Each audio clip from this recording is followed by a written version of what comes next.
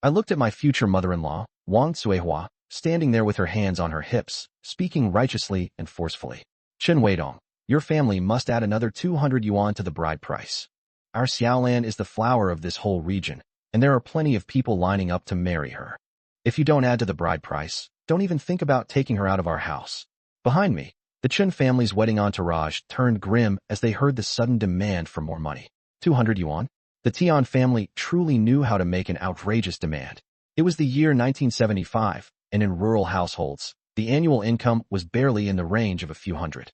The typical bride price for a marriage was just 50 yuan, which was already considered high. Previously, when the marriage proposal was being discussed, the Tian family had already asked for 100 yuan, a hefty amount much higher than what others usually demanded. My family, thinking that Tian Xiaolan was indeed strikingly beautiful and knowing how much I liked her, reluctantly agreed. But who would have thought that on the very day of the wedding, the Tian family would suddenly demand an additional 200 yuan? It was clearly a premeditated calculation. If they had directly asked for 300 yuan at the beginning, my parents would have likely rejected the marriage outright. But today, our relatives and friends were all gathered for the wedding feast. If we couldn't pay the bride price and failed to bring back the bride, it would be the ultimate humiliation for the Chen family. Suppressing his anger, my eldest uncle, Chen Dajiang, stepped forward to address the situation. Dear in-laws, didn't we already agree on the bride price beforehand? Is there any precedent for demanding extra money out of the blue? We didn't prepare for this. Where would we even get such a large sum of money on such short notice? Wang Cuihua, however, was unrelenting. Regardless, your Chen family must add another 200 yuan. If not, my daughter won't step foot outside the Tian family's door. Whenever you gather the money, that's when you can take my daughter home. Everyone in the Chen family was fuming with anger. My eldest uncle turned to look at me. Weidong, what are your thoughts on this? His voice jolted me back to my senses. Just a moment ago, I thought I was dreaming. But when I pinched my palm, the sharp sting I felt told me otherwise. It wasn't a dream. I had been reborn. Reborn to the day the Tian family demanded more bride price out of the blue. In my previous life, I had insisted on scraping together the extra 200 yuan and handed it over to the Tian family. I was in love with Tian Xiaolan and didn't want to cause embarrassment or create a scene on my wedding day. Even though I knew the Tian family was extorting us, I still willingly jumped into their trap. That additional 200 yuan ended up ruining not just my life, but my entire family. My two eldest sisters secretly took 50 yuan each from their in-laws to help repay the debt. This act led their in-laws to view them as overly indulgent siblings, straining their marriages and subjecting them to endless grievances. My third sister, in an effort to scrape together a high bride price for the family, ended up marrying an elderly widower. Within less than 2 years of that marriage, she was worn down and met an early death. That one ridiculous bride price destroyed the lives of my 3 elder sisters. As for me, I was trapped by the wiles of that treacherous woman, Tian Xiaolan, for an entire lifetime. I had initially thought the last-minute increase in the bride price was the idea of her parents. But later, I uncovered the truth. After our engagement, a city-educated youth came to our production team. He and Tian Xiaolan became romantically involved. The educated youth sweet-talked her, promising to take her to live in the city once he returned there. Tian Xiaolan, eager for a life in the city, became unwilling to marry a rural guy like me. She conspired with her family to terminate our engagement. At that time, the Tian family had already received 100 yuan bride price from us. On top of that, the cost of festivals, gifts, and hosting meals easily tallied up to dozens more. By custom, if the groom's family initiated annulment, the bride price stayed with the bride's family.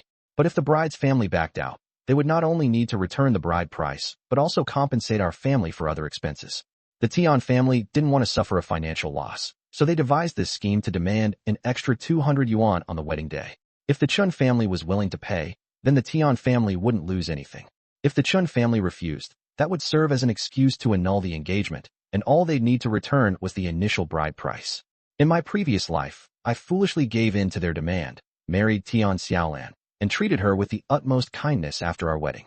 But in her eyes, I was merely an obstacle to her happiness. She found every opportunity to pick fights with me and frequently returned to her family's home, which was really just an excuse to meet up with that educated youth. Eventually, Tian Xiaolan got pregnant. Believing it was my child, I showered the mother and child with even more care and affection. Yet this only made her look down on me further.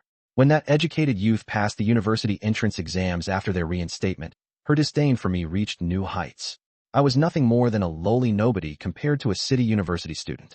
If it hadn't been for the economic reforms allowing me to seize opportunities and amass wealth later on, Tian Xiaolan likely would have divorced me without a second thought.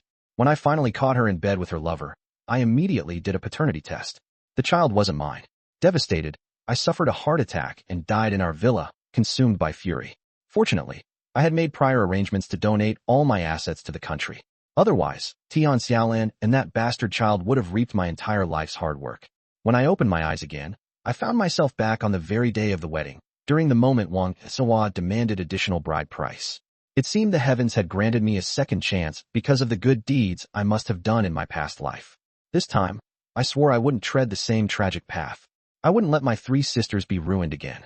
And I certainly wouldn't let that vile woman, Tian Xiaolan, put a green hat on me for the rest of my life. I cast a glance at Wang Cuihua, who was arrogantly raising her voice. Then, I turned to look at my eldest uncle, Chen Dajiang. Uncle, if the Tian family's daughter is too expensive for us to marry, then we won't marry her. They're trying to sell their daughter. What's there to negotiate with such people? Hearing my words, my uncle secretly let out a sigh of relief. 200 yuan was no small sum. For a farming family, scraping together that kind of money could mean skinning themselves alive. But he also knew how stubbornly I had pursued Tian Xiaolan before. I had seemed determined to marry her, no matter what it took. Knowing my obstinate nature, if I had persisted, the family would have been forced to figure out a way to gather the money. But now, with me voluntarily letting go, it was the best outcome. When Wang Cuihua heard me accuse her family of selling their daughter, her face turned unpleasant. Your Chen family, if you don't have the money, just don't get married. With my Xiaolan's looks, marrying into the city wouldn't be hard at all. In the city, they'll want 3 rings and a watch, and that costs far more than 300 yuan. I looked at Wang Cuihua and let out a cold laugh. Well, then you should wait for your daughter to get married into the city. As for me, I'm calling off this wedding. Please return all the money and items we sent your family as the bride price. My uncle Chen Dajiang, also incensed, echoed my sentiment. That's right, Wang Cuihua. Your Tian family has no integrity. Asking for more money at the last minute. Everything we gave you before, you must return to us. At this moment, several relatives from the Tian family had also gathered on their side. Seeing how decisive I was now, my uncle no longer persuaded me otherwise and nodded instead. So it's settled then? Uncle Chen Dajiang said while patting my shoulder. I'll go talk to your parents about this, and then head to the Lin sisters' place to settle the matter. You just get ready. Today's banquet won't go to waste. He seemed relieved, as if he'd just unloaded a burden off his chest. After all, canceling the banquet entirely would have been a disgrace to the whole Chen family, and having no bride to bring home would have left everyone humiliated. I watched as my uncle turned to leave and couldn't help but let out a quiet sigh as I thought about how much my fate had just shifted. This wasn't something I had ever imagined, but given what I knew about Lin Wanqiu's future, perhaps it was a blessing in disguise. I wasn't in love with her, not yet at least, but I wasn't one to believe in fairy tales where romance bloomed at first sight. What I believed in was effort over time. With the right person, I thought, mutual respect and shared experiences could grow into something deeper. Minutes passed in quiet reflection until my third uncle, Chen Dahai, slapped my arm, breaking my reverie. You're serious about this, eh? Well, brave decision, I'll give you that. Just remember, if things don't work out, you've only got yourself to blame later.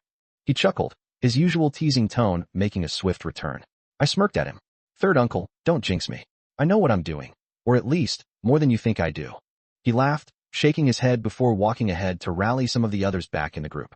Behind him, the conversation from my extended family naturally shifted topics. The dramatic fiasco with the Tian family momentarily pushed aside.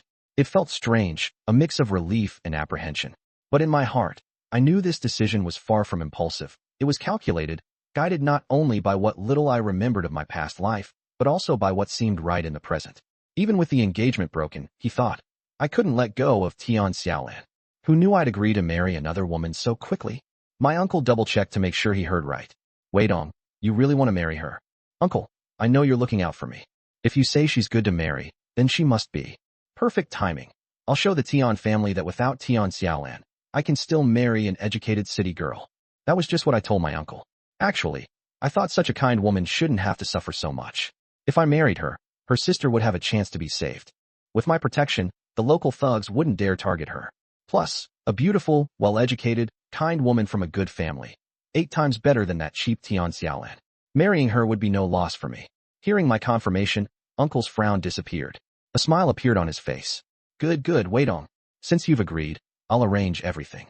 Let's not go home yet. We need to pick up this educated youth first. Once we get the bride, we'll return home in style. Uncle told his son to fetch his wife and some aunties from our clan. They'd go to the youth point together. If Lin agreed to the marriage, they could help her get ready. A bride needs proper preparation. So our wedding party headed straight to the youth point. Uncle was the brigade leader. He had to attend his nephew's wedding. He'd given the brigade the day off, leaving just a few people on duty. All the educated youth were at the point. When our wedding party arrived, they were confused. Why was the Chen family's wedding party here? Uncle asked one of the female youth. Is Lin here? The girl pointed to Lin Wanqiu's room. Yes, brigade leader. Her translated text in English. Her sister was very sick, and she was taking care of her. Uncle nodded and instructed the girl to call Lin out. Since Uncle was the brigade leader, the younger folks naturally gave him respect and cooperated. The young girl immediately went into Lin Wanqiu's room. Compared to the other rooms, Lin Wanqiu's room was more dilapidated, with visible cracks in the walls. On sunny days, it was fine, but when it rained or the wind blew, the leaks were severe. Because she had brought her younger sister with her, Lin Wanqiu had no choice but to take the worst room available. Not long after, Lin Wanqiu came out of the room. My gaze fell upon this woman. She wore old clothing, patched and oversized, hanging awkwardly on her frame. Her face looked drained and weary, her skin darkened with a grayish tinge. At first glance, Lin Wanqiu looked utterly ordinary, remarkably unnoticeable. She bore no resemblance to how radiant she appeared when I met her again after my own success. But I could tell that Lin Wanqiu was concealing her true appearance deliberately. Her grayish-black skin was clearly smeared with ash.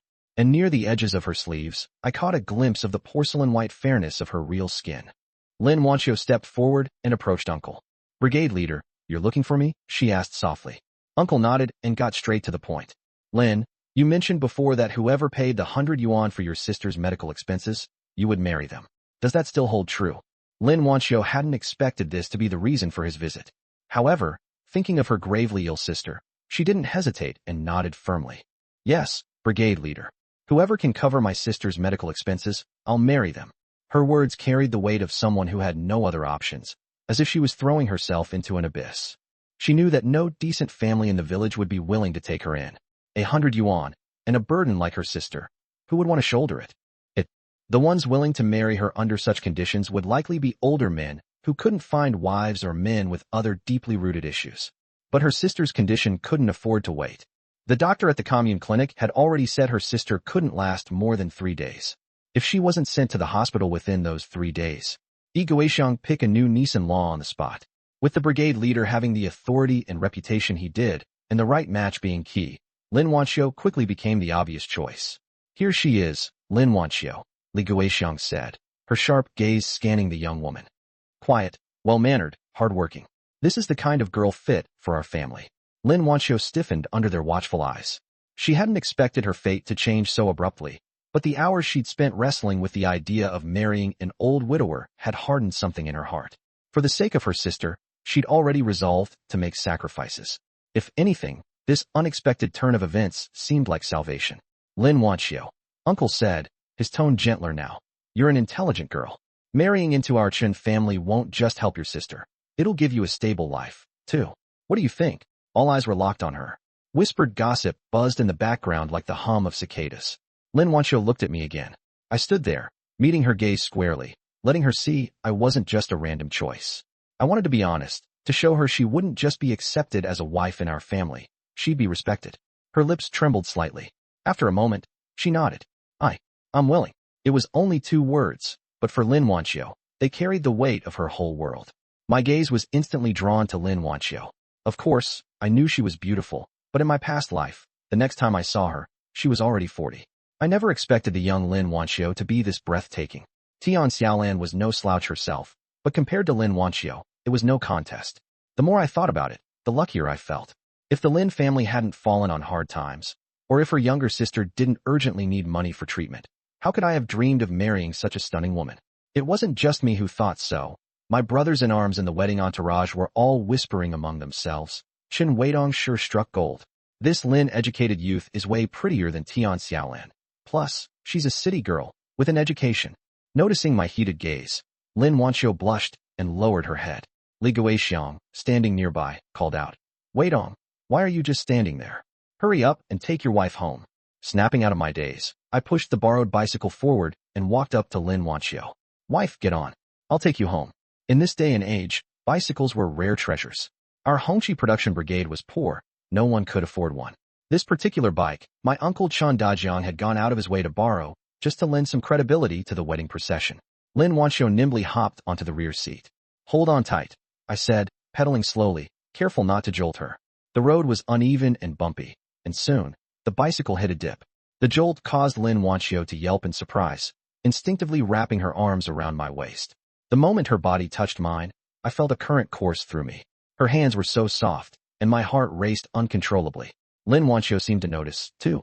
Realizing something was off, I quickly let go of her hand. You can hold my waist. It'll be steadier that way, I said softly. She hesitated, then slowly wrapped her arms around my waist. Her hands were stiff with nervousness. Soon, we reached my family's courtyard. In the courtyard, 8 tables of banquets were already laid out, crowded with friends and relatives. Someone shouted, "The bride is here."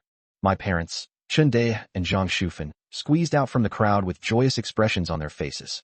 But as soon as they realized that Lin Wanqiu was not Tian Xiaolan, their expressions froze.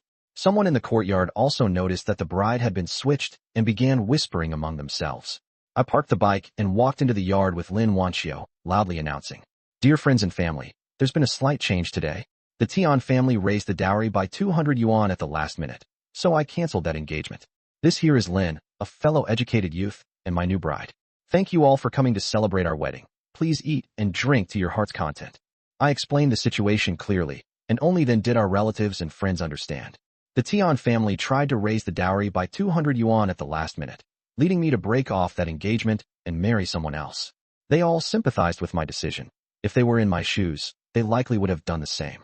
Some praised me for being decisive and cutting ties when necessary. Others even complimented my new bride, saying she was more beautiful than the Tian family's daughter. The villagers who knew Lin Wanqiu were stunned by her beauty. A few young men even regretted not making a move earlier. Now, all they could do was watch helplessly as I reaped the benefits. My parents were furious with the Tian family's antics, but seeing that I had managed to handle the situation and save our family's dignity, they were reassured. With warm smiles, they invited Wanqiu into the house. Next came the wedding ceremony, where we pledged our vows in front of portraits of the nation's leaders. After the ceremony, Wanqiu was sent to the bridal room. The room was adorned with red double happiness symbols. A new 4-piece bedding set was spread on the bed, and scattered around were peanuts, sunflower seeds, longan, and red dates. Outside, the celebration continued energetically.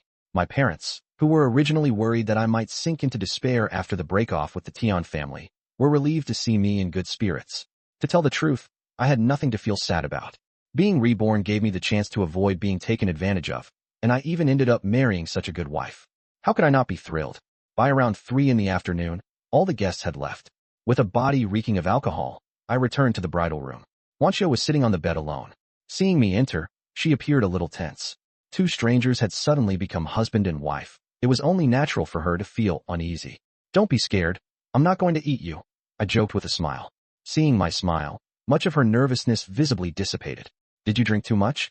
I'll go fetch some water for you to wash up," she offered, standing up. Her words warmed my heart. In my previous life, Tian Xiaolan had never shown me such care. It was always one-sided effort on my part. I took her hand. "No need, I'm not drunk." Her wrist felt so soft in my grip. My gaze inadvertently wandered to a particular spot, and Wanqiu's face turned even redder as she lowered her head, not daring to look at me. But my next words caught her off guard. "Now that the wedding is over, let's head to the educated youth station to bring your younger sister over to live with us. Later, I'll borrow Uncle's ox cart so we can take her to the county hospital tomorrow." Wanqiu froze, her eyes brimming with tears.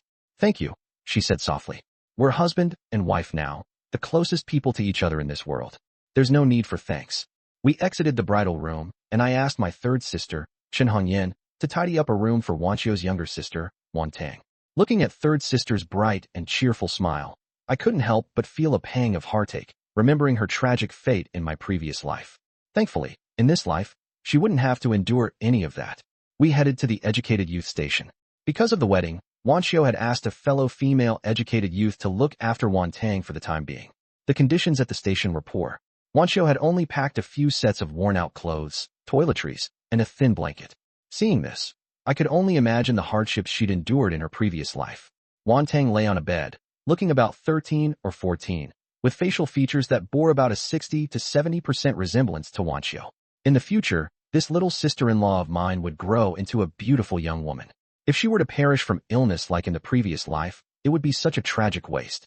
Wanqiu carried the luggage while I carried Wantang on my back. The small girl was so sick she was half unconscious and unable to walk. She was so thin that carrying her felt almost weightless. Are you tired? Should we switch? Wanqiu asked from behind me. I slowed down deliberately and gave her a teasing look. You underestimate your husband, huh? My stamina isn't that bad. You'll see soon enough. I glanced at her, only to find Lin Wanqiu looking at me with slight disbelief. She was questioning my stamina? As a man, being doubted about one's stamina was a matter of pride. Wanqiu quickly caught on to what I meant. Blushing furiously, she said nothing more. Carrying Wantang, I headed back home. By the time we arrived, my third sister, Chen Hongyan, had already prepared a room. The bed was freshly made with clean bedding, the kind of setup that, while simple and rustic, was miles better than the crumbling conditions at the educated youth station. At least the room here didn't have a leaky roof or drafty walls. After settling Wantang in, my parents came to check on things. Her illness is quite serious. She needs to be taken to the hospital right away. Mom exclaimed in alarm. Wait on. Take her to the county hospital tomorrow. Yes, that's what I was planning. I'll borrow Uncle's ox cart in a moment. Good. I'll go make some sugar water with eggs. When someone's this sick, they need nourishment to recover. With that, Mom hurried off to the kitchen. Wanqiu's eyes turned red again. The past 3 months in the countryside had been nothing short of torment for her and her sister. Since her parents' passing, she had borne the responsibility of looking after Wantang all by herself. Now, for the first time, she had someone to rely on. She silently thanked her lucky stars for the Tian family's greed. If not for their demands for more dowry, she wouldn't have ended up marrying into the Chen family. Mom quickly returned with a bowl of sugary egg soup, 3 whole eggs in a generous amount of brown sugar. In these times, such a thing was considered a luxury. Though Wantang was only semi-conscious, she managed to finish the soup with some help. I then headed to my uncle's house to borrow the ox cart. Don't worry, Uncle reassured me. We'll get you to the county city tomorrow. When I returned home, the once bustling courtyard had grown quiet. Mom and third sister were busy sweeping up firecracker debris. Wanting to help, I offered to take over, but Mom waved me off. You've had a long day. Go and get some rest. So I returned to the bridal room. The newly built wooden bed was hard and uncomfortable. Memories of my previous life's luxury surfaced in my mind, latex mattresses costing upwards of 1,000,000 yuan. As that thought lingered, the scene before me suddenly shifted. I found myself lying on a soft bed in a spacious, modern villa. The mud brick walls were replaced with pristine white ones. I leaped off the bed, startled, and dashed to the nearest mirror. There, staring back at me, was the face of my 20-year-old self. I'd been reborn, and I could return to my villa from the previous life? Was this some kind of cheat ability? I decided to test it. Able to move around inside the villa, including the garden on the first floor. But I can't leave the villa. The villa has internet, and there's 78,000 in the account. It's not much, but it's enough. I can order takeout, and it will be delivered to the door. With this golden finger, I can let my family live a good life. Wei Dong, time to eat. My mom called from outside. I had been in the villa for over an hour. It was getting dark. In the countryside, where there's no electricity, you have to head to bed before it gets dark. I could hear the sounds outside. How do I go back? When I arrived, I thought about the bed. So should I think about it to return? I tried it. The moment I thought about the wedding room, the scene changed. I figured out how to enter and exit the villa. I pushed the door open and walked out of the room. Mom had already set dinner on the table. Lin Wanqiu was sitting at the dining table. There weren't many people in the family. After attending the wedding feast, my 2 elder sisters left. Now it was just my dad, Chen Dai, my mom, Zhang Shufan, my third sister, Zhang Yanhong, and me. Today, Lin Wanqiu had joined the family, so there were 2 new members. However, Lin Wantang was bedridden due to illness, so only Lin Wanqiu joined us for dinner. Being her first day here, Lin Wanqiu was evidently reserved. It was only after I sat down that everyone began eating. Since there was food left over from the wedding feast, dinner was more sumptuous than usual. A half bowl of braised pork with preserved vegetables, a bowl of pig liver soup, a dish of scrambled eggs with wood ear fungus, and some stewed vegetables. Lin Wanqiu ate gracefully. At a glance, it was evident that she came from an educated family, distinctly different from the rough mannerisms of villagers. But she avoided the meat dishes and only ate the vegetables. Noticing her restraint, I proactively placed a few pieces of meat and eggs into her bowl, saying, "Don't just eat vegetables. Eat some meat. You're now part of our Chen family, so make yourself at home. This is your home now. Eat whatever you like." My mom chimed in. "That's right, Wanqiu, there's no need to be formal at home. Eat whatever you feel like. Look at you, so skinny. You need to build up your strength." Lin Wanqiu felt a warmness in her heart. After dinner, she got up and began clearing the dishes. Mom stopped her. It's your first day as a bride. You can't be doing chores. Put it down. We'll handle it. Unable to argue, Lin Wanqiu set the dishes down. Though she didn't get a chance to do much, everyone in the Chun family realized she wasn't the kind of pampered lady who waited to be served. She had a hardworking nature. I thought back to my previous life, to Tian Xiaolan, who always expected my mom to serve her without ever pitching in. Compared to her, Lin Wanqiu was an infinitely better wife. Later, after freshening up, Lin Wanqiu prepared to return to the wedding room. Her hands were tightly clasped together. She was clearly nervous. I could see her uneasiness. For two strangers to immediately engage in intimate acts, it was undoubtedly awkward. I didn't want to force it either. I figured we could wait a few days until we got more familiar. Besides, I had just been reborn and still needed time to process everything and plan for the future. My mind wasn't on consummating the marriage. Moreover, Lin Wantong was still sick, and Lin Wanqiu was surely worried about her younger sister. I said to Lin Wanqiu, "Wife, why don't you sleep with your little sister tonight? Once she gets better, we'll consummate the marriage. I know you're not in the mood right now. Anyway, there's no rush. We have a lifetime together." Lin Wanqiu blushed.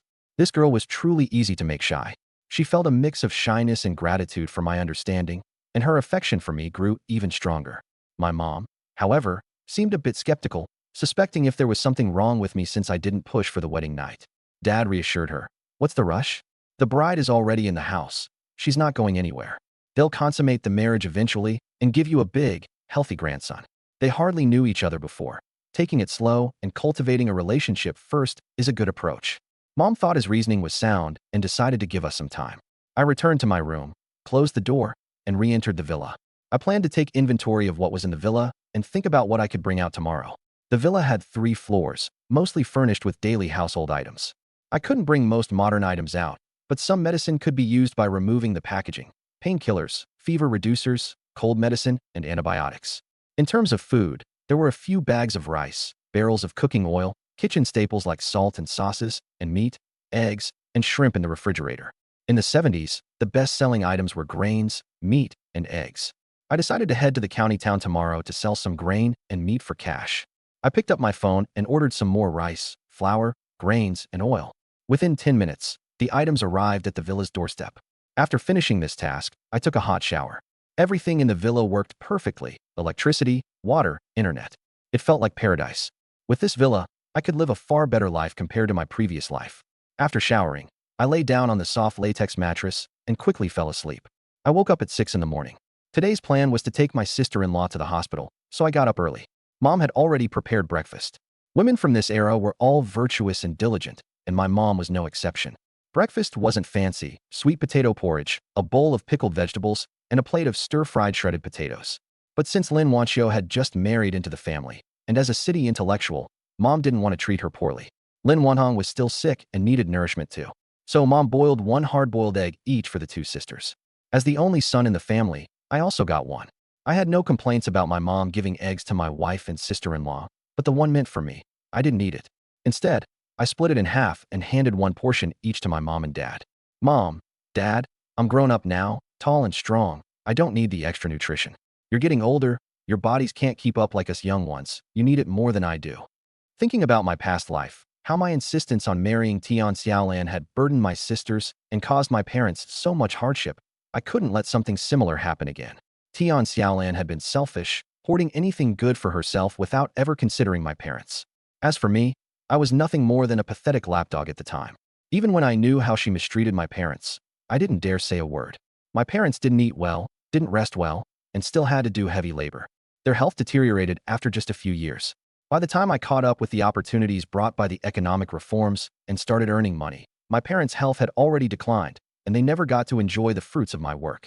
This time, having been given a second chance at life, I would never let them suffer again.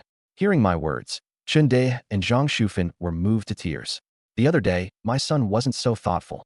After getting married, he changed and even learned to show filial piety. The old couple was happy inwardly, yet they pushed the eggs back to me. "You eat them, you eat them. We're at this age. Eating them would just be wasteful." I knew they were too reluctant to eat them themselves. I put on a stern face, pretending I'd get mad if they didn't eat. Having no other choice, Chen Dai and Zhang Shufan finally ate the eggs. Lin Wanqiu's fondness for me grew even more when she saw me give the eggs to my parents. After breakfast, I took Lin Wanqiu and her younger sister to the county town. I brought along the 100 yuan dowry money that the Tian family had returned.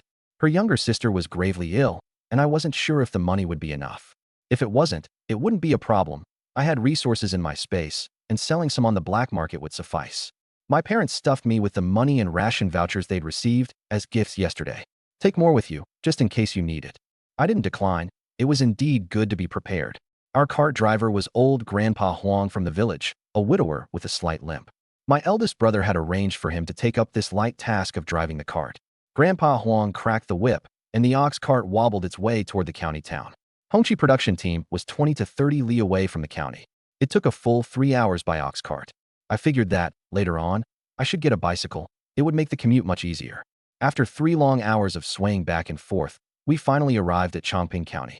The county town in this era was about the size of a small town in future generations. The roads were cobbled, and the street sides were filled with government-run establishments, supply and marketing cooperatives, post offices, hospitals, the basic necessities. The county hospital was a small building, better than the commune clinic. The ox cart stopped in front of the hospital, and I carried my younger sister-in-law on my back to get her checked out. There weren't many people, so the queue wasn't long. After waiting for about an hour, we were able to see the doctor. Lin Wanqiu had severe pneumonia and needed hospitalization. Fortunately, we had brought her in time. Any later, and even the county hospital wouldn't have been able to treat her. The hospital deposit was 100 yuan. The doctor estimated that the total cost to treat her would be about 150 yuan. Lin Wanqiu's face turned pale instantly. She had said before that she was willing to marry me for just 100 yuan in dowry money, and now there was an additional 50 yuan needed. 50 yuan was no small sum. It might not even be affordable for a rural family. Gripping the hem of her clothes tightly, Lin Wanqiu looked at me nervously. I didn't expect it to be this expensive. Can we afford it? Should we still go ahead with the treatment? Her gaze was full of both hope and fear, afraid I'd refuse. I patted her on the shoulder and said firmly, "Of course, we'll treat her. We must. You are my wife, and your younger sister is also mine to protect. Don't worry about the money. I'll find a way, even if I have to sell everything." My words seemed to reassure Lin Wanqiu. Years later, she often said that it was that moment when I gave her hope. I paid the deposit first. The 100 yuan returned by the Tian family was just enough. Yesterday's wedding had only brought in a total of 17.80 yuan in gifts. This was the last of what we had. Even the dowry given to the Tian family was a loan my parents had taken, and we'd still need to repay it. Hospitalization fees plus nutrition costs would end up being another substantial amount. Borrowing more money would only increase our debts. Thankfully, being reborn came with a golden finger. With the materials in my space, getting this money wouldn't be a problem. After paying the deposit, Lin Wanqiu was admitted to a ward. Each ward housed 3 patients. The accompanying family members were all very quiet, careful not to disturb others. Once my sister-in-law was settled, I said to Lin Wanqiu, "Your younger sister will need a week of hospitalization. You'll need to stay here and take care of her. I'll visit you both whenever I can, but make sure to also take care of yourself."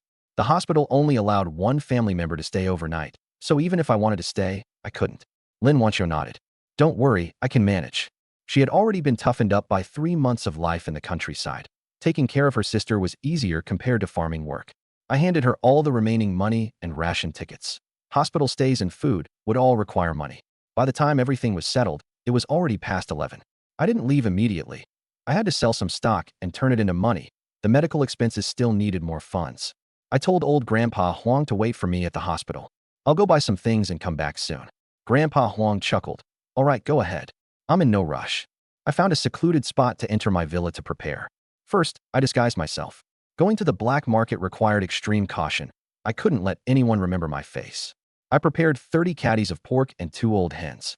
Meat in this era was expensive and sold fast, making it an easy profit. I was familiar with the black market in Chongping County. In my previous life, Tian Xiaolin had craved meat during pregnancy, but we didn't have meat coupons at home, so I'd risked buying from the black market several times, nearly getting caught by the inspection team. Thinking of how I had risked myself for that unfaithful woman and her illegitimate child in my past life, I felt it utterly unworthy. Quickly, I found the black market. There was someone guarding the alleyway entrance, and anyone entering had to pay 10 cents, which also covered their role in keeping watch. I paid the fee and set down the goods in my basket. Soon after, an elderly woman with her face covered approached. "What are you selling?" "Pork and old hens." "I'll take. How are you pricing it?" 1 yuan 50 per caddy for pork, 2 yuan per caddy for chicken. No need for ration coupons. The elderly woman found the prices reasonable. "Give me 1 hen and 2 caddies of pork." Each hen weighed 5 caddies, totaling 10 yuan. 2 caddies of pork came to 3 yuan. I earned 13 yuan in one transaction. She paid in grain and industrial vouchers. In less than half an hour, the entire 30 caddies of pork and the 2 hens were sold out. I had earned 65 yuan in total, enough for the medical costs. Leaving the black market, I returned to the villa and restored my appearance. It was past noon by now, and my stomach was growling. Passing by a state-owned restaurant, the aroma of food made my hunger worse. Thinking of old Grandpa Huang still waiting, I bought a few vegetable buns, intentionally bringing an extra portion for him. I devoured 4 buns in one go, but was only about 60% full. It seemed I had a bigger appetite in this life compared to my previous one. When I returned to the hospital, old Grandpa Huang was still waiting in the ox cart. I walked over to him, climbed onto the ox cart, and handed him the buns. "Uncle, you must be hungry. I brought you 2 vegetable buns. Eat them while they're still warm." Old Grandpa Huang hesitated, looking at the white flour buns, reluctant to accept them. In this era, white flour was a luxury, and ordinary farming families couldn't bear to eat it often. "Wait on, such precious food. How can I eat it?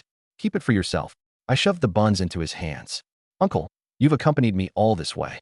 Eating 2 buns is only reasonable. If you don't accept them, it means you don't see me as family." Hearing this, old Grandpa Huang finally took them. As he ate, he praised, "State-run restaurant buns are indeed delicious." Uncle Huang cheerfully said, "If you ever need to use the car, just give me a shout." "Uncle, my sister-in-law is in the hospital. I'll need to come to the county every 2 or 3 days in the future, so I'll have to trouble you again then." "No problem at all. Call me anytime." By the time I returned to the Hongqi production brigade, it was already 4 in the afternoon. Mom and Dad asked about Lin Wanqiu's situation. I told them my sister-in-law was receiving treatment in the hospital, and it wasn't a big issue. I didn't tell them about the shortfall of a few dozen yuan in the medical fees, so they wouldn't worry. The money was already gathered, but I hadn't found a suitable excuse to take it out yet. I was planning to head into the mountains tomorrow. The Hongqi production brigade was backed by a vast mountain range, rich in resources. In my previous life, for Tian Xiaolan and the child, I frequently went into the mountains to hunt, honing a set of skills. This lifetime, I could put those skills to good use. If I caught some game, it would be ideal. If I didn't, I'd forage for medicinal herbs. If all else failed, I could always take out the gold jewelry from the villa. In the past, I'd bought quite a bit of gold jewelry for Tian Xiaolan. Now that the banks were purchasing gold, I could exchange it for money. I'd just say I dug it up in the mountains. Early the next morning, I told my family I was going into the mountains. Dad thought I was going to gather firewood and warned me not to go too deep into the mountains. I didn't mention I was going to hunt, so they wouldn't worry. After leaving home, I went to my uncle's house. "Uncle, can I borrow the hunting rifle? I want to try my luck in the mountains." My older cousin was a hunter and had a rifle issued by the commune. There were only 3 households in the entire brigade that owned rifles. My uncle looked at me with concern. "Wait on, the mountains are dangerous. You don't have experience. Don't take risks." "Uncle, I'll just stay on the outskirts and try for some pheasants or rabbits. I still owe a lot of debt from the wedding, and I need to figure out a way to earn some money." Hearing this, my uncle thought I'd matured since getting married. "All right, I'll go get the gun. But be careful, don't go deep into the mountains." "Don't worry, uncle. I know what I'm doing." My uncle handed me my older cousin's hunting rifle. It was an old-style rifle, not automatic. It had to be fired shot by shot. First-person account, Chun Weidong's story. I took the hunting rifle and headed into the mountains. In my previous life, I had been here countless times and knew the area like the back of my hand. Thinking about how I'd risked my life for that worthless Tian Xiaolin back then, I shook my head. I'd nearly died in these mountains several times. Once, I'd been in the hospital for a month, barely surviving. Thankfully, this time I had my golden finger asterisk supernatural advantage from being reborn. If I encountered a wild beast, I could simply hide in the space. If not for the confidence my golden finger gave me, I wouldn't dare step into the mountains. The heavens had given me a second chance at life. It wasn't to throw it away again. The mountain paths in May were tricky to navigate, overgrown with brambles everywhere. I hiked for 2 hours without stopping. Being young really was great. In my previous life, by the time I was nearly 60, even taking a few steps made me pant. Suddenly, there was movement in the bushes. I immediately raised the hunting rifle. It was a wild rabbit. Bang! Got it. Though the shot was slightly off, it hit. I picked up the rabbit. It was 5 or 6 pounds, really plump. I kept going, gathering a good amount of mushrooms on the way. Being deep in the mountains where no one ventured, there was an abundance of mountain treasures. I also came across some wild raspberries. Thinking Lin Wanqiu would probably like them, I picked some to take back. My basket was nearly full. Then I managed to shoot a wild pheasant and even found a nest of pheasant eggs. The harvest was pretty good, so I decided to head back down the mountain. Unexpectedly, as I was descending, I ran into the big prize. A massive wild boar suddenly charged out. These creatures were dangerous. In my previous life, I was nearly crippled by one. But remembering my golden finger gave me confidence. If I could bring this wild boar back, I'd have enough for my sister-in-law's medical bills. I purposely led the wild boar to a sturdy tree trunk. The boar charged forward. 5 meters, 4 meters, 3 meters, 2 meters, 1 meter. At the very last moment, I slipped into my space in the blink of an eye. Crash! The wild boar slammed into the tree. When I came out to look, the boar's head was bleeding heavily, and it had collapsed. I finished it off with a few more strikes to make sure it was dead. This boar weighed over 300 pounds. Selling it could bring in several hundred yuan. But for game this large, the rules required that half be handed over to the community. No way I was going to do that. First-person thoughts. I decided to hide the wild boar and mark the spot. I'd come back at night with help to transport it out and sell it secretly. Actually, I could have directly stored it in my villa space and quietly sold it in the county. But my golden finger had to remain a secret. Not even my parents could know about it. To show my parents that I could make money from hunting, I'd have to go through all this trouble. Since I was still far from the foot of the mountain, I first stored the wild boar in the space. When I got closer to the bottom, I'd find a concealed spot to stash it. After finishing all this, I descended the mountain. First, I returned the hunting rifle to Uncle Chundajiang. When my uncle saw the wild pheasant in my hand, he exclaimed in delight, "Wow, Weidong, not bad. You caught a pheasant." The pheasant was about 2 or 3 pounds. Not much, but at this time having meat was already a blessing. A single trip into the mountains yielding a pheasant was considered quite a success. My uncle originally thought that even after practicing with my cousin's rifle, I'd have a tough time hitting any game. He hadn't expected me to do so well. I walked closer and lowered my voice. "Uncle, I caught more than just a pheasant today. There's a chubby rabbit at the bottom of my basket too." Just as my uncle was about to praise me, I continued. "Also, I shot a massive wild boar, over 300 pounds. But I didn't want to carry it down and give the group half, so I hid it in the mountains. Uncle, could you get my older and second cousins to join me tonight and quietly bring it back?" This wasn't something I could share with just anyone, but I could confide in my uncle's family. We were close, and my uncle had always been good to me. For anyone else, I'd keep this under wraps. My uncle was stunned, looking at me in disbelief. "You're not joking, are you, kid? How'd you manage to catch such a big wild boar?" I understood his shock. Wild boars were fierce animals, tough even for seasoned hunters to handle, let alone someone like me. "Uncle, I'm serious, no joke. You're the brigade leader. You won't report this, right? My sister-in-law is still in the hospital, and we need the money from selling the boar. Don't think I'm being selfish here." My uncle believed me, snorting, "Don't worry. Your uncle isn't that old-fashioned.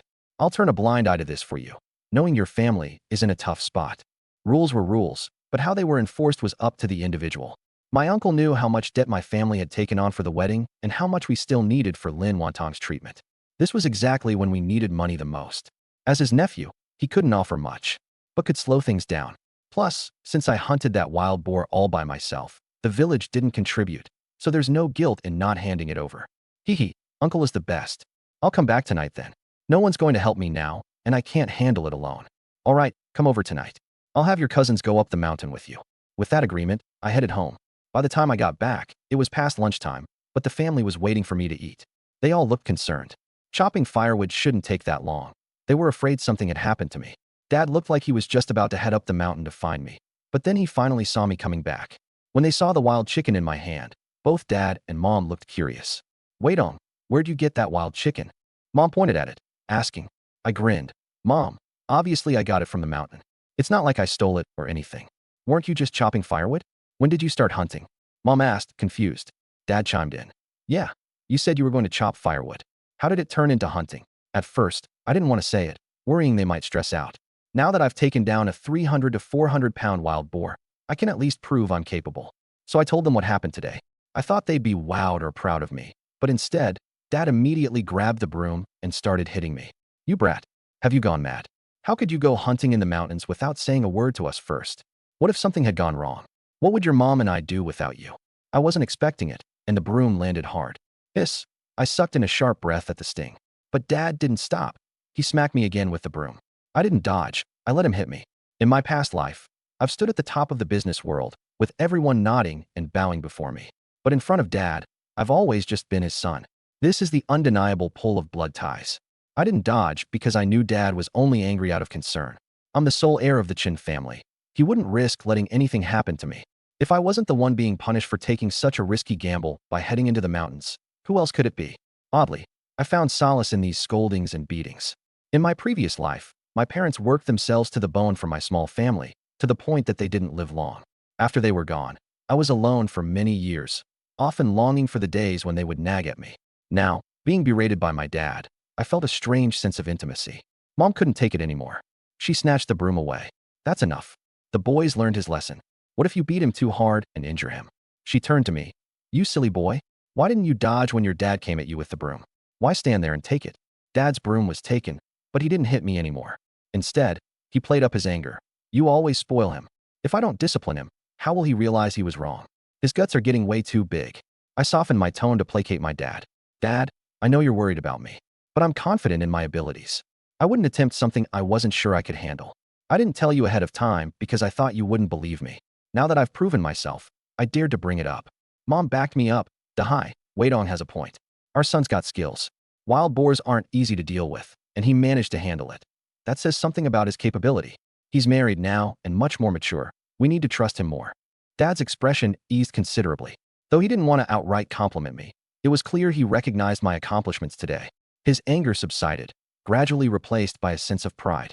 With that, the issue was resolved, and I breathed a sigh of relief. After lunch, I began processing the wild chicken and rabbit.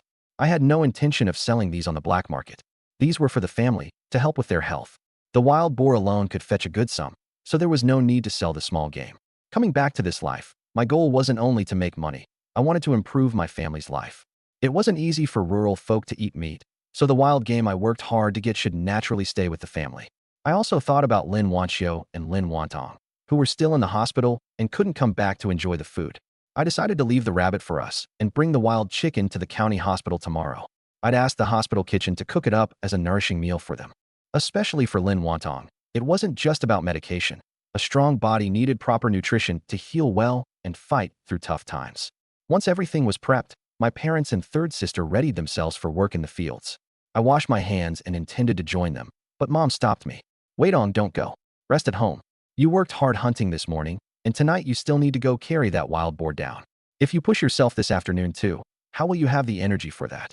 Rest up. Taking her concern to heart, I stayed home to rest. No need to add to her worries or affect their productivity. After they left, I didn't go straight to sleep. Instead, I stepped into the villa and treated myself to a hot shower. The villa's modern conveniences were unbeatable. Hot water, available around the clock. Out here in the countryside, people had to heat water themselves, and baths could only be taken in a wash basin. No showers to speak of. After showering, changing into clean clothes, and blow-drying my hair, I lay down on the big bed for a nap. When I woke up, it was already 4 p.m. Since there wasn't much to do in the afternoon, I figured I'd start cooking so the family could come back to a hot meal. With the wild game I'd brought home, it made sense for me to handle the cooking myself. Mom was great at everything, except cooking. Her culinary skills simply didn't compare to mine.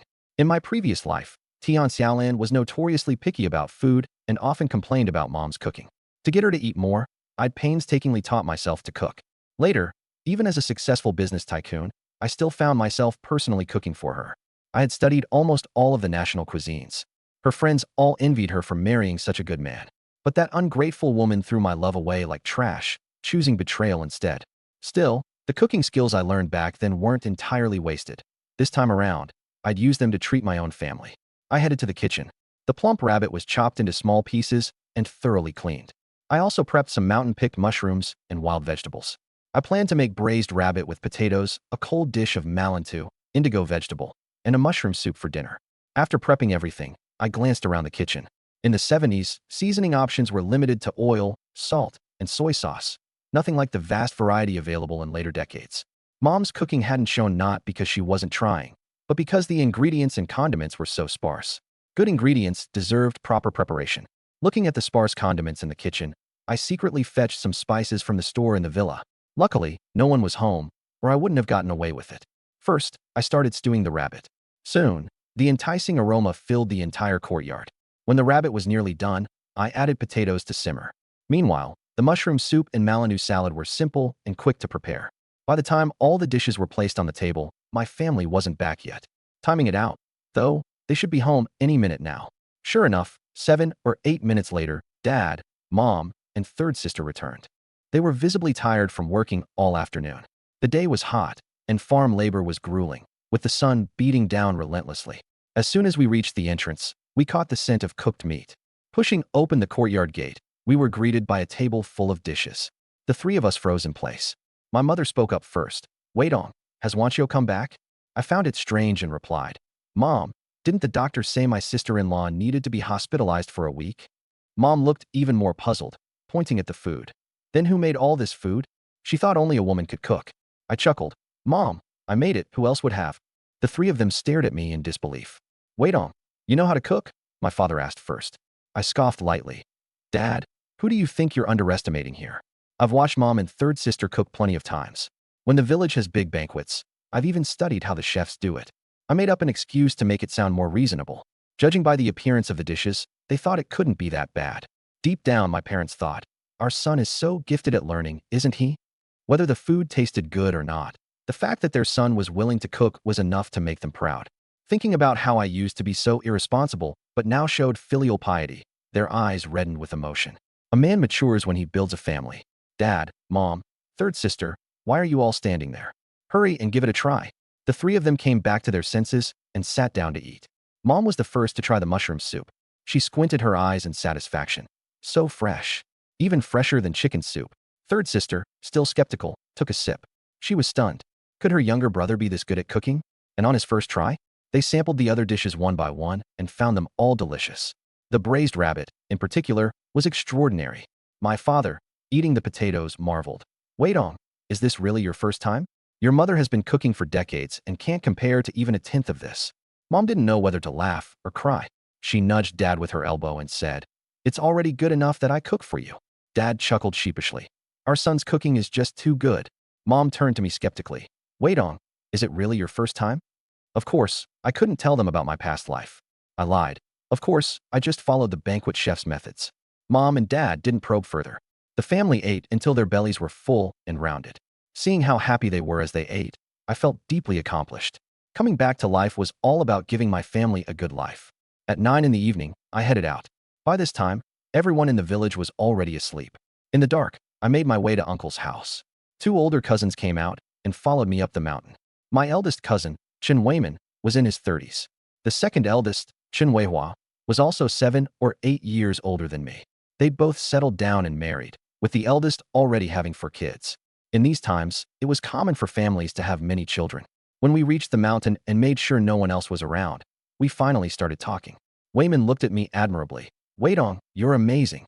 I often come back empty-handed. And here you are causing such a big stir on your first try." I offered a humble smile. "Wayman, it was pure luck." Of course, I knew my cousin was just being modest. Catching a few wild chickens or rabbits might be attributed to luck, but bringing down a large wild boar? That's no accident. Without some skills, who could take down a wild boar? In his mind, he re-evaluated me. This younger cousin, he thought, was far more capable than he had imagined. He'd better not underestimate me again. Leading the way at the front, with Wayman and Weihua following close behind, I guided us through the rough mountain path. Under the faint moonlight, the journey was challenging. After walking for an hour, we finally reached the spot where I had hidden the wild boar. Seeing the massive boar, weighing 300 to 400 pounds, both of them were struck dumb. They had assumed it was a small wild boar earlier. They now saw its true size. This kid wasn't exaggerating. "Big bro, second bro, the boar's too heavy. Let's tie it up, use some sturdy branches, and drag it down. Trying to carry it all the way would tire us to death." They snapped out of their shock, realizing I was right. I took out a rope to bind the boar, cut down some branches to rig up a drag, and we hauled it down the mountain this way. The technique saved us a lot of effort. Another hour later, we finally lugged the boar to my house. Being in a remote part of the village with few neighbors, my house was a safer destination than Uncle's more centralized home, which could easily attract attention. The three of us entered my courtyard, where my parents and third sister had been anxiously waiting. Their tense faces eased only after seeing us bring in the wild boar. Wayman and Weihua, having helped, soon left for home. It was already past midnight, so I freshened up and went to bed. Around 4 in the morning, while the brigade was still asleep, I got up. I needed to get the wild boar to the county and sell it before daybreak. Once the brigade members were awake, it would be impossible to smuggle the wild boar out of the village. We had a small cart at home, and Dad helped me load the wild boar onto it, covering it with some straw for concealment. "Wait on, let me come with you to the county." The county was 20 to 30 miles away, and he wanted to help push the cart and guard against potential robbers. I refused. I planned to transport the boar using the space in my villa, not actually push the cart there.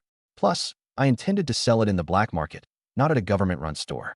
While the black market offered higher prices, it also carried risks. Dad would never approve. Dad, I can handle it alone. The fewer people involved, the safer. If the two of us go, the brigade folks might grow suspicious. This can't get exposed. Getting reported would ruin everything. Dad agreed with my reasoning. Large wild game required reporting, and half of it had to be handed over. Not reporting was a risk, and being found out would indeed cause trouble. Reluctantly, he nodded and reminded me to be cautious. Pushing the cart, I left the Red Flag Production Brigade under the cover of darkness. Once I reached the main road out of the brigade, I stowed the cart into the villa space. Without the burden of a heavy load, the journey to town became much easier. Walking 20 to 30 miles on foot would still be tiring, though. If only I could drive the car in the villa, then I'd be there in half an hour. Since the car couldn't be driven, perhaps a bicycle? The thought reminded me of online shopping. Searching, I found a vintage Shanghai Forever 28-inch model. It was only over 400 yuan, cheap. Back in my previous life, with salaries of 3 to 5,000 yuan a month, I could buy 10 of those. In this era, however, with salaries of 20 to 30 yuan a month, one bicycle costing over 100 yuan took half a year's wages to afford. No wonder bicycles were considered luxury items. Rural families couldn't afford them. I placed an order, and 10 minutes later, the bicycle appeared at the villa entrance. Riding it, I reached the county in just over an hour. Once in town, I stowed the bicycle in the villa and started processing the wild boar. It took me over an hour to finish the task. The pork itself was the most valuable, while the bones and offal were worth much less. After removing waste, the wild boar meat weighed 220 pounds. The black market paid 1.5 yuan per caddy without ration tickets, or 1.2 yuan with tickets, a total of about 300 yuan. 300 yuan wasn't a small sum. City workers only earned that much in a year. For rural families, it was nearly impossible to save such an amount in a lifetime. After finishing my work, I took out 50 kilograms of meat, dressed up, and headed to the black market. I paid the entrance fee and went in to sell the meat. Meat was a scarce commodity and sold out quickly. After selling all 50 kilograms of wild boar meat, I was about to leave and find another spot. Two young men approached me. I thought they were there to buy meat. Sorry, it's all sold out, I said. They lowered their voices. Brother, let's talk about a deal. You've got connections. Cooperating with our brother Biao would be more convenient than coming to the black market. Brother Biao? Memories from my past life surfaced. The largest black market boss in the county, who did business across several counties. Later, he ran into trouble.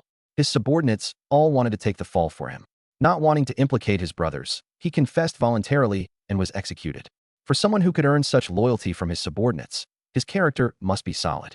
Cooperating with such a person wouldn't lead to being conned. I still have supplies and can sell them to you, I said. The two were thrilled. Come on, we'll take you to see Brother Biao. We arranged a meeting place. I went into the villa space, loaded the remaining wild boar meat onto a cart, covered it with burlap, and wheeled it out to meet them. When they saw the 170 kilograms of meat, their eyes lit up. We headed to a secluded yard in the county. They knocked with a secret code, the door opened, and we entered. They told me to wait. That Brother Biao would be out shortly. After 2 or 3 minutes, Brother Biao appeared. I was stunned. Thin, wearing gold-rimmed glasses, cultured and refined in demeanor. He looked nothing like a black market boss. Brother Biao noticed me staring. What are you looking at? He asked. I thought you'd look like Lu Zhishan. Never expected you to be so scholarly, I replied. He chuckled. Everyone says that. The price was straightforward, 1.3 yuan per kilogram. 170 kilograms, 221 yuan in total. Brother, bring any good stuff you have in the future. Brother Biao, conduct honest business. All right, Brother Biao. After leaving, I went to the supply and marketing cooperative. Including the 75 yuan from the black market, I had earned almost 300 yuan. After covering the cost of my sister-in-law's medical treatment, there was still plenty left. I planned to buy some malted milk for Wanqiu and Wantong to nourish their bodies. My parents also needed better nutrition. In my previous life, their health declined early because our diet was too poor. I also decided to buy red dates, brown sugar, peach pastries, sticky rice sticks, and some seasonings. When I entered the supply and marketing cooperative, I ran into Tian Xiaolan and her adulterous lover, Wang Xiangyu. Although I hadn't married her in this life, memories of the past still disgusted me. Wang Xiangyu was a sent-down youth, 1.72 meters tall, skinny, and wore glasses. A delicate pretty boy. Was this kind of guy really what made Tian Xiaolan fall head over heels? I looked down on Wang Xiangyu, this weakling. Not only did he look like a kept man, but he actually lived off women. In my previous life, Tian Xiaolan often ran back to her parents' home to take my money to support him. Later, when I became a wealthy entrepreneur, she took even more to help him. Although Wang Xiangyu was a college graduate, he was only assigned to an elementary school after graduation, earning next to nothing. With such paltry wages, he couldn't even afford a two-bedroom apartment in Beijing. Unlike me, I had bought Tian Xiaolan an independent luxury villa outright. In my past life, these two lived off my money. In this life, I wanted to see how they would manage without it. Tian Xiaolan hadn't noticed me yet and was staring at the hairpins displayed on the counter. Wang Xiangyu had come to the county town to mail a letter, and she had tagged along to browse the supply and marketing cooperative. She was eyeing the hairpin, imagining how pretty she'd look wearing it. When she reached out to touch it, the shop assistant stopped her. Can you even afford it? Don't touch what you can't pay for. If you break it, you'll have to compensate. The shop assistant took one look at her plain clothing and could tell she was from the countryside. At this time, shop assistants at supply and marketing cooperatives often acted high and mighty, feeling superior because they worked for the state. There was even a sign at the entrance that read, "No unwarranted beating of customers." Tian Xiaolan's face turned red with embarrassment. At her age, face was everything. She was used to being flattered and couldn't tolerate such humiliation. She looked pleadingly at Wang Xiangyu. Wang Xiangyu understood what she wanted, but the hairpin was 3 yuan. He couldn't afford it. His family had many siblings, and he wasn't favored at home. If his family had supported him, he wouldn't have been sent to the countryside in the first place. Wang Xiangyu pretended not to see her. Seeing his lack of support, Tian Xiaolan's face turned even redder. Watching this scene, I smirked in mockery. This ungrateful woman thought that all men would pamper her like I did in my past life, hoping for a poor sent-down youth to buy her a hairpin? Dream on. Hearing my laugh, Tian Xiaolan turned her head and saw me. Her brow furrowed immediately, and she angrily asked, "Chen Weidong, what are you laughing at?" With my hands in my pockets, I replied, "Tian Xiaolan, is this the reason you had your mother ask for an extra 200 yuan in bride price? To annul the engagement for this adulterer? TSK, and here this man can't even buy you a hairpin. What are you even seeing in him?" The people around us immediately perked up, casting gossip-laden looks at Tian Xiaolan, their eyes full of disdain. Fuming, Tian Xiaolan balled her fists in anger. "Chen Weidong, stop slandering me. When we were engaged, I had nothing going on with Comrade Wang. Now that we've broken it off, am I not allowed to be with someone else?" I knew she was lying. I indeed had no proof they had been involved before, so I replied calmly, "You're right. You're free to be with whoever you want. But pinning your hopes on a stingy man who won't buy you even a cheap hairpin? Suit yourselves. Best of luck for a lifetime of misery together." Tian Xiaolan's composure almost broke. Yes, Wang Xiangyu was from the city, but even when seeing her being humiliated, he wouldn't buy a hairpin to save her face.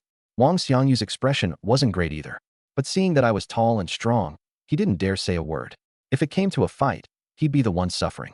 I had no patience for the two of them, so I walked to the counter and started listing the things I wanted to buy.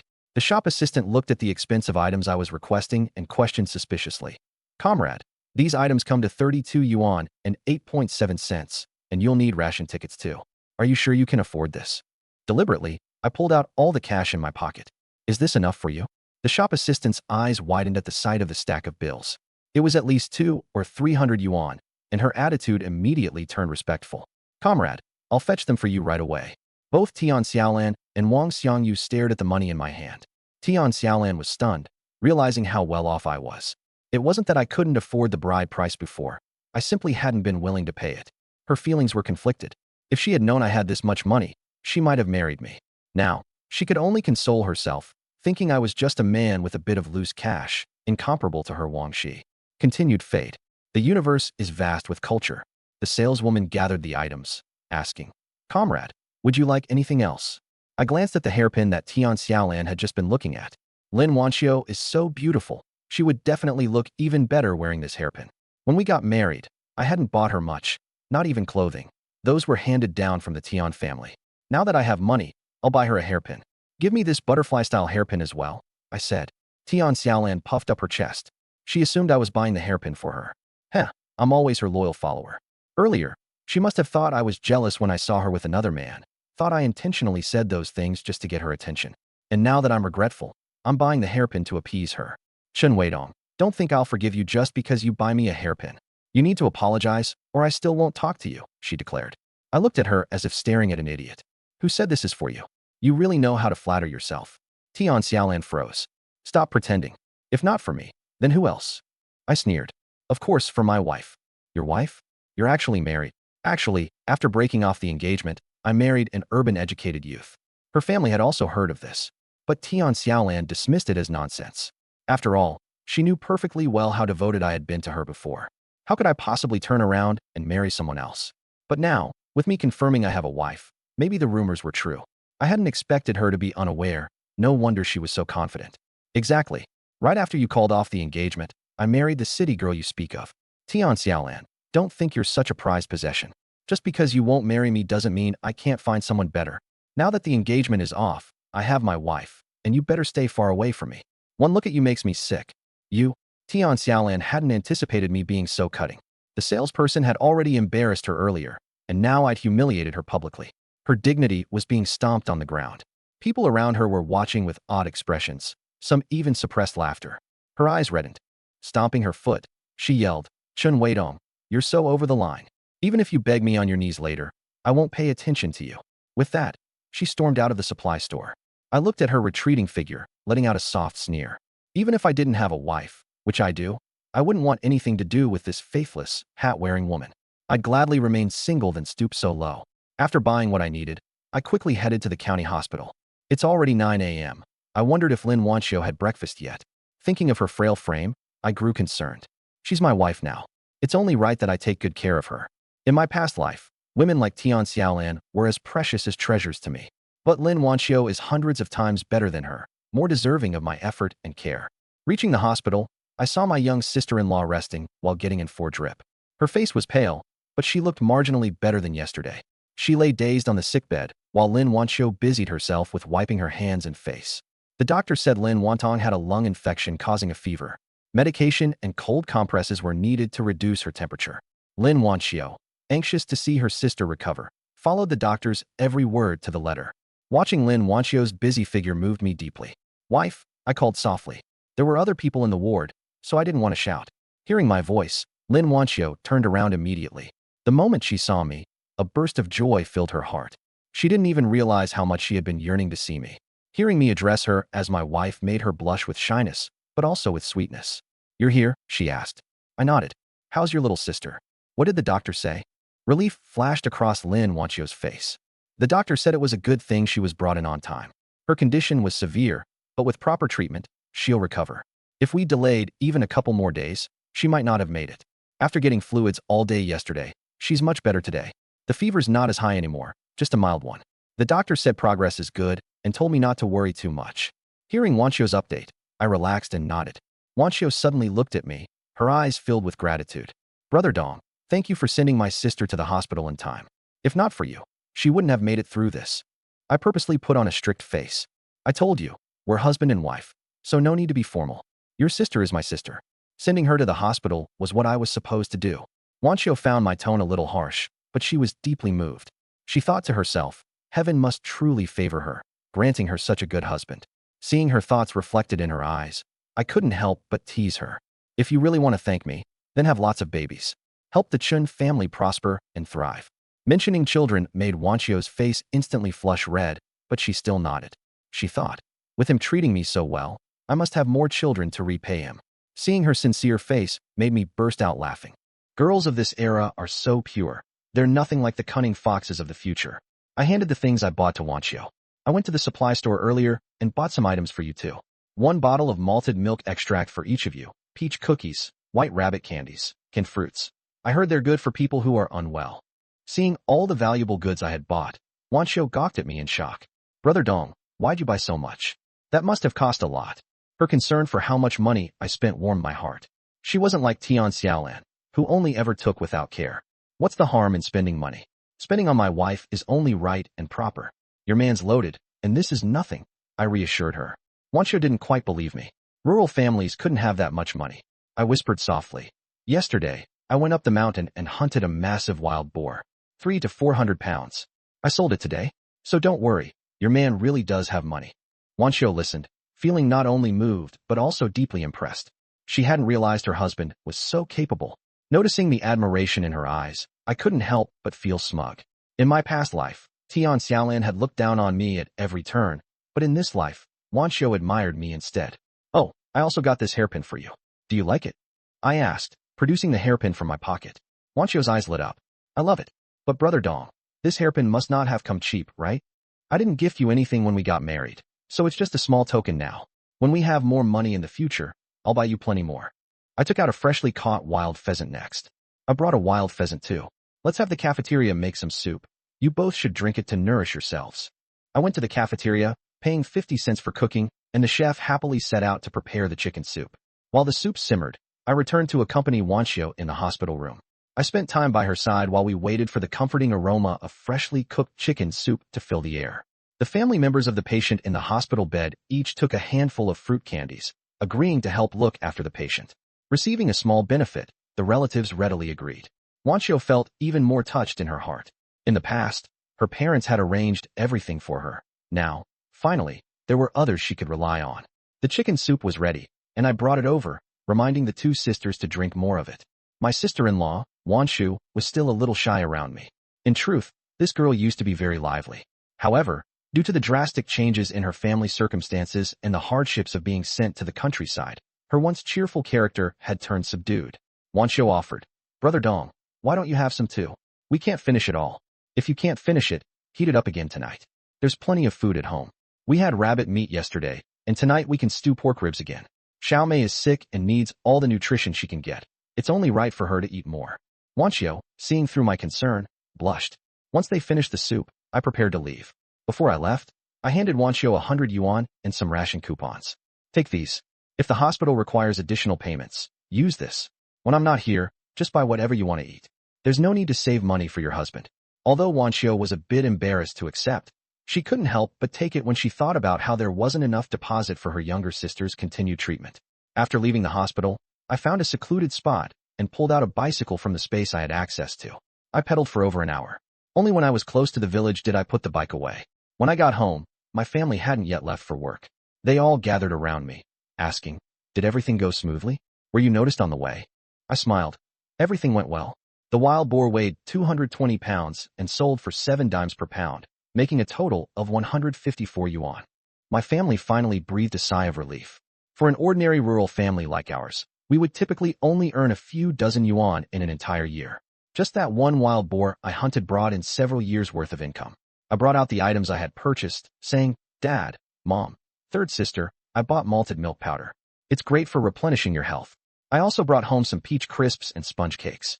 My parents were deeply moved, but also felt a pang seeing the money spent. Mom whispered into my ear, "Why did you buy all this? Your dad and I are as strong as ever. Don't buy these next time." I understood that she was worried about the money. "Mom, your son has become capable now. I'll earn even more in the future. If you and Dad take good care of your health, you can help me raise children." Wanqiu and I talked about it. We plan on having several. In my previous life, none of the children I raised were my own. In this life, I was determined to have plenty of my own.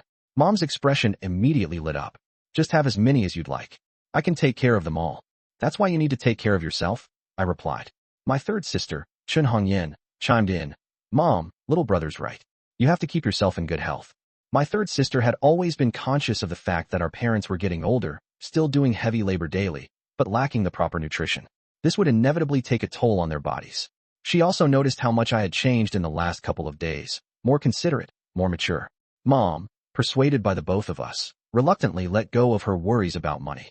I took some spare ribs, covered them carefully with a white cloth, and planned to send them over to my first uncle and third uncle's homes. While ribs weren't as good as meat, they were still a rare treat. Since we couldn't finish all the food we had, it was worth sharing with them. Our relationships with my uncles and cousins were always close, and we often supported one another. At first uncle's home, Uncle Chun Dajiang asked if everything had gone smoothly on my trip to the county town. When he heard that everything had gone well, he too was relieved. I told him about selling the wild boar and handed him 30 yuan. First uncle was startled. "Wait on, what's this for?" "First uncle, you lent me the hunting rifle, and my 2 older cousins helped carry the boar. You also made things easier for me. I earned a lot from selling the boar. I have to share some of it with you all." I understood the importance of reciprocity among relatives. You can't just take without giving in return. Maybe my uncle wouldn't mind, but what about my aunt? Or my cousins' wives? Reciprocity is key to maintaining long-term relationships. Uncle was clearly touched, but still pushed the money back toward me. "Why are you being so formal with your uncle? We just helped out a little. That wild boar was all your effort, so the money rightfully belongs to you.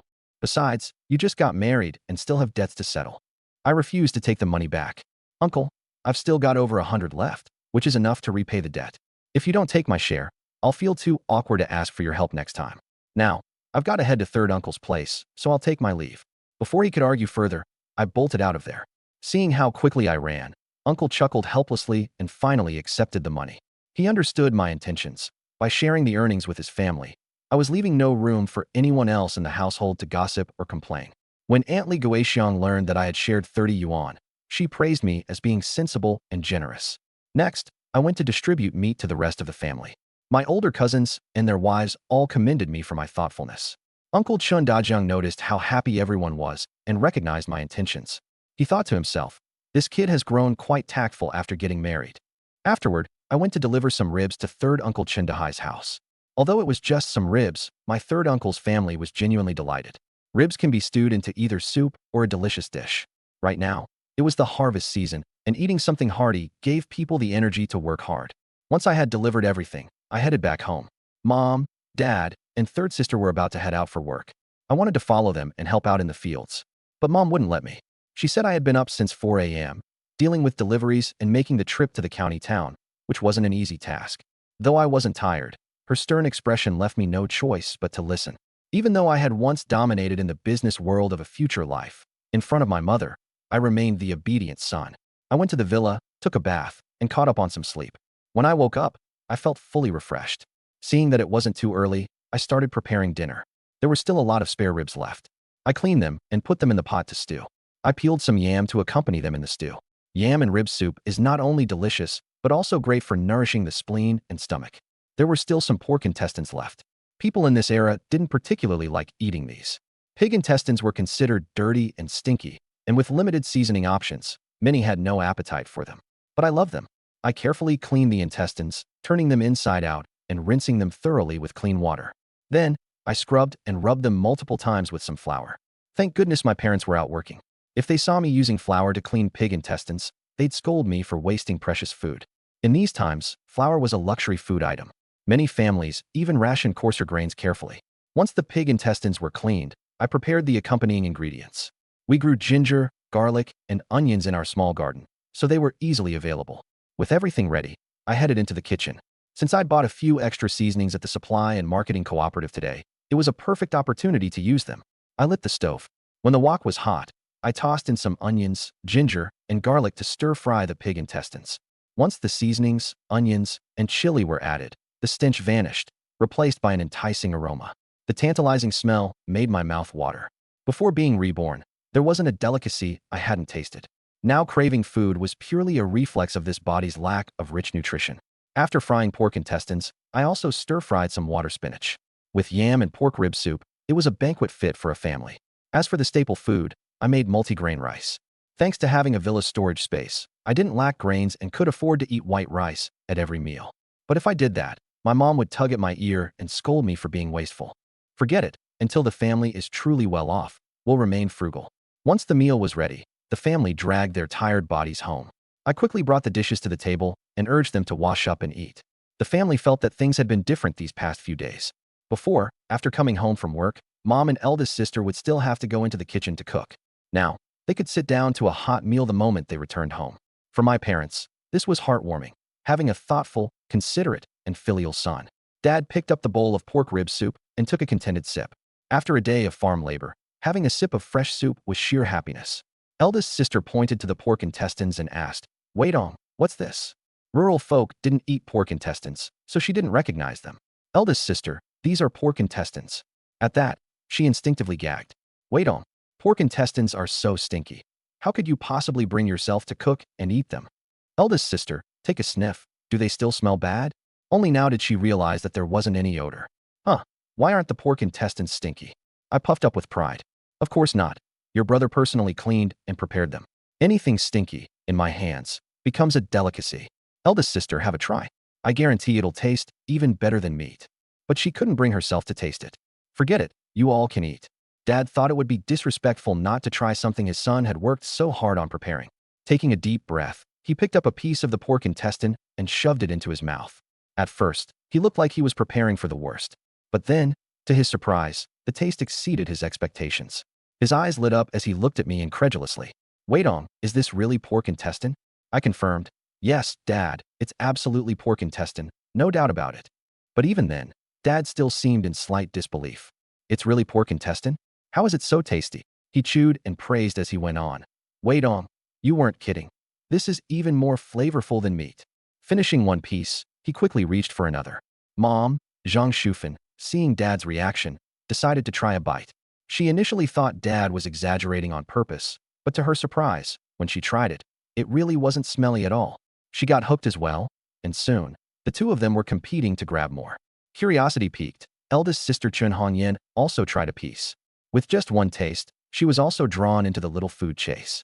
In no time, the entire plate of pork intestines was wiped clean. The next day, I didn't go to work. Instead, I prepared to head up the mountain to try my luck again. While Dad was worried, he didn't stop me. It's fine if you come back empty-handed, but don't put yourself in danger. Don't worry, Dad, I'll be careful, I replied with a grin. Borrowing a hunting rifle from my elder cousin, I set out into the mountains. After some time, I stumbled upon a wild ginseng plant. This thing could sell for 10 to 20 yuan, but I planned to save it to steep in wine for Dad.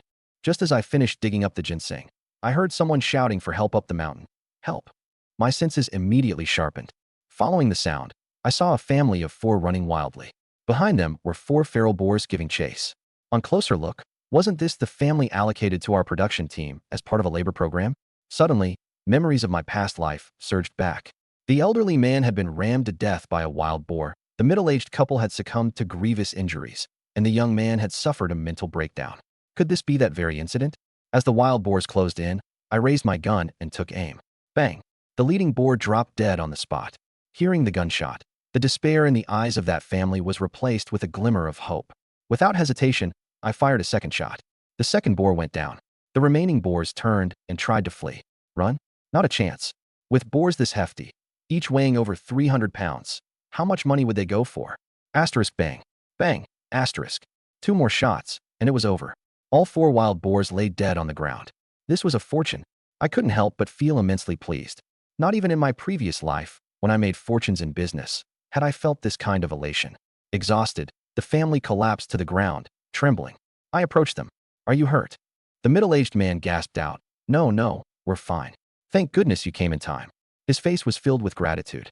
Comrade, thank you so much. If not for you, we would have been doomed. The woman followed his lead with endless words of thanks. Really, thank you for saving our entire family. Once I had confirmed they were unharmed, I felt at ease.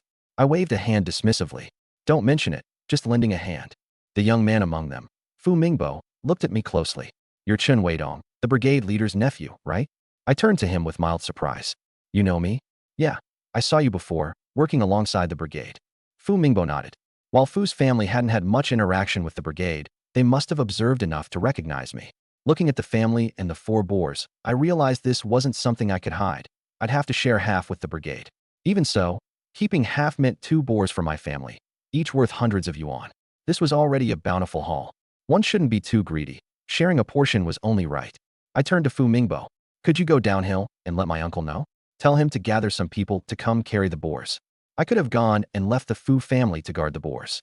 But if another wild animal appeared, they'd have no means to protect themselves. It was better for Fu Mingbo to run the errand while I stayed to watch over everything. After all, not only had I saved their lives, but even without that, a request like this would surely be met with agreement. Sure, I'll go right away. Please help me look after my parents and grandfather. Let them rest for now. The family had been so frightened and exhausted that they could barely stand, let alone walk down the mountain. This way, they could take a moment to recover, and by the time brigade members arrived, they should have their energy back. Got it. Leave it to me, I reassured him. Having seen my prowess firsthand, Fu Mingbo had no qualms about leaving his family in my care. He headed off down the mountain. An hour later, he returned with members of the Red Flag Production Brigade, led by my uncle, Chen Dajiang. When he was told that his nephew had taken down 4 wild boars, Uncle Chen couldn't believe it. When had his nephew become this capable, handling 4 wild boars at once? A giant wild boar? But thinking about it, my nephew taking down a wild boar on his first trip to the mountain. It wasn't that unimaginable. Chen Dajiang led his team into the mountains and was shocked to see 4 massive wild boars lying on the ground. At first, the team members were stunned, but then they burst into excitement and joy. According to the rules, half of the 4 wild boars would be handed over. 2 boars, to be precise. Such large wild boars divided among the families would allow each household to get several pounds of meat. The team seldom had the chance to eat meat throughout the year. During this busiest and most backbreaking season of farm work, they were all craving meat. Seeing the possibility of having wild boar meat on their tables, how could they not be ecstatic? Without needing Chun Dajiang to say a word, the team members enthusiastically began to lift the boars down the mountains. As for me, I had nothing else left to do, so I followed them down. Chun Dajiang walked up beside me, giving me a thumbs up. Wait on, your uncle here never expected you'd be so good. For massive wild boars, your marksmanship is incredible. I replied with a humble smile. Uncle, it's all thanks to my elder cousin's teachings. Chun Dajiang scoffed twice. That elder cousin of yours doesn't have such marksmanship himself. No way, it's just his teaching. It's clearly because you have a natural talent. Chun Dajiang had no clue about my rebirth, so he could only attribute it to innate talent. I dared not correct him, simply letting everyone believe I was gifted. In actuality, this shooting skill was honed in my previous life through sheer survival and hardship. Chun Dajiang added, with a tone of relief. Good thing you came to the mountains today. If something had happened to the Fu family here in our brigade, I'd really have a hard time resolving that as the team leader. Though they were a family sent down from above, anything happening to them under Chun Dajiang's watch would indeed make him somewhat responsible. Thinking back to my previous life, my uncle did get reprimanded by the commune after the incident involving the Fu family. And within the year, he lost his position because of a minor work error. Looking back, my uncle's dismissal might have been indirectly related to the Fu family's mishap. Even though the Fu family had been sent down, they surely had connections built up over the years. Who knows, someone might have been keeping an eye on them behind the scenes. If Chun Dajiang failed to ensure their safety, how could those aligned with the Fu family not retaliate against him? In this life, I altered the Fu family's fate. Perhaps Uncle won't suffer the same dismissal as before. Uncle, you're absolutely right. It's fortunate that nothing happened to that family. A fallen camel is still bigger than a horse. Even though the Fu family is down on their luck now, they might rise up again someday. Lowering my voice, I whispered into his ear, Uncle, my advice would be to refrain from treating them harshly in the future. Look after them as much as possible. If they do manage to turn things around, even if they don't thank you, at the very least, they won't resent you. As someone reborn, I knew the tough times would only last for a year or two. Given the Fu family's background, their rehabilitation wasn't out of the question. Since that's the case, why not sow seeds of goodwill? I owed Uncle a debt of gratitude for all the care he had shown my family. I hoped that he, too, could have a good life in the future. Helping the Fu family might bring him benefits down the road. Chun Dajiang gave it some thought and nodded. All right, Uncle gets it. I chuckled. Uncle, you're as wise as ever. I wasn't just flattering him. I genuinely thought so. Uncle's greatest strength was being open to advice and having clarity of thought. If he'd been stubborn, no amount of my advice would have made a difference. Chun Dajiang laughed, looking over at me. You've got some nerve, kid, giving orders to your uncle, huh? Haha, Uncle, how dare I? Just a friendly suggestion. Chun Dajiang was only teasing. After our brief conversation, we rejoined the group up ahead. The wild boars were heavy, but none of the team members complained about the weight. With all their strength, they carried the carcasses down the mountain. Those who had stayed behind, unwilling to believe I had taken down 4 wild boars, couldn't deny it now that the beasts were there for all to see. Previously, no one thought much of me. Now, they began showering me with praise and admiration. My parents suddenly became the envy of everyone. The team lavished compliments on them, amazed that I, their son, had single-handedly taken down 4 wild boars, bringing glory to the whole team. Naturally, my parents were overjoyed and proud to hear such words. Previously, there had been murmurs among the team accusing my parents of spoiling me, raising me to be useless. Now, those sentiments had flipped completely. Even my parents were stunned by what I had done. For wild boars, after handing over half, we'd still have 2 left for ourselves. This was a windfall, truly a windfall. Earlier, when I'd promised them that I'd earn more money to let them live better and eat well, they had thought I was bragging. Who would have expected me to make good on that promise so soon? With the boars brought down, Chun Dajiang directed the team to slaughter and distribute the meat. Everyone was eager to pitch in, wanting to get their share of meat as soon as possible. Even my 2 allocated boars were taken care of with the collective effort. Though it was extra work for them, no one minded. After all, without me, they wouldn't be feasting on meat today. Having benefited from the situation, they willingly lent a helping hand. With the strength of numbers, everything was taken care of within an hour. The team even helped deliver the meat to my house. The remaining 2 boars were divided according to household sizes. Each family got a few pounds. Now everyone could enjoy a few hearty meals. My family, beaming with joy, headed home. Back at home, Dad finally remembered to praise me. Although I was technically of mature age mentally, Hearing words of praise from my father still warmed my heart. In my previous life, by the time I'd achieved success, Dad was no longer around. This time, I'd managed to accomplish something while he was still alive to see it, earning his approval. Looking at the abundance of meat, I planned to send some to my elder and second sisters. Both my sisters had always shown me great care, and it was only right for me to repay them. In my past life, in order to help me pay off my debts, my eldest and second sisters each took 50 yuan from their in-laws. Because of this, they were labeled as burdens to their husbands' families, enduring a lifetime of grievances. This time around, now that I had the means, I was determined to be my sister's stronghold. A woman's standing within her marital household often depended on the strength of her natal family. A strong natal family demanded respect from in-laws, while a weak one invited bullying. By sending them meat, not only would I ensure they ate well, but I'd also signal to their in-laws that our family had strength and standing. I shared my thoughts with my parents. Seeing how considerate I was, they naturally supported the idea. In fact, even if I hadn't mentioned it, they had thought about sending some meat to my sisters as well. There really was an abundance of meat this time. 2 entire wild boars, excluding the offal and bones, meant over 500 pounds. Sending a few pounds to my sisters was no problem. Though my parents slightly favored sons, they never treated their daughters as lesser. Their children were their children, and they wanted all of them to live well. Wait on. Take your time. Have a meal before you go deliver the meat. There's no rush, Mom suggested. It was already noon.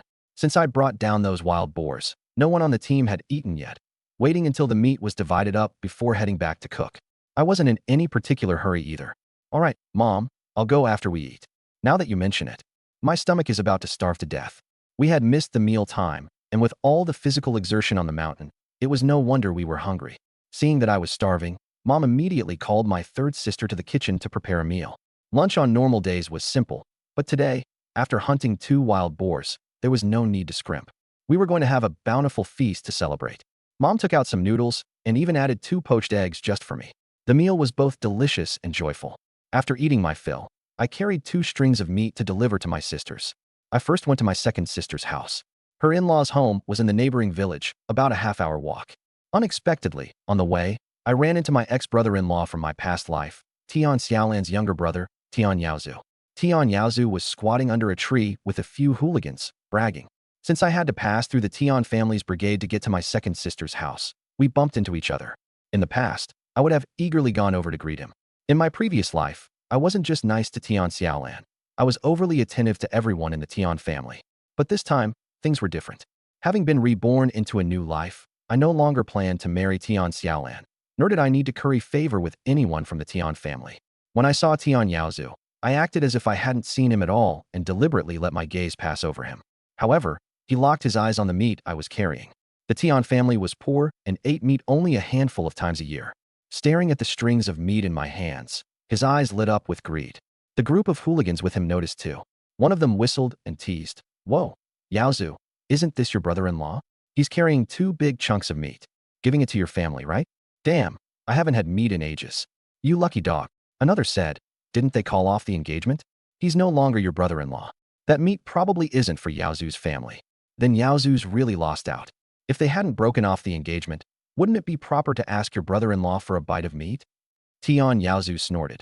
Even though the engagement is off, that meat is still definitely for my family. Chen Weidong is nothing but my sister's dog. He's probably regretting everything now, trying to bring meat over to win my sister back. He walked straight toward me. I never expected him to step right in my way. Before I could even open my mouth, he reached out to grab the meat from my hands. I stepped back a few paces and glared at him. What the hell are you doing, kid? Trying to rob me? Tian Yaozu froze in surprise. Wasn't the meat for his family? And hadn't I always treated him with deference, never speaking to him like this before? His temper flared instantly. Chen Weidong, who do you think you're talking to? Robbery? Isn't that meat meant for my family? If I'm willing to take it, you should be grateful. I laughed in anger. The siblings of the Tian family were all the same, full of themselves. I was merely passing by, and he had the nerve to assume I was delivering meat to their family? Tian Yaozu, stop flattering yourself. Did I ever say this meat was for your family? Your sister broke off the engagement with me, and you think your Tian family deserves to eat my meat? Tian Yaozu hadn't expected this misunderstanding at all, but with his group of hooligan friends watching, not getting the meat would make him lose face. Besides, he was craving the meat. Staring at the chunks of meat in my hands, his thoughts churned with reluctance. Chen Weidong, you've got guts. Just you wait. I'll tell my sister to never speak to you again. Don't even think about marrying her. He figured since I had been such a bootlicker to Tian Xiaolan in the past, I must still be infatuated with her. In this area, there wasn't anyone more beautiful than his sister. He was certain I would regret it. I looked at him as if he were a fool. Tian Yaozu, does your Tian family still not get it? I called off the engagement and immediately married a woman 800 times better than your sister. Who wants your sister? Just the thought of her repulses me. And you're no kid anymore. Stop whining to your family like a baby. In my past life, I'd been forced to clean up Tian Yaozu's messes more times than I could count. Just seeing him now made my blood boil. Idiots like him were best left to the Tian family to deal with and be their problem for good. Now that I was out of the picture, let's see how the Tian family would clean up after him. Tian Yaozu, fuming, swung his fist at me. Chen Weidong, you've got a death wish. As he lunged at me, I immediately gave him a hard kick. My foot landed squarely in his stomach, sending him heavily to the ground. He curled up in pain. I walked over to him, placing one foot on his chest. Tian Yaozu, I'm no longer your brother-in-law, so I don't have to take it easy on you. From now on, if you see me, go the other way. Otherwise, every time you see me, I'll beat you.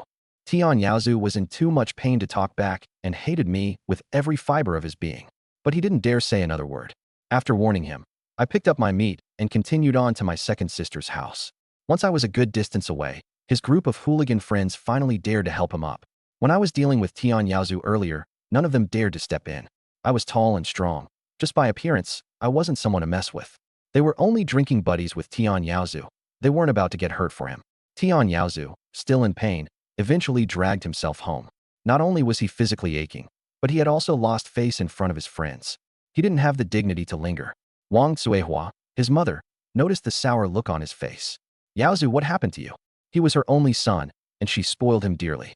Tian Yaozu angrily recounted everything that had happened.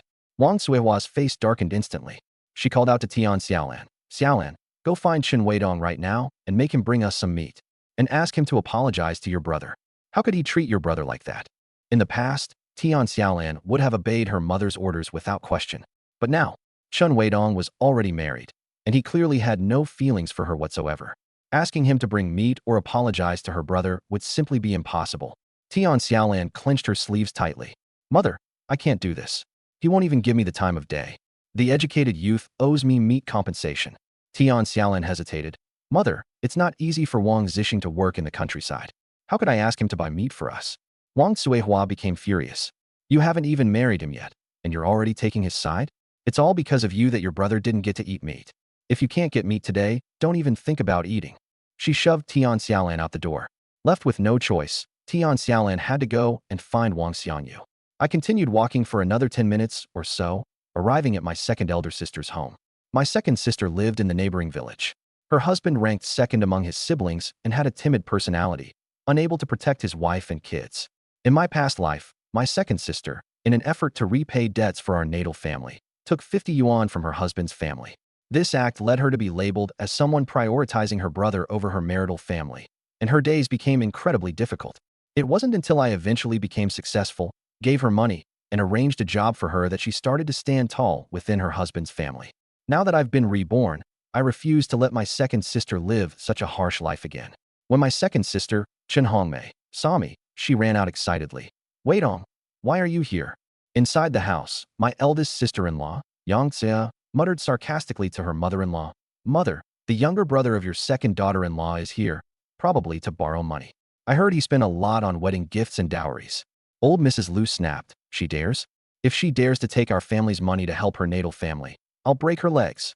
Her voice was so loud that we all heard it. My second sister looked at me worriedly. I raised my voice. Second sister, I'm not here to borrow money. I'm here to bring you some meat. Today, I hunted 4 wild boars, handed over 2 to the authorities, and still have 2 left. I've brought 5 caddies of meat for you and our elder sister each. You're always busy with farm work, so you should have some meat to nourish yourselves. I passed the meat to my second sister. Her eyes widened in shock. At this time, even a few liang ounces of meat was a rare luxury, but I had brought 5 whole caddies. She pinched her palm to confirm she wasn't dreaming. Second sister, why are you standing there in a daze? Take it. I stuffed the meat into her hands. Inside the house, old Mrs. Lu and Yang Xua overheard the conversation and looked stunned. The Chen family boy hadn't come to leech off them, but to deliver meat? Old Mrs. Lu rushed out. Seeing the meat, a grin spread across her face. She'd never thought highly of my second sister. thinking that the Chun family was poor and that my second sister would constantly try to support them financially. Who would have thought she'd gain benefits from the Chin family instead? Yang Suea came out too, her face turning green and then white as she recalled her earlier words. Old Mrs. Liu greeted me warmly. Nephew, you've come such a long way. Are you thirsty? Come inside and have some water. I ignored her. Auntie, no need for water. I'll leave after delivering the meat. I wouldn't want anyone thinking I'm here to ask for money. Seeing the awkward expression on old Mrs. Liu's face brought a deep sense of satisfaction. Turning to my second sister, I said, Second sister, I'm heading to the commune to bring meat to our elder sister. Don't hesitate to eat this meat. I can hunt now, so there's no need to skimp. From now on, our family won't lack meat. I deliberately said this for old Mrs. Liu to hear. In my previous life, I knew this old lady had a snobbish nature, favoring her eldest daughter-in-law, Chun Xia, because her natal family was well off, and one of her brothers worked at the commune. In these times, a woman's status within her marital family largely depended on her natal family's circumstances. In my previous life, my second sister endured so much suffering because our family was poor, with no one to back her up. This time, things were different. I would be my second sister's backbone. My second sister saw that I was standing up for her, and her eyes reddened with emotion. I left with the meat, walking for 40 minutes until I arrived at the commune. My elder sister was married to someone in the commune, and back then, everyone in the village envied her. But I knew her good days didn't last long. Her husband treated her decently at first, but grew tired of her later on. With her husband no longer supporting her, her in-laws naturally looked down on this rural daughter-in-law. Since she gave birth to 2 daughters in a row, this only deepened their disdain. In my previous life, by this time, my elder sister was pregnant with her 3rd child. She later had a premature birth and became infertile. Her husband ended up having a son with a widow, claiming the boy was adopted and asking my sister to raise him as her own. I found my elder sister washing clothes with a large belly, while my eldest niece was sweeping the yard. Her younger sister-in-law, Pan Shanshan, came over with a pile of clothes and dumped them into the wash basin. Elder sister-in-law, make sure you wash these properly. They weren't clean last time. You're really just a freeloader. My elder sister didn't dare to argue. I was enraged. My heavily pregnant elder sister was being treated like this. This family was worse than animals. In my previous life, my sister's premature birth was undoubtedly related to the heavy work she was forced to do. At this moment, Pan Shanshan turned and bumped into Pandaya's broom, getting some dirt on the hem of her skirt. Smack! She slapped Pandaya across the face. The 5-year-old's face swelled up, and she burst into tears. My elder sister timidly asked, Younger sister-in-law, why did you hit her? Pan Shanshan replied self-righteously. Isn't it because you failed to teach your child properly? She got my new skirt dirty. Of course I had to hit her. If she keeps crying, I'll throw her out. My elder sister's eyes grew red, but she didn't dare to stand up for her daughter. She was completely isolated in her marital family, with her in-laws despising her, and her husband unwilling to back her up. She had tried to stand up for herself once, but they punished her by making her go a whole day without food. My elder sister might endure this, but I couldn't. She was so meek, she couldn't even protect herself, let alone her children. Even animals protect their young. No wonder her in-laws had her completely under their control. I stormed into the Pan family's yard and stood face to face with Pan Shanshan. Without saying a word, I slapped her twice, one on each cheek. Smack! Smack! Pan Shanshan froze, utterly shocked that someone had dared to hit her. Her face burned with pain before she finally reacted. You hit me? How dare you hit me? She shrieked. Of course I hit you. You're worse than an animal. I sneered coldly. A thunderous voice came from inside the house. Chin family boy, how dare you come into my house and hit my daughter? Don't push your luck. Pan Cheng, my eldest sister's father-in-law, came striding out. Oh, so there's an elder at home? When your daughter bullies my sister and hits my niece, you turn a blind eye. But now that I'm here to deal with your daughter, you suddenly see everything clearly? If I hadn't come over today, who knows how much suffering my sister would continue to endure in your house? Do you really think the Chen family has no one to back them up? Pan Cheng hadn't expected me to show up, and the fierce look in my eyes unsettled him. Just then, Pan Shanshan's mother, Wu Tsolan, chimed in. A sister-in-law helping out her younger sister-in-law. How is that bullying? If your niece misbehaves, why shouldn't her aunt discipline her? My anger flared. Discipline? Is slapping a 5-year-old until her face is swollen considered proper discipline? What kind of monstrous logic is that? You call this overreacting? Fine, let's bring the neighbors over to mediate this. Let's have them decide who's truly in the wrong here. Deliberately raising my voice, I started shouting for neighbors to come over to host a public judgment. If we're going to make a scene, I'll make sure it's big enough for everyone in the area to see. Everyone knows the true colors of the Pan family. Thinking of how they bullied my elder sister in my previous life, I'm all the more determined to ruin their reputation. Before long, neighbors started gathering around. Pan Qing's face grew increasingly grave. What's going on with the Pan family? What's with all this commotion? I raised my voice and declared, I came today to bring meat to my sister, only to find her, heavily pregnant, washing laundry. It's one thing to help her husband and kids, but why is she even doing her younger sister-in-law's laundry? That lazy good-for-nothing is already 20 and can't even help herself. Everyone tell me, isn't this completely wrong? The neighbors began chattering among themselves. These days, a younger brother bringing meat to his elder sister is truly rare. Look at that meat. It's several pounds.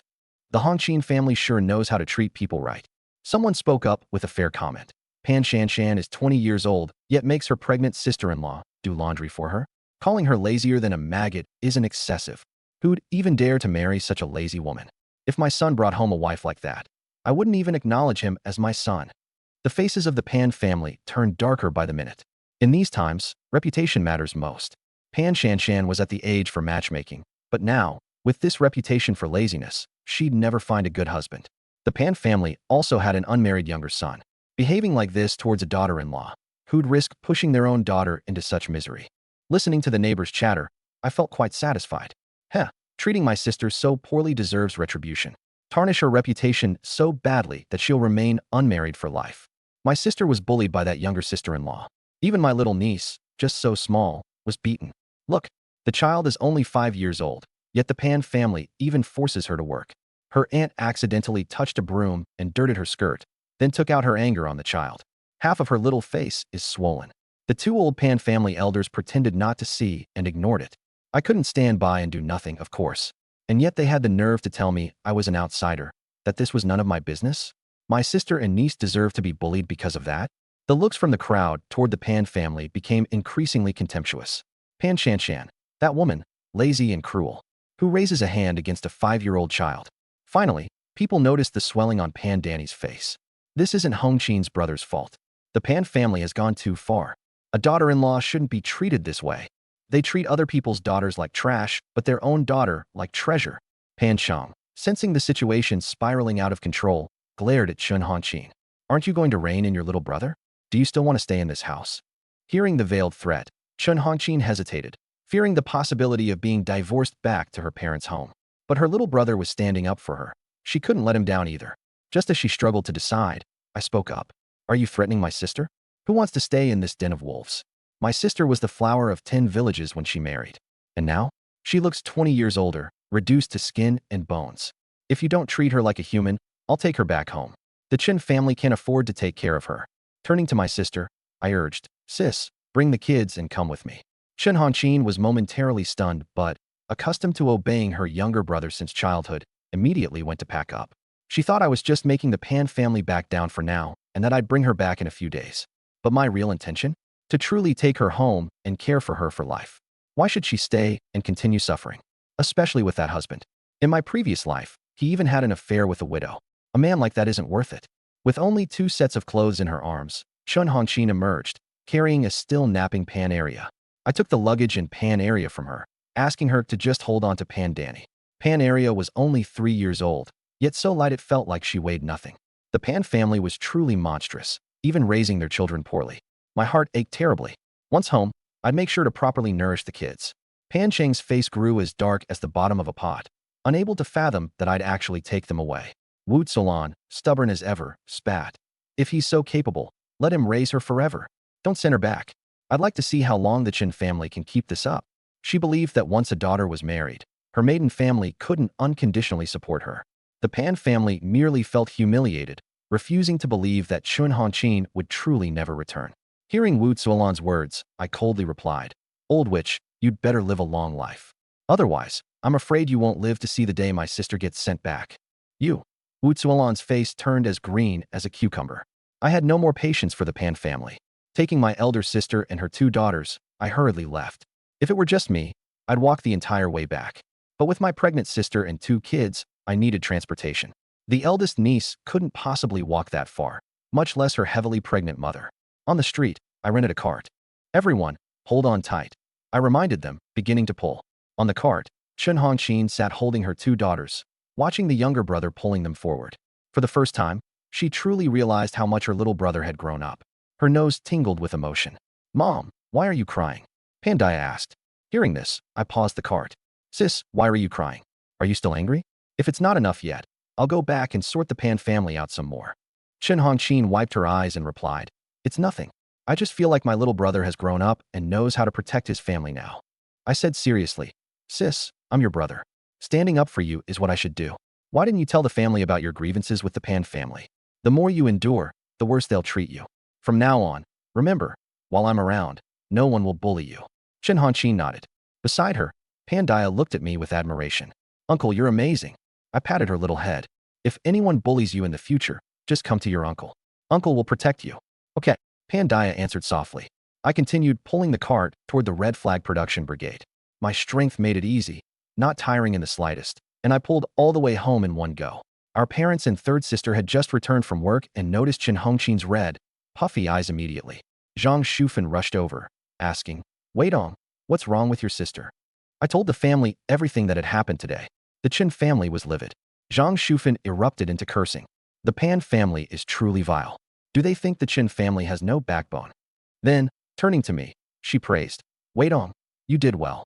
Our family's daughters won't be trampled by anyone. She then reprimanded Chen Hongqin. And you, girl, letting yourself be bullied to this extent and not saying a word to your family? Chen Hongyan, our third sister, agreed furiously. Exactly, big sis. If you told us earlier, we'd have stormed over to the Pan family long ago. Tears once again fell from Chen Hongqin's eyes. I stepped in and spoke to our mom. Third sister, stop blaming our eldest sister. She just didn't want to bring us any trouble before. From now on, as long as I'm around, no one will bully my sister. Zhang Shufan and Chen Hongyan quickly stepped forward to comfort Chen Hongqin. Chen Dea, standing to the side, declared, The Pan family treats my daughter like this? This matter cannot end here. If they don't come and apologize sincerely and promise to treat my daughter well from now on, they can forget about taking her back. Hearing Dad's words, my thoughts were different. I believed it would be better if eldest sister just divorced. With the way the Pan family behaves, my sister has no need to stay entangled with them. But I also realized that it's not realistic for her to divorce right now. Getting a divorce during these times is extremely difficult for women. Not only would she be subjected to gossip, but even her own family would lose face because of it. Third sister is still unmarried. Eldest sister's divorce could affect her chances of finding a good match. I had to think of a way to let eldest sister leave the Pan family with dignity. For now, we would let her stay at our parental home, and then I would slowly figure something out. Watching my mother, eldest sister, and third sister hugging and crying, I turned and stepped into the kitchen. Since eldest sister and her two daughters were here, I had to make something delicious for them. They were too thin and needed proper nutrition. I started by making pork rib soup with yam. Then I cut several pounds of wild boar meat, choosing the marbled portion with both fat and lean. While most people in this era preferred fatty meat, I cooked dishes my way. I parboiled the meat and then prepared a classic braised pork dish. Alongside it, I stir-fried some green beans and shredded potatoes. When the aroma of the meat wafted out, eldest sister looked astonished and asked Mom, Mom, does little brother know how to cook? Her surprise was understandable. In this era, men rarely entered the kitchen. Growing up, I had never done household chores. Everything was handled by my three sisters. Mom smiled and replied, Your brother matured after getting married. Not only can he cook, but his dishes are especially delicious. Eldest sister was doubtful, but seemed ready to commend me. Her two daughters stood by the kitchen door, staring inside with eager eyes, swallowing hard. The Pan family must be truly despicable. These two kids bear the Pan family name, yet weren't treated as part of the family. Once eldest sister gets divorced, I'll see to it that their surnames are changed to Chun. Third sister, bring some egg cake for Dahlia and Arya to suppress their hunger, I told third sister. She immediately went inside and brought out 2 pieces of egg cake. The kids looked at the egg cake with disbelief in their eyes. At the Pan family home, they could only watch as their grandmother and aunt ate, themselves never getting any. They looked to their mother for permission, and only after receiving it did they cautiously take the snacks, nibbling slowly with faces filled with contentment. Eldest sister watched, heartbroken, and asked Mom, Mom, how has our family situation improved all of a sudden? Mom explained how I had gone hunting over the past 2 days and managed to catch 2 large wild boars, which could fetch a good price. After hearing this, tears welled up in eldest sister's eyes again. So the truth was, little brother really had the ability to take care of us 3 women. At that moment, a light seemed to dawn in eldest sister's eyes. Now that her parental family was strong, she no longer had to endure in silence. As the 2 nieces waited eagerly, I sped up my cooking. Vegetable dishes were easy to finish, but the meat needed more time to stew. Wild boar meat is tougher than regular pork and must be cooked until tender to be chewable. When the meal was finally ready, I called third sister to help bring the dishes to the table. Dahlia, Arya, wash your hands and get ready to eat. Having been reborn, I deeply understood the importance of washing hands before meals. Children have weaker immune systems, so hygiene must be prioritized. The two kids obediently went to wash their hands. Seeing how well-behaved they were, I suddenly recalled Tian Xiaolan's illegitimate son from my previous life. I had spoiled him as if he were my own, but it only led to him becoming more troublesome, a constant source of headaches. Boys are just more high maintenance than girls. If I ever have children with Lin Wanqiu in the future, I definitely want to have more daughters. Girls are sweet and thoughtful, the precious little jackets to warm your heart. Cough. I was getting ahead of myself. Wanqiu and I hadn't even consummated our marriage yet. Finally, everyone sat down to eat. There were 2 to 3 pounds of braised pork on the table, glistening with oil. I had deliberately steamed white rice, rather than the coarse grain rice we usually ate. Third sister and my 2 nieces stared at the white rice, marveling at how aromatic it smelled even by itself. Mom understood the hardships they had endured in the Pan family, so she ensured this first meal at home was special. She wouldn't criticize me for being wasteful. Besides, the money earned from selling the wild boars could buy plenty more grains. Chen Hongyan served everyone full bowls of rice. My 2 nieces only glanced at the meat, swallowed their saliva, and continued eating their plain rice with vegetable dishes, devouring it like they hadn't eaten in days. I placed a piece of meat into each of their bowls. "Why aren't you eating the meat?" I asked. "Uncle, can we really eat the meat?" Dahlia hesitated. "Of course you can. Why not?" The behavior of the Pan family really disgusted me. It was probably considered generous if they even fed these kids enough to be full. Look at how frail they've become. Dahlia spoke up hesitantly. "Uncle, Grandma and Aunt said we're just burdens and don't deserve to eat meat." I felt a surge of rage. Rubbish. Don't listen to their nonsense. Why don't they call themselves burdens? What gives them the right to eat and not you? Dahlia, Arya, here in your uncle's house, you can eat as much as you like. If they don't treasure you, the Chin family will. Your uncle has the ability to feed you to your heart's content. I added more meat to each of their bowls. "Come on, taste it. Isn't it good?" The 2 kids couldn't resist any longer and hurriedly dug in. "It's delicious. Uncle, this is so tasty. This is the best thing I've ever eaten." Hearing their praises filled me with a sense of accomplishment. Isn't this the very reason I was reborn? To give my family a better life? I gave them more pieces of meat. Meanwhile, third sister's eyes were already red from holding back tears. In the Pan family, they could probably only eat meat 2 or 3 times a month, and even then, neither she nor her daughters were allowed to touch it. Now she finally understood. It wasn't because she birthed daughters that she was treated poorly. It was simply because it was her who gave birth to them that they were not favored. After all, her mother-in-law and sister-in-law were also women. It's not like they gave up eating meat for it. I turned to look at third sister and said, "Eldest sister, you should eat, too." I cooked several pounds of it. If it's not enough, I'll make more tonight. We have plenty of meat at home now, so don't hold back. I added, "Sister, even though you've married out, this will always be your home. Don't hesitate. This is your family." I could tell eldest sister felt constrained. Just like her daughters earlier, she didn't dare to grab any meat herself. Her eyes reddened, clearly moved, but she held back her tears. "Don't be so polite. Just eat." I encouraged her directly. She finally picked up a piece of braised pork with her chopsticks. After one bite, her eyes widened in amazement. "This? Wait on, your cooking skills are incredible. They're even better than the state-run restaurants." Feeling proud, I replied, "I have a natural talent. Once I watch a top chef cook, I can learn it instantly." Elder sister laughed. "You've really grown up." Mother chimed in. "He changed after getting married. If I had known, I would have found him a wife earlier." Elder sister said with a chuckle, "Well, it worked out perfectly now. He even married such a beautiful wife from the city." After dinner, third sister started clearing the dishes. I glanced at Pandaya, whose face was still swollen. Anger brewed in my heart as I cursed her aunt under my breath for being no better than an animal, daring to lay hands on such a small child. I went back to the room and took some anti-swelling ointment from my personal space. "Daya, come here," I called. The little girl obediently walked over. "Uncle is going to apply some medicine for you. It might sting a little," I warned her gently. "Uncle, I'm not afraid of pain," the little girl said steadfastly, her small voice filled with determination. This child, already used to beatings, no longer feared such minor discomforts. I carefully applied the ointment to her swelling. The cooling sensation from the medicine eased the pain almost immediately. "Thank you, Uncle," she said sweetly. "You're welcome," I replied, patting her on the head. In my previous life, the Pan family didn't value these nieces at all. When Daya grew up, She ended up with a mediocre marriage. It was only after I became successful that I helped her out a little. But this life, things are different. If the Pan family looks down on her as a so-called money-losing girl, then I'll make sure she proves them wrong. I'll send her to college and ensure she outshines any boy they'd favor. Later that night, I entered my personal space. I planned to take the wild boar to the county town tomorrow to sell it, and also intended to pay a visit to Lin Wanqiu and her younger sister. Exhausted from the long day, I soon fell into a deep sleep. The next day, I woke up feeling refreshed. My mother had already prepared breakfast. After eating, I loaded the wild boar meat onto the cart. The cart was borrowed from the commune yesterday.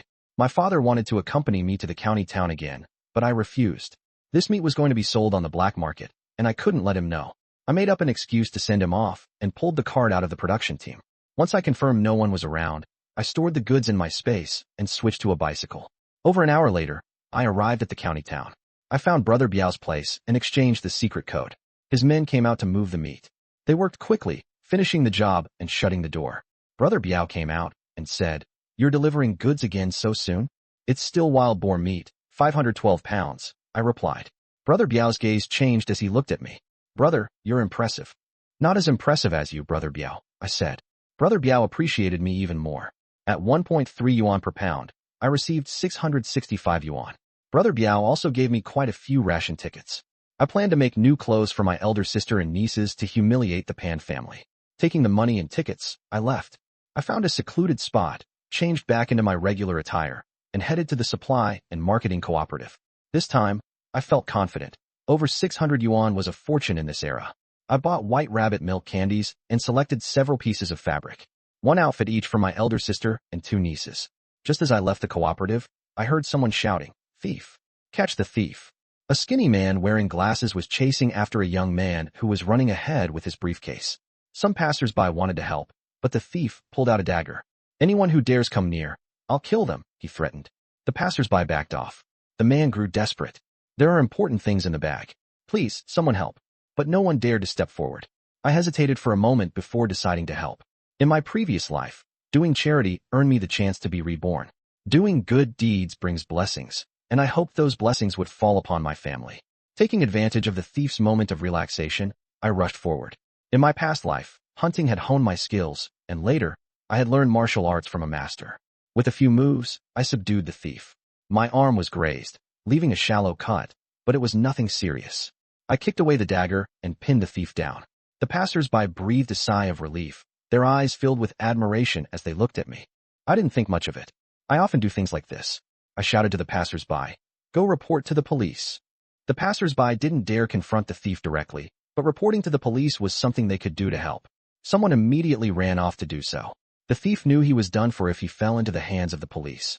He struggled desperately, trying to break free from my grip. I held him down with both hands and kicked him in the leg. "Stay still, or I'll break your leg. Let's see how you run then." The thief gasped in pain from the kick. Realizing he couldn't escape, he finally stopped struggling. The man whose bag had been stolen caught up, panting heavily. I tossed the bag to him. "Check if anything's missing." "All right." The man took the bag and immediately checked its contents. There wasn't much money inside, just some documents. Seeing that the documents were still there, he breathed a sigh of relief. "Comrade, thank you so much. These documents are extremely important to me. If you hadn't helped me get them back, I wouldn't know what to do." "No need to thank me. Just doing a good deed," I replied. The man took out a pen and paper, wrote down his contact information, and handed it to me. "My name is Zhang Kuei. Here's my contact info. If you ever need anything, don't hesitate to reach out. I'll help however I can." I had only helped out on a whim and didn't expect him to take it so seriously. It felt inappropriate to refuse, so I put the note in my pocket. The police arrived. I handed the thief over to them. I thought I could leave then, but the police asked me to go to the station to give a statement. I cooperated since it was still early, planning to head to the hospital afterward. At the station, I learned that Zhang Kuei was a technician from the provincial machinery factory, delivering important technical documents. The documents were in the bag, and if they had been lost, it would have caused major issues for the county machinery factory's equipment production.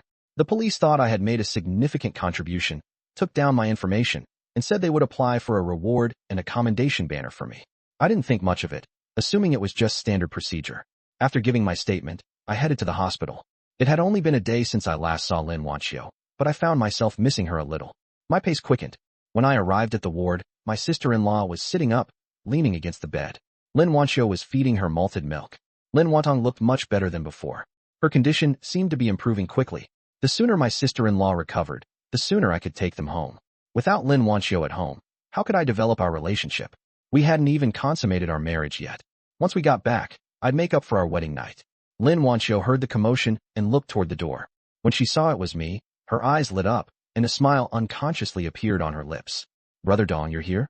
I nodded and walked to the bedside. Lin Wantong greeted me politely. Your little sister is recovering well, much better than she was this morning, I said to Lin Wanqiu. Lin Wanqiu looked a bit more relaxed. Yes, she's recovering very well. Her fever is completely gone, and she's much more energetic. The doctor said all her indicators are good. She looked at me again. Brother Dong, my sister's recovery isn't just because of timely treatment, but also thanks to the nutritional supplements you brought. She drinks 2 cups of malted milk every day. With proper nutrition, she's recovering quickly. Her eyes were full of gratitude. Malted milk wasn't cheap, and many city folks couldn't bear to drink it themselves. I patted her on the back. Let her have as much as she needs to recover quickly. Once she's better, I can take you both home. The hospital isn't as comfortable as home. You've worked hard these past few days. Lin Wanqiu felt a warmth in her heart. She didn't think it was hard work, but this man cared about her. Since coming to the countryside, she hadn't felt this kind of concern. Meeting me was truly a blessing. She suddenly noticed the wound on my arm. Seeing how severe it was, with the flesh turned outward, she frowned. How did you get such a bad injury? Were you hurt by a wild animal while hunting in the mountains? She asked anxiously. She knew I had gone hunting in the mountains to pay for her sister's medical expenses. Expenses? If I got hurt because of that, she would feel deeply guilty. Seeing how worried she was about me, I couldn't help but smile. This woman cared about me. In my previous life, I had given my all but never won Tian Xiaolan's genuine affection. This time, having been reborn, I wanted to exchange sincerity for sincerity. Lin Wanqiu was different. She truly cared about me. Seeing me remain silent, but instead smile, Lin Wanqiu's brows furrowed with a hint of anger. Dongji, you're hurt so badly. How can you still smile? Has this man gone silly? Smiling despite such serious injuries? I always thought Lin Wanqiu had a gentle personality, but I didn't expect her to have a serious side as well. I quickly explained, this injury wasn't caused by a wild animal. I accidentally got hurt earlier while helping someone catch a thief. I told her everything that had happened. When she realized I wasn't injured while hunting, Lin Wanqiu finally breathed a sigh of relief. Hearing that I had risked myself to catch a thief, there was a hint of admiration in her eyes. Your arm is seriously injured. I'll go borrow some alcohol and gauze to bandage it for you, she said, and then left. She soon returned with the supplies. Brother Dong, sit down and stretch out your hand. I obediently complied. She first cleaned the blood, then disinfected the wound, and finally bandaged it. Her movements were careful, as if afraid of causing me pain. I quietly watched her. No one had ever cared for me like this. Comparing her to Tian Xiaolan, I felt even more grateful for my wife in this lifetime. When she finished bandaging, she looked up and met my gaze, her face instantly turning red. Brother Dong, it's all done.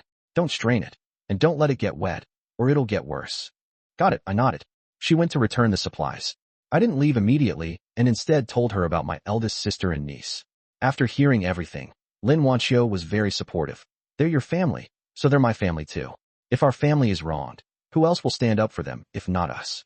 I thought to myself that I had truly married a gem. It's rare to find a woman so understanding. When lunchtime came, I went to the cafeteria to buy food. Without meat coupons, I could only get fish balls, steamed eggs, blackfish soup, and some vegetarian dishes with steamed buns and rice. Seeing the food, Lin Wanqiu felt distressed about the money. Don't skimp. Your man has money. Your little sister needs good nutrition to recover quickly. She nodded in agreement, but I knew she would definitely be frugal when I wasn't around. After lunch, I headed back. I estimated that my sister-in-law could be discharged in a few days, and when the time came, I'd have old Huang bring the ox cart to pick her up. Leaving the county, I took out my bicycle and first went to the commune to return the cart. It took over an hour to get there. As I approached, I put away the bicycle and took out the cart. After returning it, I headed back to the production team. By the time I got home, it was already 2 or 3 in the afternoon. My parents and third sister were working in the fields, while my eldest sister was at home airing out bedding and sweeping the yard. I quickly stopped her. Eldest sister, you're pregnant. Don't do any work. I brought you back to rest, not to work. My eldest sister felt guilty about being a burden to the family, but seeing how serious I was, she knew I genuinely cared for her. Wait on, it's fine. I'm not doing anything heavy. I'd just be idle otherwise. Thinking about how my eldest sister had a premature birth in her 3rd pregnancy in my previous life, and couldn't have children afterward, I firmly refused to let her work. She still wanted to insist, but I put on a stern face. The family chores are for us to handle. You need to rest properly. Don't take your health lightly. What if you overwork yourself and have a premature birth? Seeing how serious I was, my eldest sister had no choice but to nod. I was worried she might only agree verbally, so I told my mother and third sister to keep an eye on her. Sis, if you really can't sit still, I bought some fabric. You can make clothes for yourself and for Daya and Arya. I handed her the fabric I had bought in the county. Making clothes is light work, just some sewing and stitching, not physically demanding. Once she finishes this batch, I'll buy more fabric to keep her occupied so she won't have time to do anything else. I understood my eldest sister's thoughts. Married daughters staying at their parents' home often feel like a burden if they don't contribute. My eldest sister's eyes widened. Wait on, this must have cost a lot of money, right? We're already troubling you, and now you're even buying fabric for us to make clothes. Eldest sister, the wild boar sold for a good price today. Your brother has money now. Look at how many patches are on your clothes, and Daya and Arya's clothes are both torn and ill-fitting.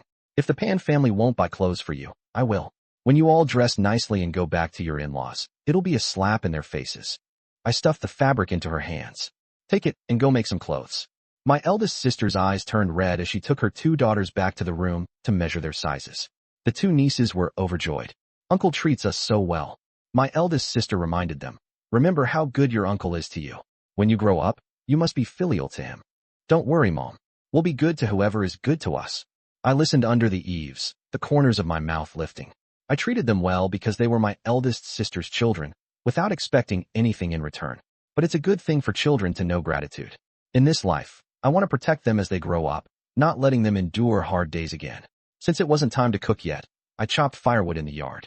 My father is getting older, so I take on more of the physical work. Strangely, after being reborn, it seems like my strength has increased. After chopping wood for an hour, I didn't feel tired at all. Before, I couldn't last half an hour. Maybe it's because I've been eating well lately, with meat every day, and my nutrition has caught up. I stacked the firewood neatly, wiped my sweat, and went to the kitchen to cook. My eldest sister wanted to help, but seeing that I had already taken over the kitchen, she had no choice but to return to her room. For dinner, I made braised pork, winter melon and pork rib soup, and spicy duck blood curd. The weather was hot, and appetites were poor, so the spicy duck blood curd was perfect for stimulating the appetite and going well with rice. When my parents and third sister came back from work, the family sat around to eat. Father asked about today's sales. The wild boar meat was sold to a middleman for over 600 yuan. Mother was thrilled when she heard this. Eldest sister was also happy. No wonder you said money wasn't an issue, and even bought fabric for us. Hearing that Lin Wanqiu was recovering well, everyone was even happier. Double the joy. Double the joy. After dinner, I took out 500 yuan and handed it to my mother. The family's money has always been managed by you. Take this money and pay off the debts we owe. Mother looked at the stack of bills, her head spinning. She had never seen so much money in her life. After regaining her composure, she set aside the amount for the debts and pushed the rest back to me. You keep it yourself and hand it over to your wife later. Now that you're married, how can it make sense for your mother to manage your money? I didn't expect my mother to say that. In my previous life, she kept insisting on managing my money. Now it seems she actually knew what kind of person Tian Xiaolan was. In my previous life, all the money I earned was handed over to Tian Xiaolan, and she used it all to support her family and Wang Xiangyu. My mother wanted to manage the money because she couldn't stand seeing the money I worked so hard to earn benefiting others. I took the money my mother returned to me, pulled out 200 yuan, and handed it to her. Mom, this 200 yuan is for you and Dad. Keep it for yourselves, buy whatever you want to eat. I'll leave the rest to my wife to manage in the future. Zhang Shufan hesitated for a moment, but eventually accepted the money, her eyes turning red. She never dreamed that her son would give her money out of filial piety, nor did she dare to hope that I would amount to something. Although Chun De wasn't as emotional, he was also gratified to see his son capable and filial. The next day, I went up the mountain as usual. After the previous 2 experiences of hunting wild boars, my family trusted my abilities and didn't stop me. Of course, they still reminded me to be careful. I carried my hunting rifle and roamed the mountain for several hours without encountering any prey.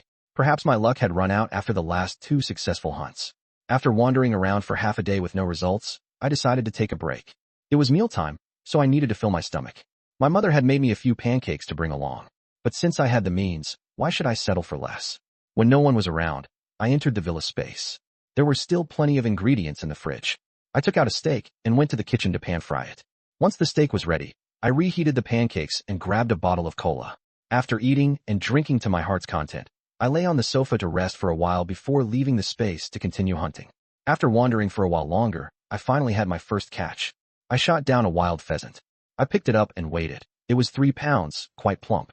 Wild pheasants aren't like domestic chickens. 3 pounds is considered large. Catching the pheasant lifted my spirits. At least I didn't come back empty-handed. I decided to wander for another 2 hours. If I caught more, great. If not, I would head down the mountain. It would be more dangerous after dark. After walking for over an hour, I still hadn't caught anything else. Just when I thought today's harvest would be minimal, a big surprise came my way. I was about to relieve myself when I noticed a ginseng plant growing in the bushes. Ginseng is a rare medicinal herb that fetches a good price regardless of its age. I was so excited that I forgot about relieving myself. I quickly pulled up my pants and squatted down to take a closer look. After confirming it was indeed ginseng, I was thrilled. Unfortunately, I couldn't dig it up right away because I hadn't brought any tools. Luckily, I had the villa space. I immediately went inside and ordered a set of tools online. This way, I could use them if I ever encountered ginseng again. 5 minutes later, the tools were delivered to the villa's doorstep. I took out a red string to tie one end of the ginseng and began digging. The price of ginseng depends on its age and condition. If the roots are damaged during digging, it won't sell for a good price. In my previous life, I had dug up ginseng in the mountains a few times, so I had some experience. I carefully dug around it, trying not to break the roots. Thanks to my skill and the professional tools, I managed to dig up the ginseng perfectly, with almost no broken roots. The most surprising part was its age. It wasn't young. If my judgment was correct, it was at least 50 years old. The older the ginseng, the higher the price. Although it wasn't a 100-year-old ginseng, a 50-year-old one was still valuable. I estimated it could sell for 1,000 yuan, and that was a conservative estimate. If the buyer was generous, it might even fetch 1,500. Brother Biao was a decent person. Selling it to him should get me a fair price. I carefully placed the ginseng in the villa space, treating it like a treasure, afraid of losing it. Although I hadn't caught much game today, this single ginseng plant was worth more than all the wild game I'd caught before. After digging up the ginseng, I finally remembered to relieve myself. Then I went into the villa to wash my hands and prepared to head down the mountain. It was getting late, and I would make it back just in time for dinner. As I approached the foot of the mountain, I saw Fu Mingbo and Old Master Fu gathering wild vegetables. The Fu family had been living a hard life since being sent down to the countryside. They had to do heavy farm work and couldn't eat or drink well. The grain distributed by the brigade was minimal, and if they didn't forage for food themselves, they might actually starve. Seeing the two of them looking malnourished and emaciated, I couldn't help but feel a twinge of sympathy. Although I had reminded my uncle to look out for them, there was only so much he could do. At most, he could give them lighter tasks and a bit more grain. Beyond that, he couldn't help much. Nowadays, let alone the relocated personnel, even ordinary team members find it hard to eat their fill every meal and have to dig for wild vegetables to supplement their food. The grandfather and grandson felt someone watching them and turned to see me. The moment they saw me, there was a flicker of emotion in their eyes. Last time, they were fortunate that I saved them. When we met in the brigade, they didn't dare greet me. They were relocated personnel, and too much interaction with them could implicate me. At the foot of the mountain, where no one was around, Fu Mingbo finally dared to greet me. "Comrade Chun." I nodded at him in acknowledgement. Fu Mingbo and his grandfather could sense that I didn't look down on or discriminate against them, which was completely different from the other team members. They were labeled as relocated elements, avoided by everyone who didn't want to associate with them. Not only did I save them, but my attitude was also entirely different from the others. Having experienced the coldness of human relationships, the Fu family felt that respect from others was rare and precious. I noticed the gratitude in their eyes. After some thought, I decided to give them the wild pheasant I had caught today. The Fu family would need to endure a few more years to survive until their rehabilitation. With the old man's health in such a state, I feared he wouldn't make it. Since I had already saved them, I might as well help them to the end. Once they were rehabilitated, they could become valuable connections for me. I looked around to make sure no one was watching, then took out the pheasant and handed it to them. "This is a wild pheasant I hunted. Take it back to nourish yourselves." Both Fu Mingbo and his grandfather were stunned. A wild pheasant was so valuable. Why would he give it to us? Fu Mingbo looked at me warily. "Comrade Chun, thank you, but we can't accept this." I understood his caution. "I mean no harm. I just want to help you. Your grandfather is old, and without proper nutrition, he won't hold up." Fu Mingbo asked directly, "Why are you helping us? You know our family's situation. Helping us does you no good. What's your motive?" This kid was really cautious, but it made sense. Given their current situation, being on guard was a good thing. I quickly came up with a reason. "I do have a motive for helping you. I don't think your situation will stay like this forever. There have been some recent changes in the political climate, and I believe you'll be rehabilitated soon. By helping you now, I hope you'll remember my assistance when that day comes. Consider it an investment. If I put in a little now, the returns will be significant once you're rehabilitated. Of course, if I'm wrong, I can afford this small loss. Fu Mingbo looked into my eyes and believed me. He accepted the pheasant. Comrade Chun, we'll remember your help. If we're truly rehabilitated, the Fu family will do our best to meet your requests, as long as they don't go against our principles. I nodded. Good. I hope my investment doesn't go to waste. If you need help in the future, come find me discreetly. All right, I'll come to you if needed. I carried the wild boar down the mountain. Behind me, I heard the old man's voice. The brigade leader has been treating us well these past few days. I reckon it's because of Comrade Chun. Fu Mingbo replied. Yes, the brigade leader's attitude changed after Comrade Chun saved us. This young man is no ordinary person. He's young, but his strength and vision are exceptional. For a rural person to have such foresight, it's remarkable. Mingbo, he's bound to accomplish great things in the future. I went down the mountain and returned home, where my family was waiting for me. Uncle, didn't you catch any game today? Pandaya asked, noticing my empty basket. Zhang Shufan quickly said, Wait on, it's okay if you didn't catch anything. It's not easy to hunt in the mountains. It's all about luck. Maybe next time. Come inside and eat. You've had a long day. Eat and rest up. I smiled as I entered the house and whispered, Mom, I didn't catch any game today, but I had a big find. I dug up a ginseng plant that's 50 years old. Not only was my mother surprised, but the rest of the Qin family didn't expect such a big surprise either. Although we rural folks don't have much knowledge, we all know that ginseng is valuable. Even ordinary ginseng is expensive, let alone one that's 50 years old. Someone in the village once dug up a 20-year-old ginseng plant and sold it for 200 or 300 yuan. A 50-year-old one would definitely fetch a much higher price. The older it is, the more valuable it becomes, with prices doubling as the years increase. My eldest sister was the first to react. Weidong, are you serious? Did you really find ginseng? My mother asked. Really? Are you just trying to make me happy? How could ginseng be so easy to come by? I didn't say much, first closing the main door, then taking out the ginseng wrapped in a handkerchief. When the ginseng was revealed, my family finally believed me. This ginseng was large and clearly quite old. My mother had only one thought in her mind. Our family was going to strike it rich. Again, we had just sold 2 wild boars, and now I had another big harvest from the mountains. This ginseng would definitely sell for even more money. The events of the past few days felt like a dream to my mother. In the past, earning money was incredibly difficult. Working tirelessly in the brigade for work points, we'd only earn 30 or 40 yuan a year at most. But with just a few trips to the mountains, I had earned more than they could in a lifetime. My mother immediately pinched my father. My father yelped in pain. Why are you pinching me? It hurts, my mother said. I pinched you to see if I'm dreaming. How come we've had so much good fortune lately? It all feels unreal. My father twitched his mouth. It's real, not a dream. I'm in so much pain from your pinching. Watching my parents, I couldn't help but laugh. My eldest sister chimed in. Weidong's luck has been incredible lately. Why wasn't it like this before? My mother slapped her thigh. It must be because of Wanqiu. Wanqiu brings good fortune to her husband. Ever since Weidong married Wanqiu, our family's luck has turned around. A woman who brings good fortune to her husband is like that. Whoever marries her will have good luck. In the past, landlords would calculate the bride's birth chart before marriage, only marrying women who brought good fortune to their husbands. Even though we don't believe in superstitions anymore, there's always some truth in the old ways. Since Wanqiu joined our family, things have indeed been different. My father nodded. That's right. Ever since Wanqiu joined our family, our luck has completely changed. Every time Weidong goes to the mountains, he comes back with something. Wanqiu is the Chun family's lucky star. We must treat her well. My mother agreed. Of course. Even if Wanqiu didn't bring good fortune, she's still our daughter-in-law, and we must treat her well. Hearing my parents attribute all the good fortune to Lin Wanqiu, I didn't argue. Letting them think this way was good. It would ensure Wanqiu had a better life in the family. In the future, if I didn't find anything in the mountains, I could take something from my space without raising suspicion. I put away the ginseng.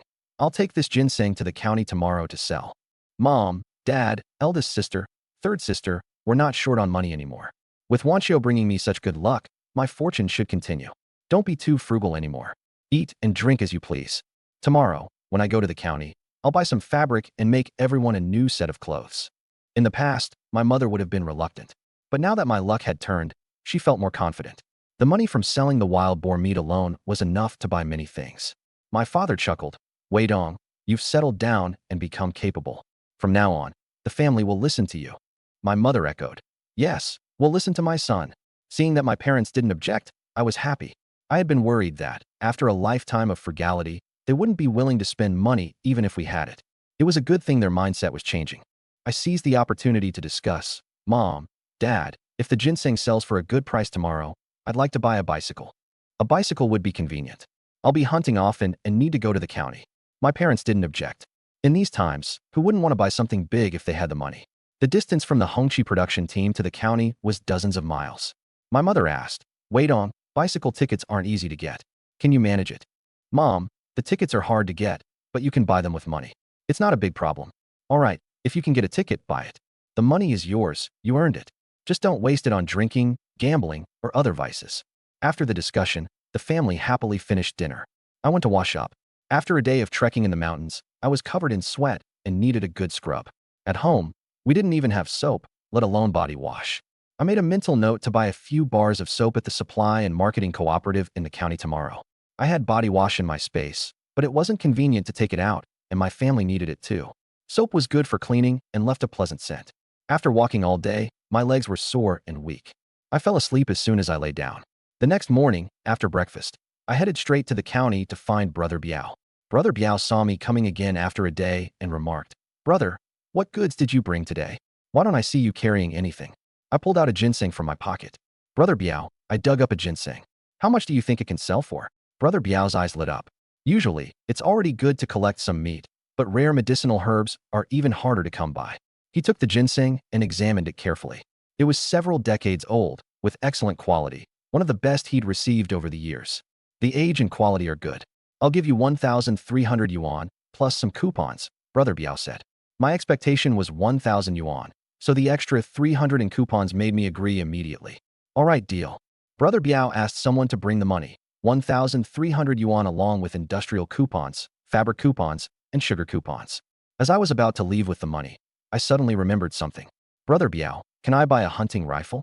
Yes, there are various types, and the prices differ, Brother Biao replied. He listed the prices: a powder rifle for 50 yuan, a single-barrel shotgun for 200 yuan, a double-barrel shotgun for 350 yuan, and a Type 56 semi-automatic for 500 yuan. I thought about it and decided to go all out. Give me the Type 56 semi-automatic. All right, I'll throw in 50 rounds of ammunition for free, Brother Biao said, instructing someone to fetch the rifle. Previously, I had been using my cousin's gun and ammunition. Now that I had money, I needed to buy my own. Constantly borrowing from others would eventually cause friction. Brother Biao handed me the Type 56 semi-automatic, complete with ammunition. Bullets cost 1 yuan each, so every shot fired wasn't just a bullet, it was money. I took the Type 56 semi-automatic. The feel of it was indeed heavier than a single-barrel shotgun. Military-grade firearms are on a different level. When hunting in the mountains, a good gun is essential. Even with a worn-out gun, I had managed to hunt quite a bit. Now, with this excellent weapon, I felt even more confident. I paid promptly and left Brother Biao's place. At the supply and marketing cooperative, I bought fabric for everyone in the family to make clothes. My father loves drinking, so I bought 4 bottles of baijiu in one go. The wild ginseng I dug up last time was perfect for infusing in alcohol, which is good for health. I also bought a pack of Daqianmen cigarettes. Cigarettes are a rare commodity in this era. Rural folks at most smoke some tobacco leaves.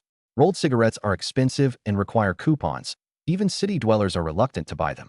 Our family used to be poor, and my father rarely had the chance to smoke. Now that we had money, I wanted him to enjoy himself. Of course, smoking too much is harmful, so I would keep it under control. The shop assistants remembered me. A few days ago, I had bought a bunch of things, and now I was back again. Their eyes were full of admiration, but unfortunately, I was already married. Otherwise, someone would surely have tried to inquire about me. I was familiar with those kinds of looks. In my previous life, when I was over 40 and successful, young women often threw themselves at me. Society is just that realistic. When a man has money, he never lacks women. But I wasn't a philanderer in my previous life. I devoted myself wholeheartedly to Tian Xiaolan and her son. And what was the result? She cheated on me. Carrying my purchases, I left and headed to the hospital. My sister-in-law was already able to get out of bed, looking much better. It seemed her recovery was almost complete. I entered the ward without making a sound, but Wanqiu noticed me. Brother Dong, you're here, she said, smiling as she got up to greet me. My heart skipped a beat. I had seen many beautiful women in my previous life, including those TV actresses in real life. But at this moment, Wanqiu still amazed me. Her smile was pure yet charming. The key was that she was barefaced, natural beauty.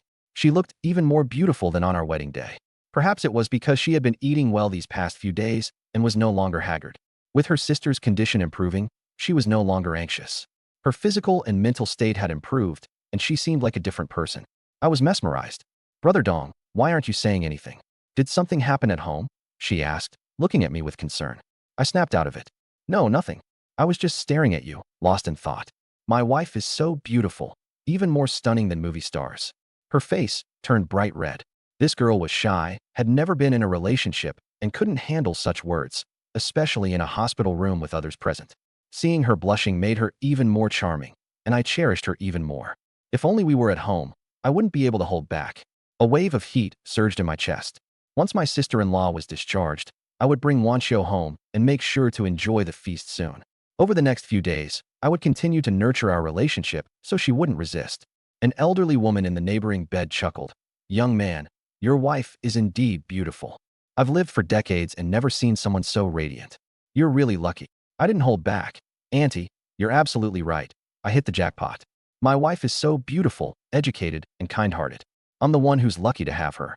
Wanqiu softly said, "No, Brother Dong, marrying such a good man like you is my blessing." Thinking of everything I had done for her, she felt that heaven had truly favored her. Before her parents' troubles, the Lin family looked down on me, a mere farmer. Now that her parents had been sent down and were caring for her sick younger sister, I was willing to marry her and help treat her sister's illness, something many wouldn't do. The old aunt chuckled. "This young man truly cherishes his wife, and he's quite handsome too. You two are a perfect match." I was delighted and casually handed the aunt a handful of candies, thanking her for her kind words and hoping she could look after Wanqiu and her sister when I wasn't around. "My little sister is recovering well. She can get out of bed now." Wanqiu felt a bit relieved. "Yes, the doctor said she's almost fully recovered. With 2 more days of medication, she can be discharged the day after tomorrow." I heard that I could be discharged the day after tomorrow, and I was quite happy. Once my sister-in-law is discharged, I can take both sisters home earlier and stop worrying. Mainly, after Wanqiu goes back, I'll have more opportunities to spend time with her, build our relationship, and become a real couple sooner. I'm 20 this year, full of youthful energy.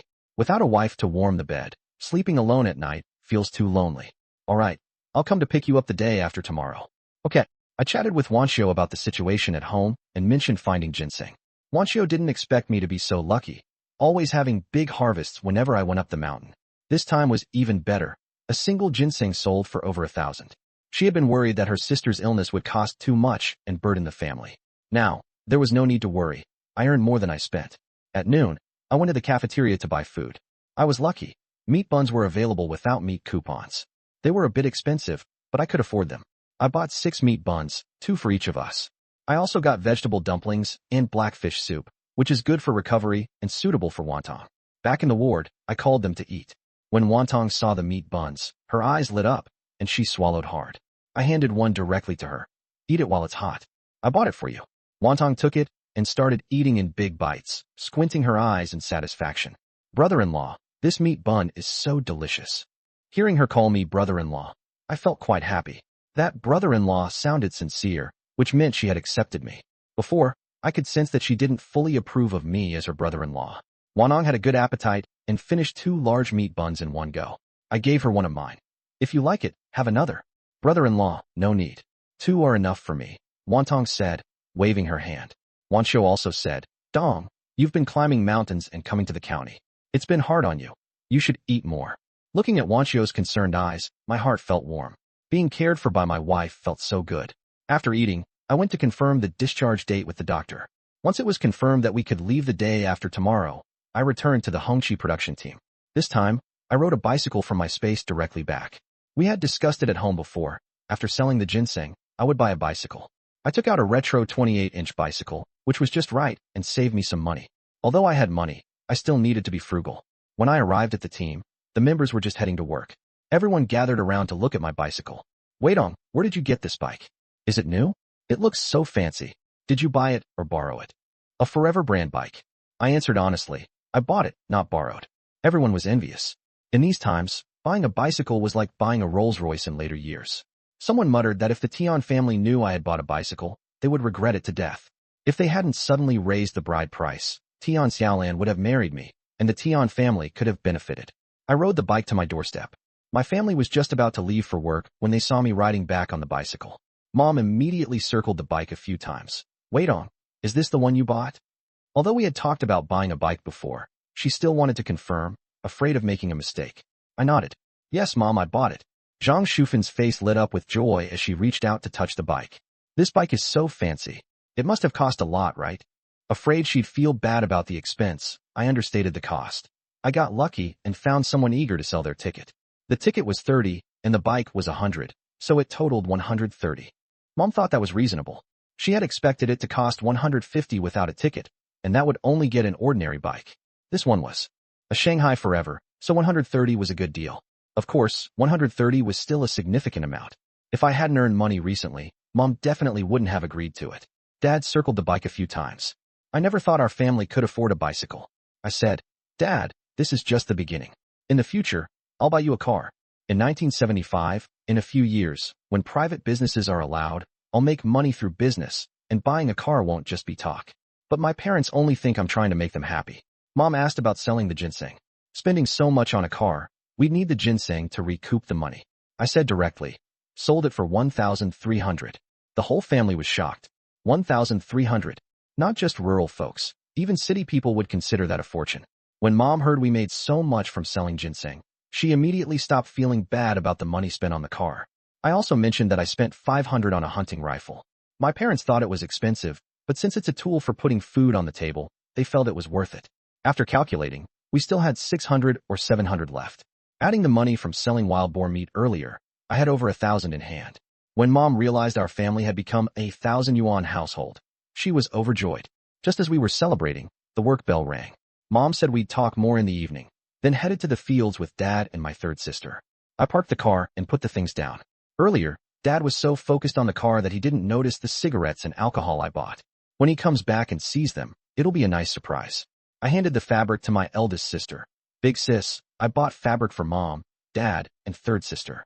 Can you make them some new clothes? Big sis happily agreed. She had been staying at her parents' house with her kids, eating and drinking, and felt uneasy not contributing. Now that she could help, she felt at ease. I also found a jar, poured in 4 bottles of white liquor, and soaked some wild ginseng in it. My 2 nieces squatted in the yard, staring at the car. I asked, Big niece, little niece, want to go for a ride? Uncle will take you for a spin. The 2 girls had been very close to me these past few days.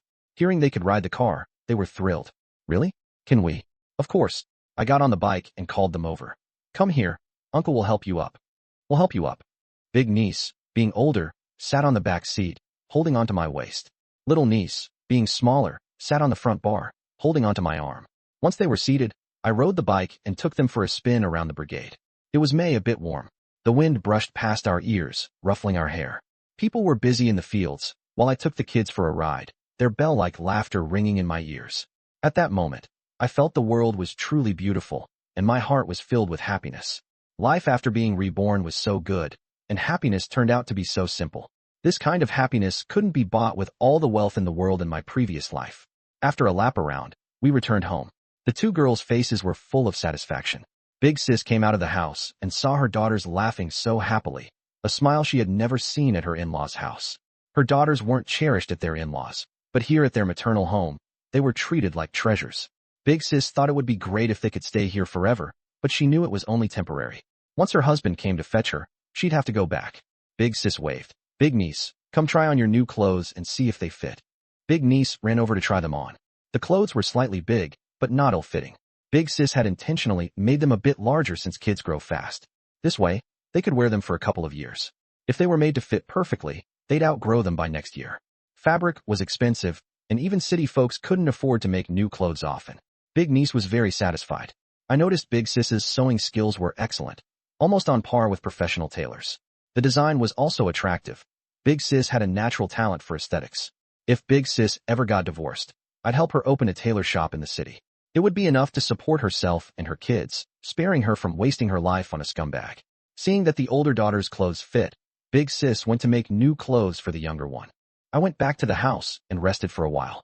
When it was time to make dinner, I prepared the meal. When my parents returned from work, they ate the food I had made. Our family has always had good meals. After dinner, I handed my dad a pack of cigarettes. Seeing the pack, his eyes lit up. In the countryside, people can't afford such expensive cigarettes. Even having one is a luxury, and here I was, buying a whole pack. Holding the cigarettes, my dad was deeply moved and said I was the most filial son in the entire area. For the next 2 days, I went hunting in the mountains every day. My luck wasn't great. I only caught a few wild chickens and rabbits, no large game. But I wasn't in a hurry. Coming back with something was already good enough.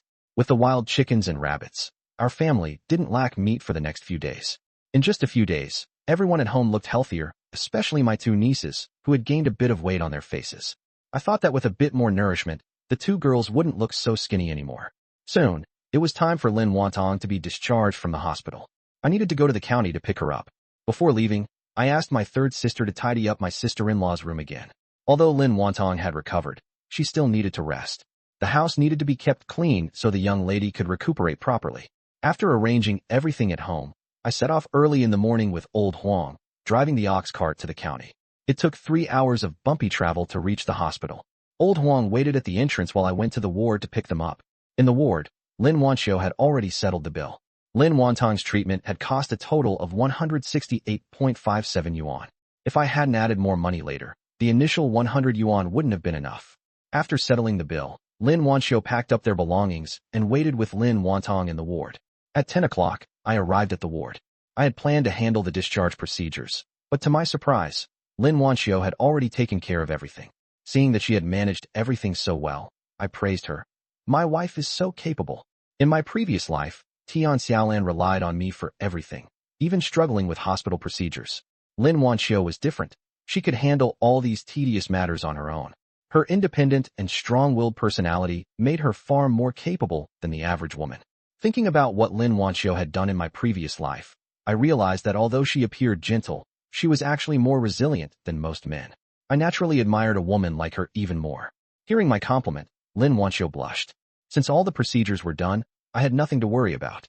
I asked the doctor about the precautions for Lin Wanqiu's recovery after discharge, then left the hospital with the 2 sisters. I didn't head straight back to the production team, but took them to the supply and marketing cooperative first. I planned to stock up on some supplies, like malted milk for Lin Wanqiu's recovery. Additionally, I wanted to get new clothes made for the 2 sisters. I took them to the supply and marketing cooperative so they could choose the fabric themselves. My family isn't particular about fabric. Having new clothes is enough for us. But Lin Wanqiu and her sister came from the capital and were once the daughters of high-ranking officials, so they likely had higher standards in this regard. Since I didn't know their preferences, I brought them along to choose. When Lin Wanqiu saw that I wanted to buy fabric for them to make clothes, she initially refused. After spending so much money on her sister's treatment, how could she feel comfortable spending more of my money? But I insisted, saying that everyone in the family had gotten fabric for new clothes, so Lin Wanqiu had no choice but to accept. Each of the sisters chose a piece of floral dacron fabric, just right for making dresses that could be worn in this season.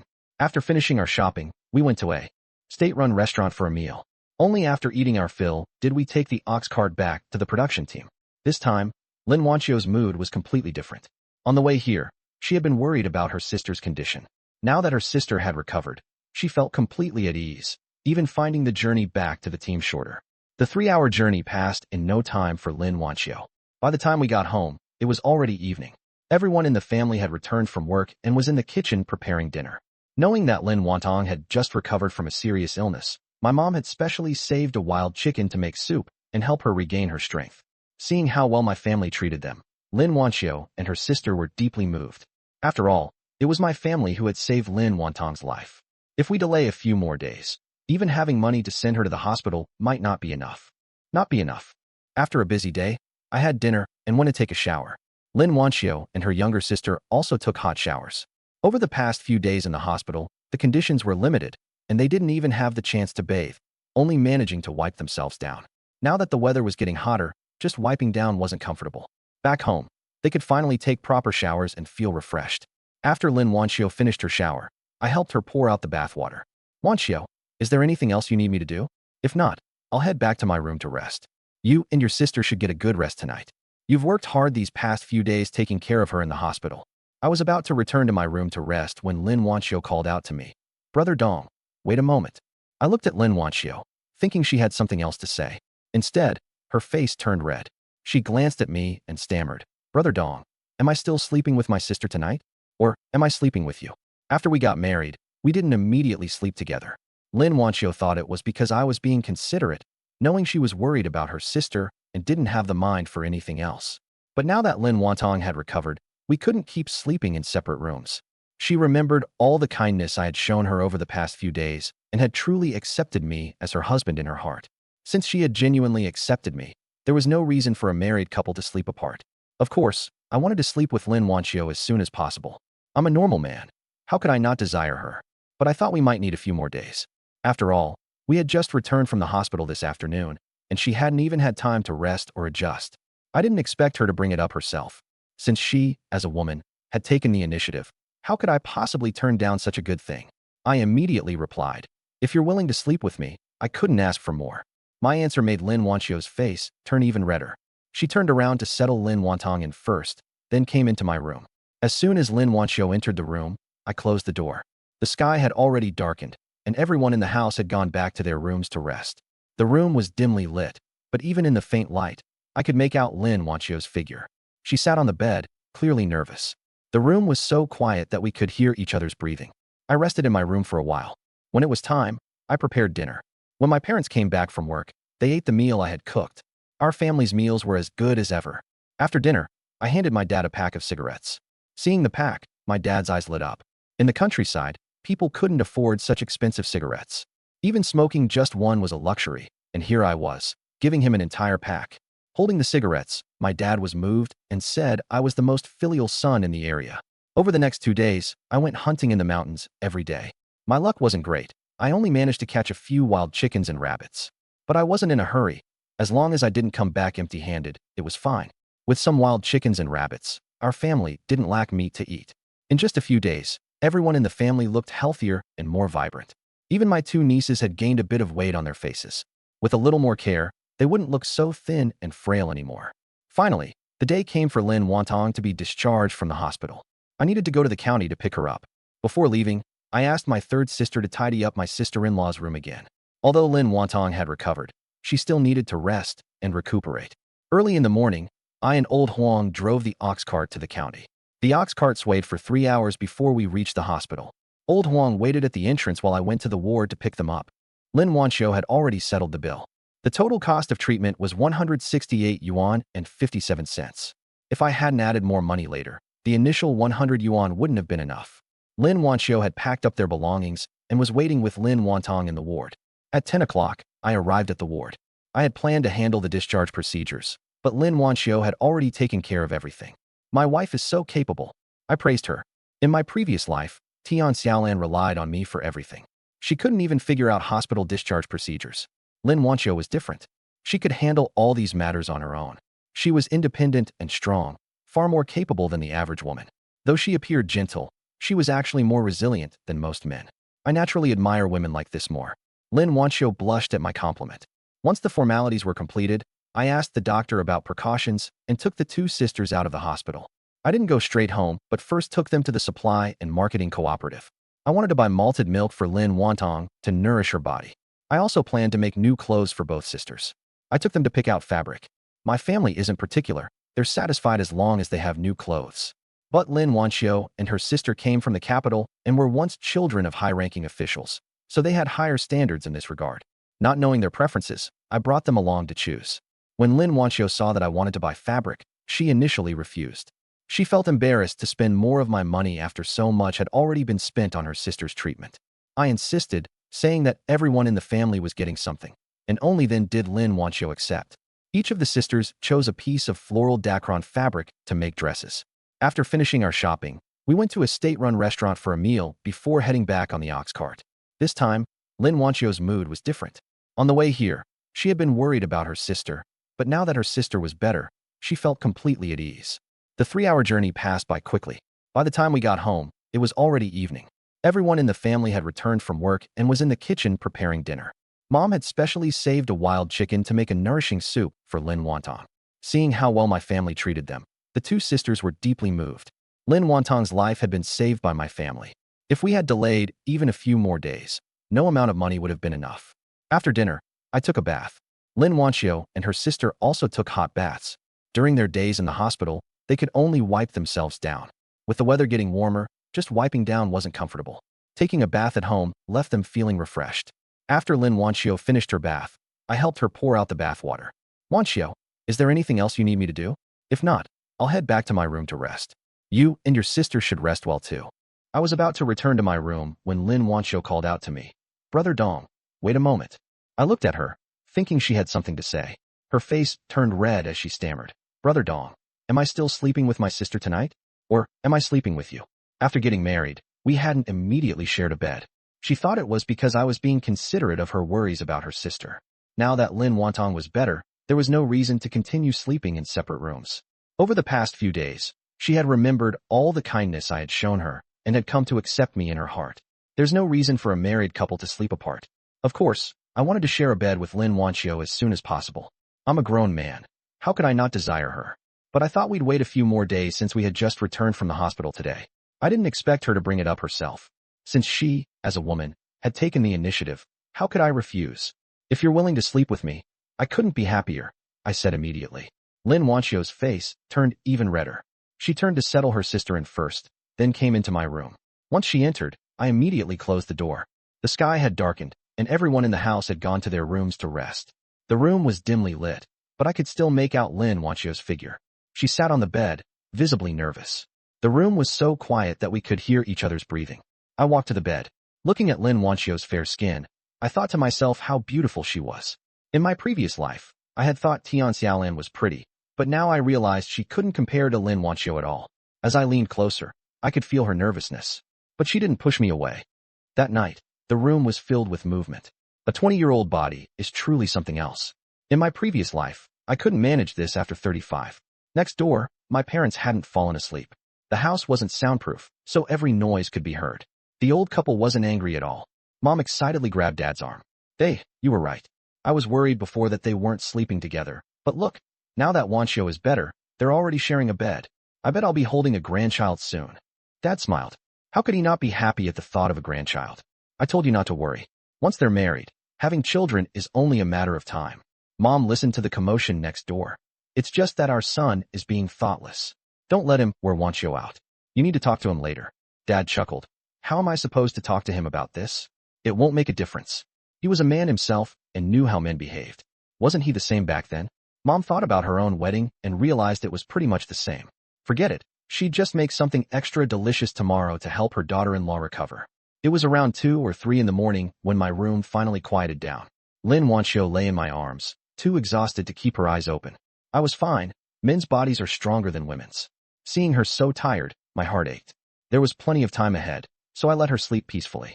The next day, I got up as usual. Even though I had only slept in the early hours, I didn't feel tired at all. This body was much stronger than in my previous life. Lin Wanqiu was still sound asleep. I didn't disturb her and quietly left the room. Third sister had made breakfast, chive pockets and millet pumpkin porridge. Lin Wanqiu had already finished eating. Mom and Dad had just sat down. Dad looked at me, full of energy despite the late night, and his eyes were filled with envy. Third sister asked, why isn't sister-in-law up for breakfast? Should I call her? Mom quickly stopped her. No. Let her sleep a bit longer. She was worn out last night. Mom lived next door and knew exactly when we had quieted down. Third sister was puzzled. What did sister-in-law do? I saw her go back to the room pretty early. Third sister wasn't married and didn't understand these things. Mom hurriedly said, why are you asking so many questions? Just let her sleep. She can sleep until noon if she wants. Third sister muttered, I'm just worried the breakfast will get cold. It's fine. I kept Wanqiu's portion warm in the pot, Mom said. I thought to myself, Mom really was experienced. She thought of everything. After Mom, Dad, and third sister finished breakfast, they went off to work. I picked up my sickle and prepared to head to the mountains. Even though I was now a 1,000 yuan household, I still had to support my wife, sister-in-law, and the whole family. The pressure wasn't small. Just as I stepped out, I saw Su Yang walking over. Brother Dong, he greeted me warmly. Su Yang was a childhood friend I had grown up with.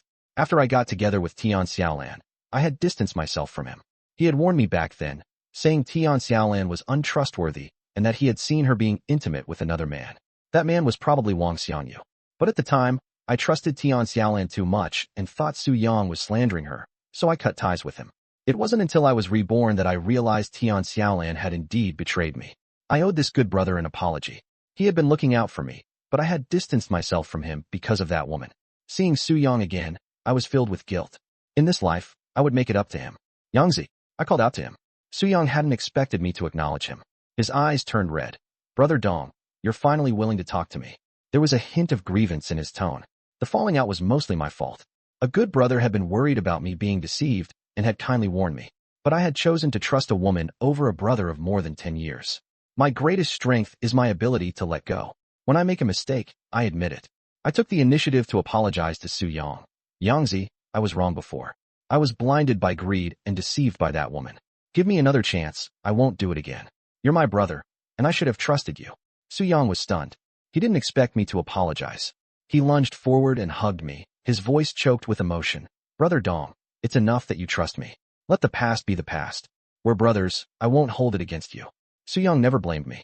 There's a reason for that. We grew up wearing the same pair of pants, so to speak.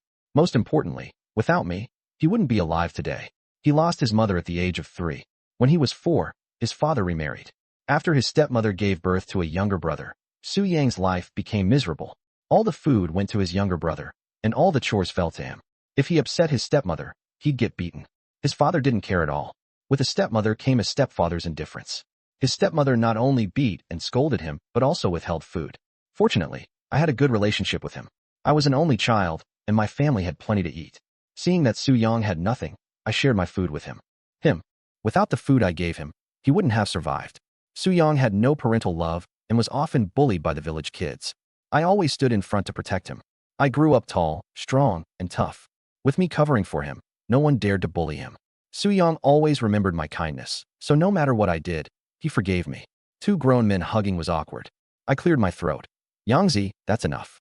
If someone sees us, they might think we have some improper relationship. I'm a straight man, not interested in men. Su Yang quickly let go and chuckled sheepishly. Brother Dong, I got carried away. By the way, what I said about Tian Xiaolan is true. Breaking off the engagement with a woman like her is a good thing. I patted his shoulder. I know. That woman's lover is a male, educated youth. Su Yang suddenly understood. No wonder he looked so refined, wearing glasses, not like someone from the countryside. What kind of taste does Tian Xiaolan have? Falling for that pretty boy? Brother Dong, that pretty boy is nowhere near your level. I thought the same. In terms of height and looks, Wang Xiangyu couldn't compare to me. Although he later got into college, I made my fortune in business, and plenty of college graduates work for me. It's just that Tian Xiaolan had poor judgment. Having been reborn, I couldn't be bothered to tangle with a woman like her. She liked Wang Xiangyu? Fine, let them be together. I'd make her realize that choosing Wang Xiangyu would make her regret it for the rest of her life. Letting her live in regret was more torturous than killing her. I collected my thoughts. Yangzi, let's not talk about that woman anymore. My current wife is 800 times better than her. If she doesn't marry me, she's the one losing out. Su Yang nodded. Exactly. Brother Dong, your wife now is so much better than her. You're lucky to have married such a beautiful city girl. Although he didn't attend the wedding banquet, he saw the bride from afar. When he saw Lin Wanqiu all dressed up, she looked like a fairy. I teased him. What? You want to marry a city girl too? I'll have your sister-in-law introduce someone for you. Su Yang blushed. Brother Dong, with my situation, how could I dare dream of marrying a city girl? I'd be lucky if a village girl is willing to marry me. Su Yang had a clear understanding of himself. Without a mother, and with a father who was no better than a stepfather, who would want to marry him and live a hard life. He had a girl he liked in his heart, but didn't dare to say it. Even if she liked him back, he couldn't offer her a future. In his previous life, Su Yang never got married. No matter the era, a man needs certain conditions to get married. Without parental support, not even having a house to marry in, how could a girl agree? Even if the girl was willing, would her parents be? A man who doesn't marry won't have children. When he grows old, he'll be all alone. Su Yang is my brother, and I can't watch him end up like in his previous life. I said, Yangzi, if you want to get married, you'll have to rely on yourself. You can't count on your father and stepmother. Su Yang nodded. I know. I can't rely on them now anyway. From now on, work hard to earn money, build your own house, and marry a wife. Su Yang's eyes were filled with desolation. Brother Dong, with the little work points I earn, building a house and getting married would take forever. In the countryside, it's not just about working hard. A family toils for an entire year, and the brigade only distributes a few dozen yuan. For him alone, earning 10 or 8 yuan would already be a lot. Even if all the money were given to him, it still wouldn't be enough to build a house and get married. Moreover, the work points he earns are taken by his family, leaving nothing in his hands. At this rate, It would be even more impossible for him to build a house and marry a wife. I said to Su Yang, relying solely on work points, you won't be able to build a house or marry a wife. Yangzi, come hunting in the mountains with me, and I'll help you make money. Having been reborn, I wanted to help Su Yang change his fate. To change his life, he needed to earn money. Just giving him money? This kid has pride and definitely wouldn't accept it. So, I decided to take him along. Su Yang's eyes widened. Brother Dong, you're really taking me to the mountains? The sudden good fortune left him stunned. I smiled. Why wouldn't I? You're my brother. But hunting in the mountains isn't easy, and there are risks. Think it over before you decide. Su Yang didn't hesitate. Brother Dong, I'm willing. I'm not afraid of hardship or exhaustion, and with you, I'm even less afraid. Hearing this, I was very satisfied. If someone only wanted to change their life without being willing to put in the effort, they'd be like mud that couldn't stick to the wall. Su Yang was willing to strive forward. If I gave him a hand, he could carve out a good future for himself. All right, from now on, you'll come with me whenever I go to the mountains. I'm heading there today. Are you coming now or next time? Su Yang got anxious. Brother Dong, I'll go today. Wait for me. I'll just let the team leader know. All right, I'll wait for you. Su Yang ran off happily. Seeing how excited he was, I couldn't help but smile. In less than 10 minutes, he was back. Brother Dong, let's go. You're pretty quick. I was afraid you'd get impatient, so I ran faster. All right, let's go to the mountains. On the way, Su Yang kept staring at my Type 56 semi-automatic rifle. Brother Dong, this gun is really something. It's different from regular hunting rifles, isn't it? You have a good eye? This is a Type 56 semi-automatic, a military-grade gun. Of course, it's different. Su Yang looked at me with admiration. Where did you get it? Military guns aren't easy to come by, right? I bought it for 500 yuan. Su Yang gasped. 500 yuan. Selling him wouldn't even fetch that much. Brother Dong just bought it like that. It seemed hunting was much better than farming. Following Brother Dong, he could quickly earn enough to build a house and get married. We made our way up the mountain. Although Su Yang had never hunted before, he was used to hard labor from a young age. His father and stepmother were no good, and once he grew up, they made him do all the heavy work. Over time, he built up his strength. After walking 2 hours of mountain trails, he kept up just fine. If he couldn't keep up, taking him along would have been a burden. In those 2 hours, we didn't encounter any prey, but we did gather some mushrooms and toss them into the basket. I felt thirsty and sat down on a rock. Su Yang, take a break and drink some water, I called out to him. After walking 2 hours on mountain paths, it was time to rest. I picked up the water bottle, took a few gulps, and then tossed it to Su Yang. He caught it and drank as well, not minding that I had already drunk from it. After resting for a while, I estimated it was almost 10 o'clock. I wondered if Lin Wanqiu was awake yet. Thinking about last night made my chest feel warm. That girl had such a great figure, slim waist, smooth skin, and all the right curves. I couldn't let my thoughts wander further, so I quickly took another gulp of water. At that moment, Lin Wanqiu had just woken up. Thinking about last night made her blush. Even after a night's rest, her whole body still felt exhausted. Seeing the sunlight streaming onto the bed, she realized it was already late. It was all Chun Weidong's fault. She thought about how she was now the daughter-in-law of the Chen family. Sleeping in so late on her first day back from the hospital didn't seem appropriate. If word got out, people would call her a lazy woman. Lin Wanqiu quickly got out of bed, but her legs gave way, and she almost fell. After taking a moment to steady herself, she slowly walked out of the room. Auntie, Pandaya and Pan Area greeted her. Lin Wanqiu smiled at the two children. Wanqiu, you're awake. Chen Hanqin came out of her room. Lin Wanqiu blushed and nodded. You look pale. Didn't sleep well, did you? Why not rest a bit longer? There's nothing urgent at home. If you're tired, just sleep more, Chen Hanqin said. She was experienced and could tell at a glance that her younger brother had kept his wife busy last night. Big sister, it's already late. I can't sleep until noon, Lin Wanqiu said, her face still red. Chen Hanqin thought for a moment and agreed. Breakfast hadn't even been eaten yet. Wanqiu, go freshen up. There's breakfast kept warm for you in the pot. I'll bring it over. Big sister, no need. You're pregnant, and it's inconvenient for you. I'll get it myself. Lin Wanqiu quickly stopped her. All right, it's in the pot in the kitchen, Chen Hanqin said as she returned to her room to continue sewing clothes. After washing up, Lin Wanqiu went to the kitchen to get her breakfast. Her in-laws had saved food for her, and it warmed her heart. Because her in-laws were so kind, she decided to forgive Chen Weidong for last night's antics. Su Yang and I rested for a bit before continuing to carry the Type 56 rifle forward. Half an hour later, I dug up a wild ginseng plant. Though it wasn't as valuable as cultivated ginseng, it could still fetch some money. The last one I found was used by my dad to make medicinal wine. This one could be sold for cash. Brother Dong found wild ginseng. Su Yang cheered, sharing my excitement. After walking for so long, we finally had some results. After storing the ginseng, I told Su Yang to sit down and eat something. It was lunchtime, and we were already hungry. I handed Su Yang an oil pancake. He usually didn't get to eat such good food and devoured it with relish. Following Brother Dong was great. Even the meals were better than usual. After eating and drinking our fill, we continued forward. Brother Dong, there's movement. Su Yang suddenly stopped and whispered, pointing ahead. I looked in that direction and saw some movement in the waist-high grass. You've got sharp eyes, I praised him. Su Yang beamed with pride. He couldn't shoot, so he thought he wouldn't be much help, but he was the first to notice this. Carrying the Type 56 rifle, I quietly approached the area. The prey was alert and immediately bolted. 2 mountain goats emerged from the grass, one weighing about 70 or 80 pounds. 2 goats of this size could sell for a good amount of money. I raised my gun and aimed. Bang! 1 goat fell to the ground. The other, startled, tried to escape. I didn't give it a chance and aimed again. Bang! Birds scattered in fright. The second goat was also hit and collapsed. I put away the gun. This Type 56 rifle was something else. Military-grade weapons were indeed powerful. The 500 yuan I spent on it was worth every penny. Brother Dong, you're amazing. If you join the army, you'd definitely be a sharpshooter. Su Yang looked at me with admiration. I'm far from professional soldiers, I said with a smile. Su Yang thought I was just being modest. He believed that if I trained like a soldier, my marksmanship would surpass theirs. Today's harvest is not bad, and you contributed a lot by noticing the movement. I pointed to the 2 goats on the ground. Each of us carries 1 down the mountain.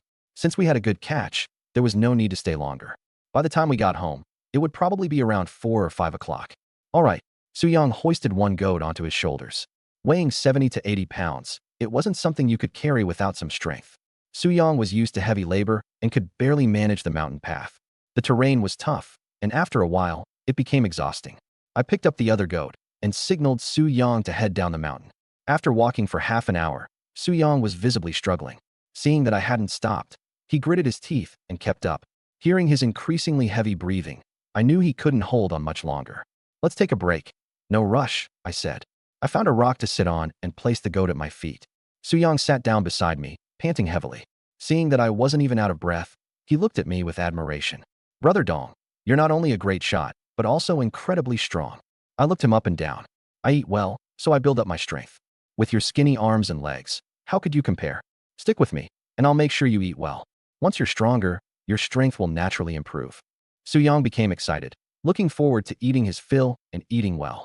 After resting twice, we finally reached the foot of the mountain around 4 o'clock. The team members were about to finish their work for the day. Having caught 2 goats, we had to hand over half according to the rules. Instead of going straight home, I first went to find my uncle, Chen Dajiang, to turn in 1 goat. Su Yang felt the loss. Brother Dong, we worked so hard to catch these. Giving up 1 is such a waste. It's fine, we still have 1 left. Big game is hard to hide, and if we're caught, it'll cause trouble. In the future, rare herbs and other easily hidden items won't need to be handed over. I had another reason in mind. Our family situation would only improve, and our expenses were predictable. If we didn't turn in anything and had no other visible source of income, people might suspect us of hoarding or selling things secretly, which could lead to reports.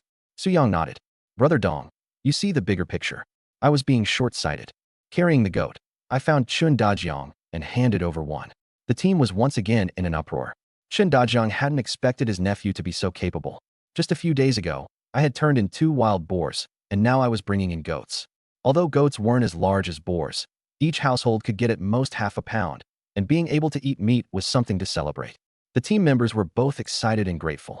Who would have thought that the troublemaking kid from before would now be so skilled? Chen Dajiang instructed the scorekeeper to record work points for me. The larger the game, the more points were awarded. This time, I earned 70 work points, equivalent to what an average team member would earn in 10 days. I glanced at Su Yang. Uncle, Su Yang also contributed to catching this goat. Can you give him some points too? Chen Dajiang hesitated. I had already been awarded 70 points, and giving Su Yang points would increase the total. Sensing my uncle's dilemma, I said, Uncle, take 20 points from my share and give them to Yangzi. Chen Dajiang immediately agreed. Su Yang protested. Brother Dong, there's no need. I didn't do much. Even 10 points would be too much. Do as I say, I insisted firmly. Su Yang stopped arguing. After the points were recorded, I carried the remaining goat home. Chen Dajiang called the team members to start dividing the meat. Once home, I asked Su Yang to help process the goat. After we finish, you won't take any meat home. Stay for dinner at my place tonight. Tomorrow, We'll sell the meat in the county, and I'll split the money with you. I knew the nature of his father and stepmother. Any meat he brought home wouldn't end up in his stomach. It was better to let him eat here and ensure he got his share. Understanding my intentions, Su Yang's eyes reddened. All right, Brother Dong, I'll do as you say. I went to the kitchen to get some tools. Pan Dia and Pan Arya saw the goat and ran over excitedly. Dia asked, Uncle, did you bring this back from the mountain? I nodded with a smile. Yes, this is the game your uncle hunted in the mountains. The two little girls' eyes were filled with admiration as soon as they heard this. Uncle, you're amazing. Although I knew it was flattery, it was still pleasant to hear. Uncle, does this mean we can eat meat again tonight? Pan Arya looked at me eagerly, even swallowing her saliva. Looking at this little foodie, I chuckled. Yes, tonight we're having lamb. Are you happy? The little girl, thinking of the delicious meat, nodded vigorously. Yes. The others in the house came out as well, and they were all pleasantly surprised to see the goat. Lin Wanqiu and her sister's eyes were filled with undisguised admiration. Lin Wanqiu stepped forward. Brother Dong, you're incredible. Hearing my wife praise me made me feel even better. In my previous life, Tian Xiaolan never praised me like this. No matter how much I achieved, I never received a word of acknowledgement from her. I even doubted whether I wasn't doing well enough. Now I understand. It wasn't that I wasn't good enough. It was that I never had a place in her heart. Thankfully, in this life, I found a woman who appreciates me. I smiled. Well, you should know who your man is. Lin Wanqiu's face turned slightly red. Su Yang greeted her politely, sister-in-law. Lin Wanqiu didn't know him, so she asked for his name. Sister-in-law, my name is Su Yang. I'm Brother Dong's good buddy. We grew up wearing the same pair of pants. Su Yang and I worked together, and in half an hour, we had processed the goat. The lamb could be sold for money, but the offal and other parts weren't worth much, so we kept them for ourselves. I cut a few pounds of lamb, planning to make dumplings for dinner. I started cleaning the offal, with Su Yang helping beside me. Chun Hongxin wanted to help, but knowing I didn't like her doing chores, she went back inside to continue sewing clothes. Lin Wanqiu wanted to help, but I stopped her directly. Wife, you already worked hard last night. Take a rest. I'll handle this. Lin Wanqiu's face instantly turned red, and thinking about last night, her face felt as hot as if she had a fever. Su Yang covered his mouth and chuckled beside us. Seeing him laugh, Lin Wanqiu became even more embarrassed, wishing she could find a hole to hide in. I glared at him. What are you laughing at? Brother Dong, I didn't expect you to dote on your wife so much. I snorted. How could I not dote on my own wife? Your sister-in-law is so beautiful, like a fairy. Shouldn't I treasure her? Su Yang nodded repeatedly. Exactly, exactly. Sister-in-law is so wonderful, you should pamper her more. After finishing with the offal, I went to the kitchen to make lamb soup. Su Yang was surprised. Brother Dong, you know how to cook? Yes, I watched the chefs who prepared banquets before. I've been trying it out these past few days, and it's not bad. Su Yang gave me a thumbs up. Lin Wanqiu didn't expect me to know how to cook, and her impression of me improved even more. In this era, men were typically very chauvinistic and rarely willing to step into the kitchen. When I started chopping meat to make dumpling filling, my parents and third sister came back from work, carrying a small piece of lamb distributed by the brigade. Zhang Shufan and Chun Hongyan went to the kitchen to help. Lin Wanqiu also joined in to make dumplings. I prepared the filling, and everyone worked together to wrap the dumplings. It didn't take long to finish. I cooked the first batch and let the women eat first, while the men waited for the next batch. Lin Wanqiu and her sister were amazed by the lamb dumplings, shocked by my cooking skills. These dumplings were even better than those from state-run restaurants. The rest of the Qin family was calm, already knowing how good my cooking was. Su Yang, who didn't often eat meat, thought the meat-filled dumplings were incredibly delicious. We cooked several batches, and everyone ate until their stomachs were full. After drinking the lamb soup, they all felt like they were living a heavenly life. Su Yang let out a loud burp. Brother Dong, I'm full. I should head back now. Won't you eat a bit more? No, Brother Dong, I'm stuffed. He had eaten 2 big bowls of dumplings and 2 big bowls of lamb soup, so he was indeed full. All right then, I'll let you know next time we go up the mountain. Okay, Brother Dong. After Su Yang left, we tidied up a bit. Chen Hongyan washed the pots and dishes and started heating water for baths. The weather was hot, and after working in the mountains and fields, everyone was sweaty. Not bathing would leave them feeling sticky and uncomfortable. I was just about to take a bath when Ma Zhaodi stormed in angrily. Su Yang's stepmother, named Ma Zhaodi, had a name typical of rural families that favored boys over girls. The moment she arrived, I knew it wasn't going to be anything good. Aunt Zhaodi, what are you here for? My tone was cold. She mistreated Su Yang, so why should I be polite? Ma Zhaodi stood with her hands on her hips. Chen Weidong, you've gone too far. Su Yang went hunting with you and brought back a whole sheep, and all you gave him was 1 meal? Not even a bit of meat. I immediately understood. This woman was here to take advantage. And Zhaodi, that's right, Yangzi did go up the mountain with me today, but he was helping me, not partnering with me to hunt. I credited him with 20 work points and gave him a meal. How did I take advantage of him? Ma Zhaodi wasn't willing to back down. Helping? If you hunt together, you should split the game. How about this? You take 2/3, and Su Yang takes 1/3. I sneered. The division of the game was agreed upon between Yangzi and me from the start. Without him, I could have hunted the game on my own just the same. Chen Weidong, Su Yang is your brother, and you're this heartless? Heartless? You're the stepmother who mistreats Yangzi, and now you show up at my house because you smell me? If you dare to make trouble here, I won't hesitate to throw you out. I stared her down, my tone icy. Ma Zhaodi was intimidated by my demeanor. My mom heard the commotion and came out. Seeing Ma Zhaodi causing trouble for me, she immediately slapped her hard across the face. Spit! Shameless woman! How dare you call my son heartless? Everyone in the brigade knows how you mistreat your stepson. Now you come asking for meat. Even if we gave it to you, it wouldn't reach Su Yang's mouth. It'd just end up in your stomach and your son's. I was a bit stunned. My mom was fierce. Ma Zhaodi clutched her face and wailed. She hit me. The Chen family is bullying me. Her shout was loud enough for half the brigade to hear. Neighbors started coming out to watch the drama. Ma Zhaodi cried and complained. Chen Weidong went hunting with Su Yang, only gave him one meal, and didn't share any meat. I came to demand justice, and Zhang Shufan hit me. She stood with her hands on her hips. Even if the brigade leader is your relative, you can't act so arrogantly. You must compensate me. My mom was furious. Compensate? Where do you get the nerve, you shameless woman? You come here to take advantage and expect not to get hit. She turned to the onlookers. Everyone, judge for yourselves. Su Yang helped my son Weidong, and Weidong gave him 20 work points and a meal. Now Ma Zhaodi is demanding 1/3 of the mutton. Su Yang himself hasn't said anything. What right does his stepmother have to make a scene? Ma Zhaodi argued. Su Yang is too shy to ask for it himself. As his stepmother, I have to stand up for him. My mom spat at her. You just want the meat for yourself. Who doesn't know how you treat that child? Most of the onlookers thought Ma Zhaodi was being unreasonable. Chen Weidong giving 20 work points and a meal was already generous. However, a few people who were jealous of my family sided with Ma Zhaodi. I am Chen Weidong. Today, I'm absolutely fuming. The villagers don't actually think Ma Zhaodi is in the right. They're just jealous of my family. Last time, I caught 2 wild boars, sold them for a good amount of money, and later bought a bicycle. Who wouldn't be envious? Now I've hunted a mountain goat, handed one over to the brigade, and kept one for myself. Dozens of pounds of mutton can sell for a lot. The brigade is poor, and seeing my family doing well, the small-minded ones start getting bitter. Hu Qiuju was the first to jump in. Weidong, you're not being fair. A whole goat weighs so much, and all you gave Su Yang was 1 meal? At most, he ate 2 pounds of meat. The rest is all yours. This Hu Qiuju lives a few houses down from us and loves to take advantage. My mom has fought with her several times. Just as my mom was about to charge at her, Su Yang showed up. He directly confronted Hu Qiuju. Auntie, you're wrong. My brother Dong made it clear beforehand. I was just helping, not sharing in the game. He gave me 20 work points and a meal with meat. I'm the one who got the better deal. Brother Dong handed over 1 goat to the brigade, and you got a share of the mutton. Instead of being grateful, you call him heartless? That meat would be better fed to dogs than given to you. Hu Qiuju's face turned red with anger. My mom felt vindicated. This kid hasn't been spoiled for nothing. Su Yang turned to Ma Zhaodi again. Aunt Ma, how can you do this? I was just helping out. I didn't contribute much effort. So why should I get a share of the meat? Brother Dong brought me along because he sees me as a brother. He could hunt just fine on his own. If you do this, I won't have the face to see Brother Dong again. Ma Zhaodi was still unwilling to give up.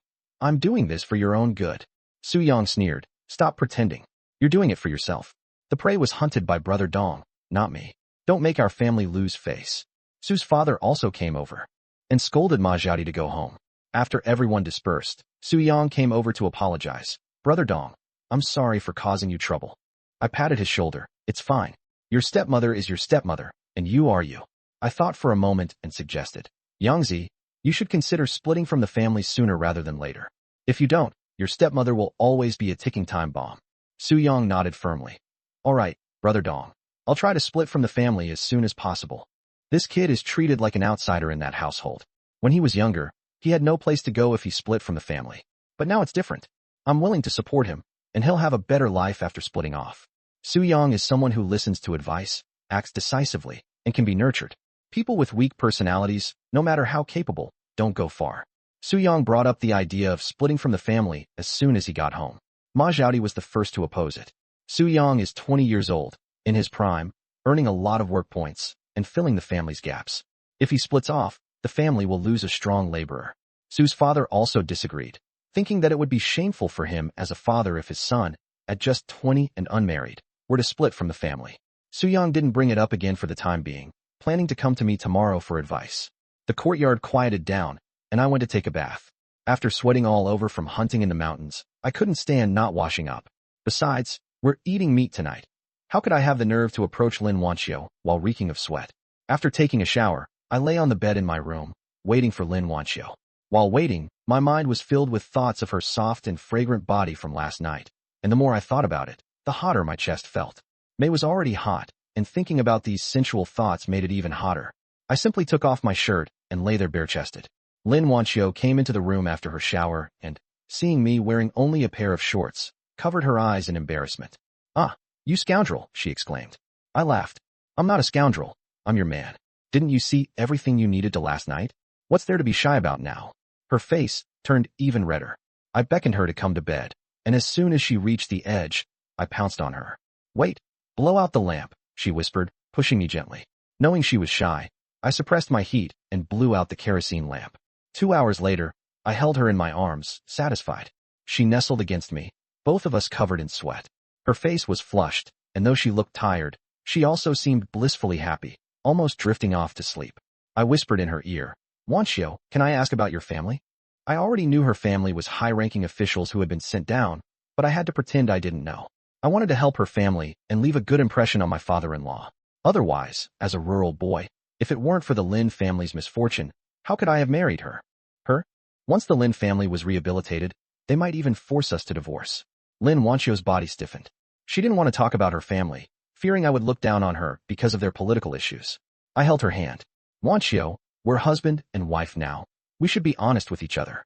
You've had such a hard time coming to the countryside with your little sister. Something must have happened to your family. Don't worry, I just want to help them." Her eyes reddened, and she told me everything about her family. The Lin family had been high-ranking officials since her grandfather's generation, who had fought to establish the country. But they were sent down because they had sided with the wrong faction. Now her grandfather, parents, second uncle, and second aunt were all at a farm in the northwest. Her eldest brother, who was in the military, had been suppressed because of their parents' situation and transferred to the most remote island. Her second brother had also been sent to the countryside. She and her younger sister had come to the Hongqi production team. After she finished, she anxiously waited for my response. I said, "Wanqiu, they're your parents, so they're my parents too. We'll help them as much as we can. Write them a letter and tell them about our marriage. I'll prepare some grain, supplies, and ration tickets to send to them." Lin Wanqiu hadn't expected this reaction from me. Her nose tingled, and she hugged me tightly, pressing her face against my chest. "Dongji, you're so good to me. Marrying you is the luckiest thing that's ever happened to me. I should be the lucky one. If it weren't for your family's troubles, as a high-ranking official's daughter, how could you have ended up with a rural guy like me? But I'm not that anymore. You don't look down on me and even want to help my family. I'm the lucky one to have married such a good man," she said, snuggling closer to me. Her movement reignited my fire. I rolled over and pinned her down. "If you think I'm a good man, then show me your gratitude properly." Lin Wanqiu knew exactly what kind of gratitude I wanted. Though she was exhausted, she couldn't bear to refuse me and took the initiative to wrap her arms around my neck and kiss me. Her initiative made my blood boil even more. Afterward, she was drenched in sweat. I got out of bed to fetch water and wiped her body clean. She was so sleepy that she closed her eyes and enjoyed it in a daze. Once I finished, I held her as we fell asleep. The next morning, when I woke up, Lin Wanqiu was still asleep. I got up quietly, careful not to disturb her. Breakfast was simple. Shen Hongyan used the mutton soup from last night, added some greens, and cooked some sweet potato noodles. I drank a bowl of lamb offal vermicelli soup, warming my stomach and feeling very satisfied. After eating, I told my family that I needed to go to the county town to sell the lamb meat processed yesterday. Apart from what we kept for ourselves, there were 40 pounds of lamb left. On the black market, lamb sold for 2 yuan per pound, so 40 pounds could fetch 80 yuan. A worker only earned 30 yuan a month, so this was equivalent to nearly 3 months' wages. Now, I could openly ride my bicycle to the county town, which took just over an hour, and I could still make it back in time for lunch. I packed the lamb into a bag and tied it to the back seat. In these times, carrying dozens of pounds of meat was too conspicuous, so I had to keep it hidden. After riding for half an hour, I ran into Tian Xiaolan again. She and Wang Xiangyu were sitting on an ox cart, heading to the county town to pick up a package. Tian Xiaolan was hoping Wang Xiangyu's family would send more money and ration tickets so she could buy meat and clothes. Seeing the two of them made me feel unlucky, especially that wretched Tian Xiaolan. Just looking at her made me sick. I quickly pedaled away, trying to leave. They first noticed my bicycle, as it was rare for anyone in the countryside to afford one. When Tian Xiaolan saw it was me, she froze, unable to believe that I could own a bicycle. She rubbed her eyes to make sure she wasn't mistaken, and her expression turned complicated. Ever since the engagement was called off, my family's life had been getting better, and now we even had a bicycle. Wang Xianyu also recognized me, and when he saw Tian Xiaolan staring at me, his expression darkened. Someone on the ox cart recognized me and deliberately said loudly to Tian Xiaolan, "Xiaolan, isn't this your former fiancé? He's riding a bicycle now. With such good conditions, how could your family bear to call off the engagement? If it were me, I wouldn't have let him go." Another girl chimed in, "Exactly, Xiaolan. Comrade Chen not only has good conditions, but is also tall and handsome. What were you thinking? You even agreed to your mother asking for more dowry. If it weren't for that extra 200 yuan, you'd already be married to him." Tian Xiaolan's face turned ugly, and she quickly said, "You're all so shallow. So what if his conditions are good? I'm pursuing spiritual compatibility, not material things. He's just an uneducated peasant. I wouldn't look twice at him." Hearing this, Wang Xianyu's expression improved slightly, but the others on the ox cart thought she was being pretentious. I pedaled my bicycle further away, but my hearing was sharp, and I heard everything they said. Hearing Tian Xiaolan's words, I sneered. In this lifetime, I would grant her wish and see how far her so-called spiritual compatibility with Wang Xianyu would take them without the material support I could provide. I wasn't in a hurry to deal with this scumbag couple. Watching them go from love to hate would be far more entertaining. If I sought revenge now, I'd only hurt their bodies, not their hearts. When I arrived in the county town, I found a secluded spot to store my bicycle in my space and changed into a different outfit before coming out. I went to find Brother Biao and took out the lamb meat. Brother Biao's eyes lit up. Meat was a scarce commodity, and even pork was hard to come by, let alone lamb. After inspecting the meat, Brother Biao said, "The lamb is very fresh. I'll give you 2.2 yuan per pound. How about that?" This was 2 cents higher than I had expected. I said, "Brother Biao, 2 yuan per pound is fine. Could you help me get some national ration tickets?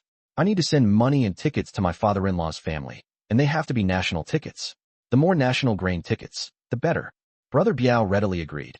"No problem. 2 yuan per pound, and I'll throw in some national tickets for you." I then took out some wild ginseng. "Brother Biao, are you interested in this?" Brother Biao examined it. "Wild ginseng is much cheaper than cultivated ginseng. I'll give you 20 yuan for this plant." "Deal." I thought the price was fair. "Deal." Brother Biao settled the account with 100 yuan in cash, along with 100 pounds of national grain tickets, a few national industrial coupons, and several pounds of national sugar tickets. With the money and tickets in hand, I thanked him and left for the county supply and marketing cooperative. Since I was sending things to my father-in-law's family, I planned to buy food from the brigade and other items from the cooperative. I bought a can of malted milk, some canned goods, and fabric. I also planned to send the dried rabbit from home to my father-in-law's family. One rabbit wasn't enough, so I decided to enter the villa space and buy a few strings of cured meat through my phone. Besides food, I also needed to visit the county hospital to get some common medicines. They were undergoing reformation at the farm, eating poorly while doing heavy labor, which made it easy to fall ill. In such places, if you got sick, no one cared. If you had medicine, you could tough it out. If not, you could only wait to die. After buying things at the supply and marketing cooperative, I tied the goods to the bike. Just as I was about to leave, I suddenly remembered that Wanqiu wanted to write a letter to her parents, but we didn't have any paper or pens at home. So, I went back to buy a fountain pen, letter paper, and ink. Once I had everything, I rode back to the Hongqi production team, which took over an hour. Having a bicycle was indeed much more convenient, but I still missed the cars of the future. This distance would take just over 10 minutes by car, but now it took so long by bike. Unfortunately, private individuals couldn't buy cars at this time. Only work units had car purchase quotas. Forget it, no point thinking about it. In this era, many people didn't even have bicycles. I got home at 11, just as the family was returning from work. Everyone remarked on how convenient having a bike was. Wanqiu had just gotten up not long ago. She had slept in for 2 days straight, worried about being seen as a lazy woman. But no one in the family said anything. Instead, they encouraged her to rest more. I carried the goods into the house, and my mom asked, "Weidong, we haven't finished the last batch yet. Why did you buy so much again?" "Mom, this is for Wanqiu's parents. They're struggling, so I'm sending them some supplies." I hadn't told my parents about the Lin family being sent down to the countryside. I didn't want them to worry, nor did I want them to look down on Wanqiu because of it. My mom nodded. That's the right thing to do. Wanqiu's parents are your parents too. If they're in trouble, we should help. Wanqiu, listening from the side, was deeply moved. Mom, take out that dried rabbit. I'll send it along with the other things. My mom immediately fetched the dried rabbit for me. I'll go to Uncle's place to buy some fine grain to send over too. Go ahead, my mom said. I went to my uncle's house. My aunt, Li Guixiang, saw me and said, Weidong's here? Looking for your uncle. Yes, aunt. I'm here to buy grain. Li Guixiang called into the house. Da Jiang, Weidong's here to buy grain. My uncle came out and asked, your family hasn't gone through the last batch of grain that quickly, have you? Uncle, it's for my father-in-law's family. My uncle understood. Many educated youths were now buying grain from the brigade to send home, as buying grain here didn't require ration tickets. How much do you want? My uncle asked. My father-in-law's family had several people sent down, and the 100 jin grain ration Brother Biao gave them wasn't enough. I said, 100 jin of fine grain. My uncle was taken aback. In these times, people usually bought at most 10 or 20 jin of fine grain. Buying 100 jin like this was rare. All right, I'll go to the brigade office this afternoon to prepare it. Come pick it up in the evening. Do you want rice or white flour? 70 jin of rice, 30 jin of white flour. Rice is 14 cents a jin, and white flour is 18 cents a jin. Have the money ready. Got it, uncle. After that, I went to find Su Yang. Su Yang happened to be looking for me too and ran over excitedly. Brother Dong. I pulled him away from the Su family courtyard. Today, I went to the county and sold the remaining mutton. 40 jin of mutton sold for 80 yuan, and the wild ginseng sold for 20, making a total of 100 yuan. I'm splitting it with you, 50 yuan. Have you divided your household yet? If you have, I'll give you the money. If not, I'll hold on to it for you for now. Su Yang was overjoyed. 50 yuan was a huge sum. If he could earn more by following me, he'd have hope for building a house and getting married. But he quickly calmed down. Brother Dong, I was just about to talk to you about this. Last night, I brought up dividing the household, but they just won't let me. What should I do? Brother Dong, you're full of ideas. Help me think of a way.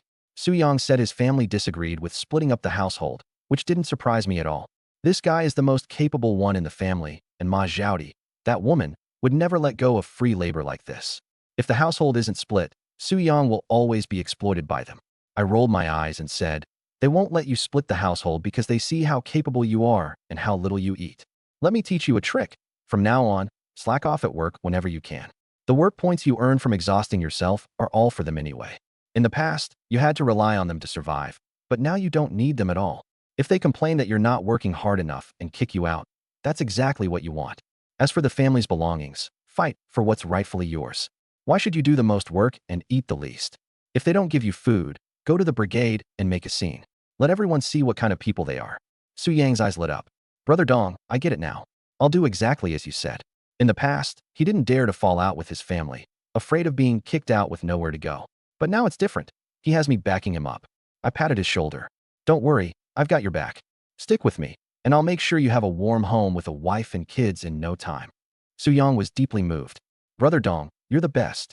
When I got home, lunch was just ready. Mixed grain rice, 2 vegetable dishes, and a bowl of steamed eggs. The steamed eggs were mainly for Lin Wanqiu to recover her health, and the 2 kids got a share as well. Though simple, everyone in the family thought it was pretty good.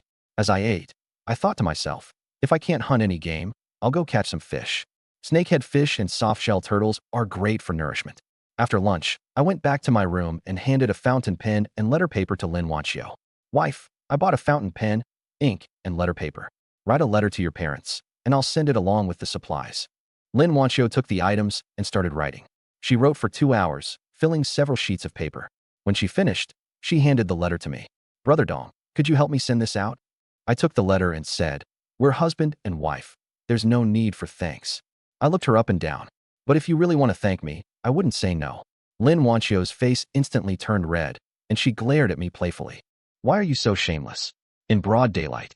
Seeing her shy reaction, I laughed even more. What's wrong with broad daylight?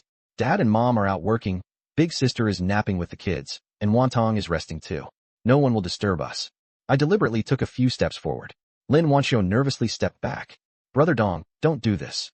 If someone sees us, I won't be able to face anyone. I noticed that Lin Wanqiu was truly frightened by me, so I stopped teasing her. I wrapped my arm around her waist and kissed her on the lips.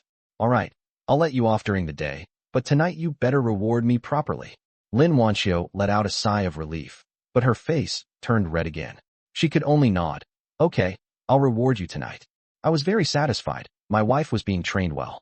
In the afternoon, I took a nap since there was nothing else to do. Hunting could wait until tomorrow. It was too late to head into the mountains now, and I had no intention of spending the night there. Over on Su Yang's side, he started slacking off in the afternoon as per my suggestion. Ma Xiaodi was unhappy. Su Yang, how many work points can you earn like this? Work faster. Su Yang replied indifferently. Aunt Ma, I'm not feeling well. Isn't it normal to work slower? A stepmother is no match for a real mother. If my real mom were here, she'd definitely let me rest. But you're blaming me for working slowly. He deliberately spoke loudly so that the other team members could hear. The surrounding team members began to look at Ma Xiaodi differently. This poor child. He used to be treated like a workhorse, and now that he's unwell, his stepmother is still blaming him. Ma Xiaodi's face turned red with anger. Su Yang, you're just pretending so you don't have to work. Su Yang sneered. Aunt Ma, do you have any proof? If you don't, then you're slandering me. When have I ever not earned full work points? Now that I'm not feeling well and want to take it easy, you're accusing me. Even if I weren't really unwell, with all the work points I've earned, what's wrong with taking a break? The team members felt Su Yang was right. This stepmother wanted to work him to the bone, yet her own son was so lazy he could grow mold, and she never said a word about it. The women with children felt sorry for Su Yang and started scolding Ma Xiaodi. At this moment, Su's father arrived, and Ma Xiaodi gave him a look. Su's father scolded. Yangzi, how can you talk to your Aunt Ma like that? She's still your elder. When you were little, she raised you, cleaning up after you and taking care of you. Su Yang felt both disappointed and amused. What kind of elder? I don't acknowledge her. Raised me? Have you ever let me eat my fill all these years? Given me clothes that fit? I walked barefoot in the freezing winter, and by the age of 15, I had to earn full work points. Is that what you call raising me? If I weren't lucky, I wouldn't even be alive today. As he said this, a look of sorrow appeared in Su Yang's eyes. The team members felt even more sympathy for him. They all said the same thing. With a stepmother comes a stepfather, and it was true. Su's father, feeling humiliated by his son's words, picked up a hoe to hit Su Yang. You ungrateful brat. Watch me teach you a lesson. The team members immediately stopped him. Su Laifu, everything the child said is true. How can you still hit him? The child has suffered so much, and instead of feeling sorry for him, you're scolding him. Exactly. Yangzi is so pitiful. He didn't make up anything. We've all seen it over the years. With parents like you, Yangzi must have the worst luck. Su Yang felt grateful to those who stood up for him. The people in their brigade were truly kind-hearted. At this moment, the brigade leader, Chen Dajiang, arrived. After understanding the situation, he scolded Ma Xiaodi and Su Laifu and told Su Yang to go home and rest. If you're not feeling well, just rest at home. There's no need to force yourself to work. Su Yang was delighted. It wasn't that he was slacking off. He just knew that if he didn't earn work points, his stepmother would be furious. Sure enough, Ma Xiaodi's face turned livid with anger, but she didn't dare question the brigade leader. She clenched her fists, thinking to herself that she wouldn't give Su Yang dinner that night. As for me, I went to the brigade office to collect grain after the team members finished work. Chen Dajiang had prepared 70 pounds of rice and 30 pounds of white flour. These were all refined grains, which many families couldn't bear to eat. They preferred to exchange them for coarse grains since a pound of refined grain could be traded for several pounds of coarse grain. I settled the payment and carried the grain home, packing it together with the other items I had prepared for my father-in-law. In addition to the ration coupons I exchanged with Brother Biao, I also prepared 200 yuan. Lin Wanqiu was deeply moved when she saw how much I had prepared for her family, especially the 200 yuan. She didn't know what to say and thought to herself that she could only make me feel even better tonight. Lin Wantong, after hearing from her sister about everything I had done for their family, felt grateful and grew to respect me even more as her brother-in-law. I packed up the items for my father-in-law and prepared to send them to the commune post office early the next morning. The commune has a postal point, which is more convenient than going to the county town. I plan to go early and return early. After mailing the items, I can still go up the mountain to hunt. If I want the whole family to live a good life, I need to go into the mountains more often. Dinner didn't include meat, but there were eggs. I plan to hunt some game tomorrow to add to our meals. During dinner, Zhang Shufan brought up the matter of Su Yang's family. That poor child Su Yang, without a real mother to protect him, it's just not the same. After hearing this, I thought to myself, Su Yang's counterattack has begun. This kid hasn't let me down. He listens to advice and has strong execution. In his previous life, if someone had helped him, he wouldn't have ended up unable to even marry a wife. This time around, with me guiding him, his life will be different. Over at the Su family's place, Ma Xiaodi finished cooking dinner and called Su Dafu and her 2 sons to eat, deliberately leaving Su Yang out. Why should someone who doesn't earn work points get to eat? Su Yang knew Ma Xiaodi was doing it on purpose. In the past, he didn't dare resist, but now, with my support, he's ready to turn this household upside down. Once the whole family was asleep, Su Yang sneaked into the kitchen. They wouldn't give him food. He'd make it himself. Su Yang scooped out a bowl of flour and took 2 eggs, preparing to cook egg noodles. Thinking about how he had worked the hardest and eaten the least all these years, he felt no guilt at all about making something good for himself now. He deserved it. Su Yang kneaded the dough, pulled the noodles, and lit the fire to heat the pot. Once the pot was hot, he poured in oil. The amount of oil he used was enough to last Ma Xiaodi half a month. In these times, oil was more precious than grain. Many families only used a small bottle of oil for the entire year.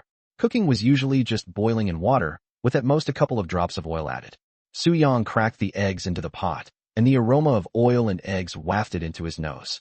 Once the eggs were fried, he added water to boil, then put in the noodles. A few minutes later, he sprinkled in some salt, and the dish was ready. Aside from the times his real mother had cooked for him when he was little, it had been ages since he'd had egg noodles. 2 big bowls of noodles quickly went down, and Su Yang ate with satisfaction.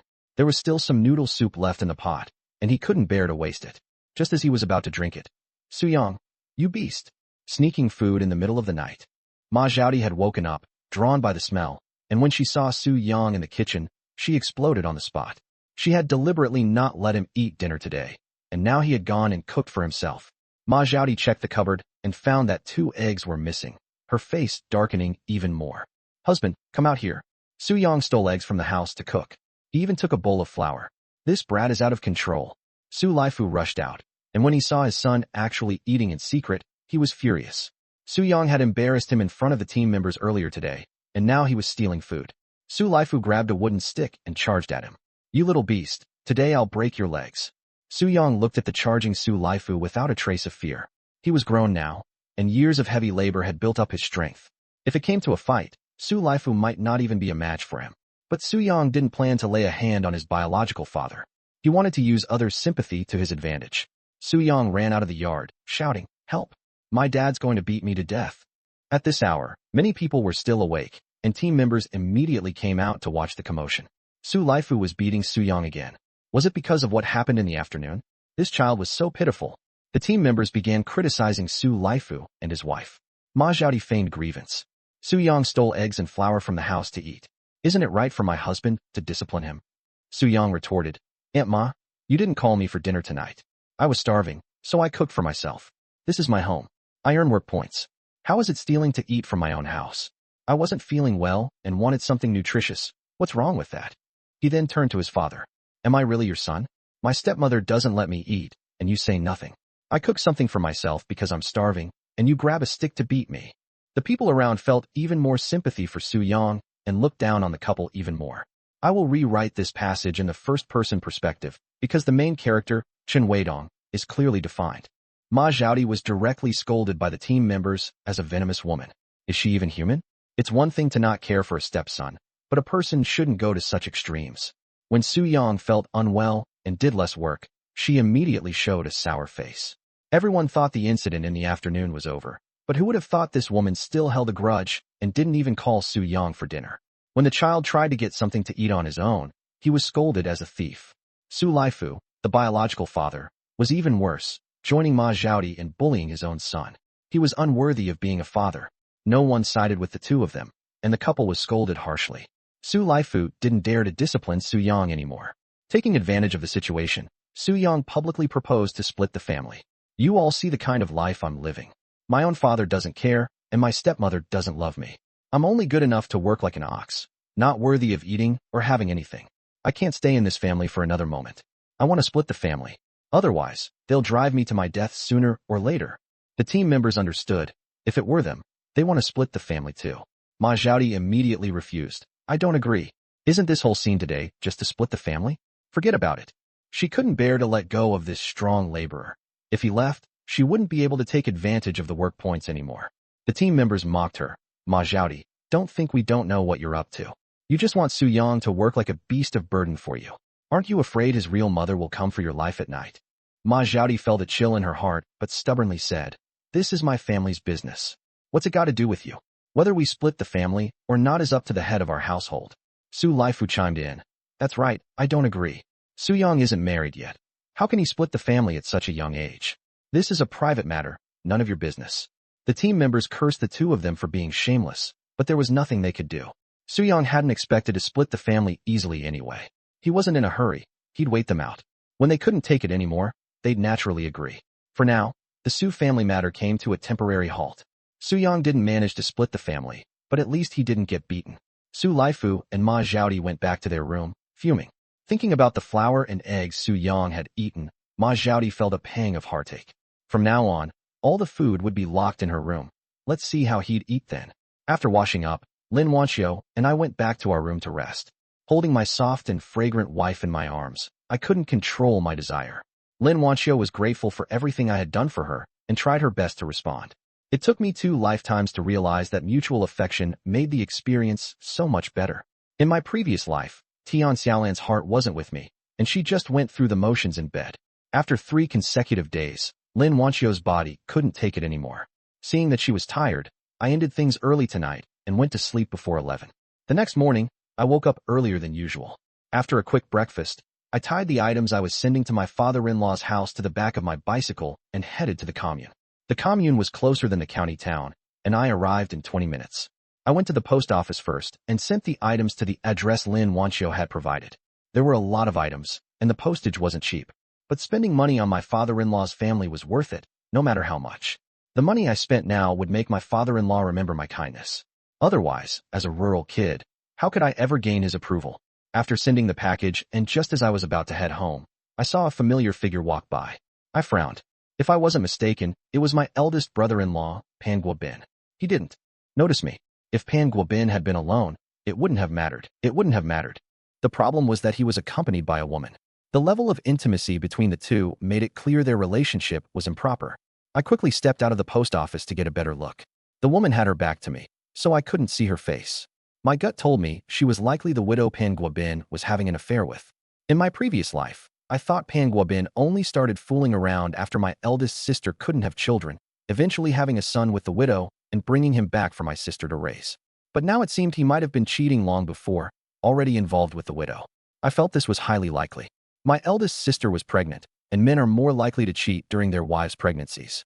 Besides, my sister was bullied in her in-laws' house, which was definitely because Pan Guobin didn't care about her. When a man doesn't love you, it's often because he has someone else outside. Thinking about this, I clenched my fists tightly. That man made my sister suffer so much and even cheated on her. How could I tolerate that? I quickly followed him. Worried about being discovered, I didn't dare get too close. Until I had solid evidence, I wouldn't alert him.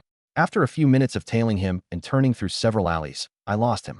Even though I lost track of him, I wasn't planning to leave just yet. Pan Guobin had wronged my elder sister, and I couldn't let it go. I figured that if I could catch evidence of Pan Guobin cheating with the widow, I could deal with him properly. In this era, engaging in illicit relationships was a very serious crime. If Pan Guobin got caught, he would have to face punishment, and my sister could take the opportunity to divorce him. If Pan Guobin hadn't done something like this, persuading my sister to divorce him wouldn't be easy. First of all, my parents wouldn't accept it, and the people in the brigade would gossip endlessly. This was a golden opportunity sent by the heavens, and I couldn't miss it. With that in mind, I quickly headed to a residential area on the north side of the commune. Once I found the place, I knocked on the courtyard door. Soon, someone came to open it. The man who opened the door was about 30 years old, reeking of alcohol and looking disheveled. Seeing a stranger at the door, he asked me, "Who are you?" I didn't give my name and lowered my voice. "Brother Long, can we talk inside? I need your help with something. There's a reward." Hearing that I was willing to pay for his help, Ding Yulong immediately invited me inside. After closing the courtyard door, he asked again, "All right, tell me, what do you need from me?" I explained to him what I needed help with. It was simple. I wanted him to keep an eye on Pan Guobin. In my previous life, I knew about Ding Yulong. He was a big shot in the commune's underworld, with a group of brothers under him. Back then, when Tian Yazu got into trouble, I had also paid him to help out. This man was reliable. He took money to get things done and wouldn't rat you out. I was certain Pan Guobin would go looking for that widow again. When they were caught in the act, I wanted Ding Yulong to make a big scene, ensuring everyone knew about it, and directly convicting Pan Guobin. I took out 50 yuan and handed it to him. "Brother Long, this is the deposit. I'll give you another 50 once it's done." 100 yuan was a huge sum in this era. According to their usual rates, 20 or 30 yuan would be enough for such a simple job. Ding Yulong took the money. All right, I'll take the job. Wait for my good news. When it's done, I'll come to settle the rest with you, I said. After handling the matter, I rode my bike back. Just as I exited the commune street, I ran into Tian Yaozu again. He was hanging out with a few small-time thugs, nodding and bowing as he lit their cigarettes, looking like a complete lackey. What rotten luck!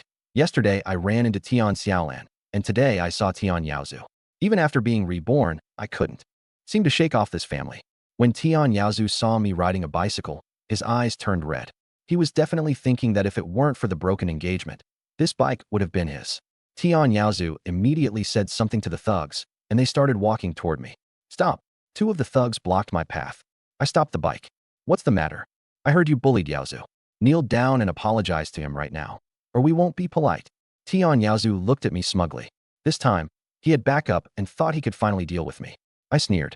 What if I don't? What are you going to do to me? The thugs didn't expect me to be so defiant and immediately surrounded me. One of them even had a wooden stick. I set my bike down and got ready. In my previous life, I had trained with a professional martial arts instructor. Now, with a body in better condition than before, these small-time thugs were nothing to me. The first one who charged at me, I grabbed his wrist, flipped him over my shoulder, and slammed him to the ground. The others rushed at me together, but I kicked them all away. When someone swung the wooden stick at me, I broke it with a single kick. Within minutes, all the thugs who had surrounded me were lying on the ground. Tian Yaozu was dumbfounded. So many people against just me, and they all lost. He stared at me in disbelief. How had he never realized I was this good at fighting?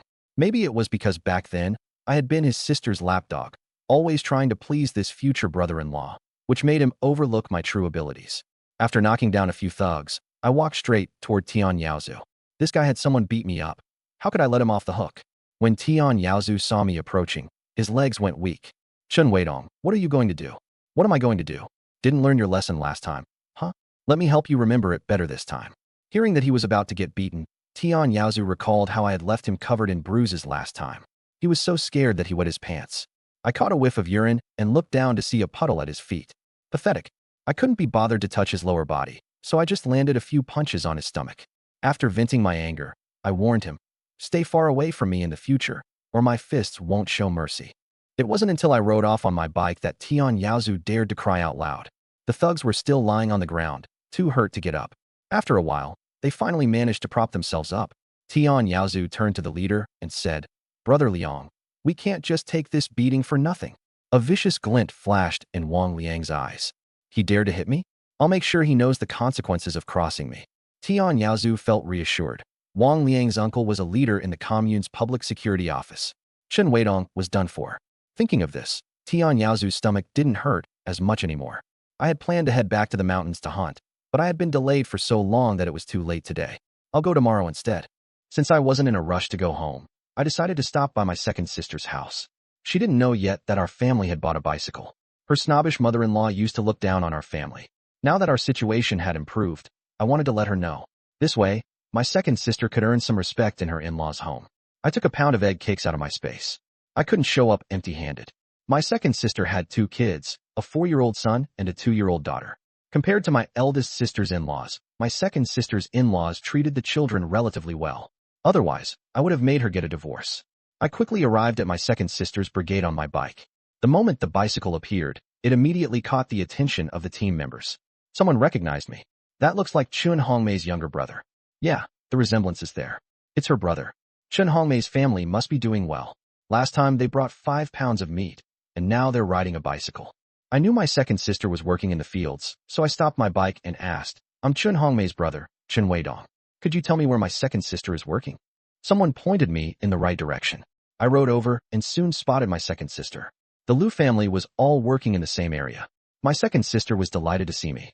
Weidong, what brings you here? Second sister, I went to the commune for some errands and thought I'd stop by to see you. I brought a pound of egg cakes for the kids. My second sister felt a warm glow in her heart as she accepted the egg cakes. Egg cakes are so expensive. You shouldn't have spent the money. Second sister, what's the big deal about buying a little something for my niece and nephew? I can afford it. Our family has even bought a bicycle now, so it's easier for me to visit. I deliberately emphasized that our family had bought a bicycle. Only then did my second sister notice that I had come on a bike. She was both surprised and delighted. Old Lady Liu couldn't sit still anymore. She came over and touched the bicycle. Nephew, is this what your family bought? It's so impressive. Her attitude toward me was noticeably more polite. Yes, we just bought it. It's a Shanghai Forever brand, I said with a smile. Old Lady Lu was even more shocked. This brand name bike isn't cheap, is it? When she asked about the price of the bicycle, I deliberately showed off. Annie, this bike cost 120 plus 80 for the ticket, a total of 200. Mrs. Lu's eyes widened. 200 yuan. She wouldn't have saved that much in her entire life. I felt secretly pleased. My goal was achieved. Second sister, I'm heading back now. When you have time, bring the kids to visit home. Eldest sister and the others are there too. I didn't mention eldest sister's divorce to avoid worrying second sister, and also to prevent her in-laws from looking down on her. Wait on, why don't you stay for a meal before leaving? Second sister tried to persuade me. Mrs. Lu also showed rare enthusiasm. Yes, nephew, stay and eat. No, I have things to do at home. I declined. After I left, Mrs. Lu's attitude towards second sister changed drastically. Second daughter-in-law, visit your family more often. She had realized I was capable and wanted to take advantage of it. Second sister understood well. When your family is strong, your in-laws will respect you. Eldest sister-in-law Yang Tsuea looked displeased. With second sister's family becoming stronger and her mother-in-law treating her better, she would have to share the household chores in the future. Back home, I saw Wanqiu hanging the quilt cover. Didn't I tell you to rest more? Being idle is still being idle. This little work is much easier than working in the fields. Take a few more days to recover. There's no rush. Your man can take care of you. Brother Dong, you're so good to me. Her eyes burned with emotion. This woman was so beautiful that my heart raced. The things we sent to your parents will take 10 days to half a month to arrive. As we were talking, a few policemen rode over on bicycles, followed by Tian Yaozu and the gang of thugs I had beaten up. I put down the axe, calm and unhurried. Having lived another life, this kind of situation was nothing to me. Is this Chen Weidong's house? One of the policemen asked. Tian Yaozu immediately jumped out. Officer, it's him. Arrest him quickly. I watched as several police officers approached. Chen Weidong, you intentionally injured someone. Come with us, one officer said coldly. I glanced at Tian Yaozu and his gang of thugs. Officer, I acted in self-defense. They attacked me first, and I only fought back. Save it. We'll talk back at the station, the officer said, not listening at all. Tian Yaozu and his group smirked on the side. I understood then. They had pulled some strings to set me up. A crowd of onlookers from the team had gathered in the courtyard. Ma Zhaodi and Hu Qiuju were gloating. Chen Dazheng hurried over. Officers, is there some kind of misunderstanding? We have our procedures. We must take him in, the officer said bluntly. Chen Weidong, cooperate, or we'll take you by force. Lin Wanqiu looked at me worriedly. Knowing resistance would only make things worse, I reluctantly held out my hands. The officer took out handcuffs and snapped them on with a click. Just then, a sedan drove up. Everyone was stunned. Cars were a rare sight in this era. The car door opened, and several uniformed officers stepped out, along with a middle-aged man in a Zhongshan suit. The local officers recognized him immediately. Director Yang. They quickly stepped forward to ingratiate themselves. Director Yang, we're just taking a suspect back for investigation. Are you here to take over the case? Director Yang shook his head. I'm not here for a case. I'm here to present a banner to the hero of Chang'an County. Everyone was dumbfounded. May I ask if Comrade Chen Weidong is here? Director Yang asked. I'm Chen Weidong. I replied, still wearing handcuffs. I suddenly remembered. This must be about the time I helped catch a thief. I hadn't expected that doing a good deed would bring such a blessing, saving me at just the right moment. The onlookers were all shocked. The local officers treated me like a criminal, while the county officers regarded me as a hero. When Director Yang saw the handcuffs on me, his expression darkened. What's going on here? The local officer stiffened. Director Yang, Chen Weidong is suspected of intentional injury. We're taking him back for investigation. I was acting in self-defense. Why should I be arrested? Just as the officers were about to take me away, Director Yang arrived. I quickly said, Director Yang, I was acting in self-defense, not intentionally injuring anyone. I've already explained this to them, but they insist on taking me in. After understanding the situation, Director Yang's face turned grim. You conduct investigations without questioning witnesses or verifying facts. And this is how you treat a hero of our county? Of our county. Unlock those handcuffs immediately. The officers, frightened, quickly unlocked the handcuffs, claiming they were just following orders. I said, Director Yang, it's a good thing you came. Otherwise, I would have been wrongfully accused. Director Yang caught the hint in my words and assured me, don't worry. The county bureau will send someone to investigate. We won't let you take the blame. With his promise, I felt relieved. Director Yang added, we should be thanking you. The thief you helped catch had stolen critical technical documents from the county's machinery factory. Without you, the factory would have suffered significant losses.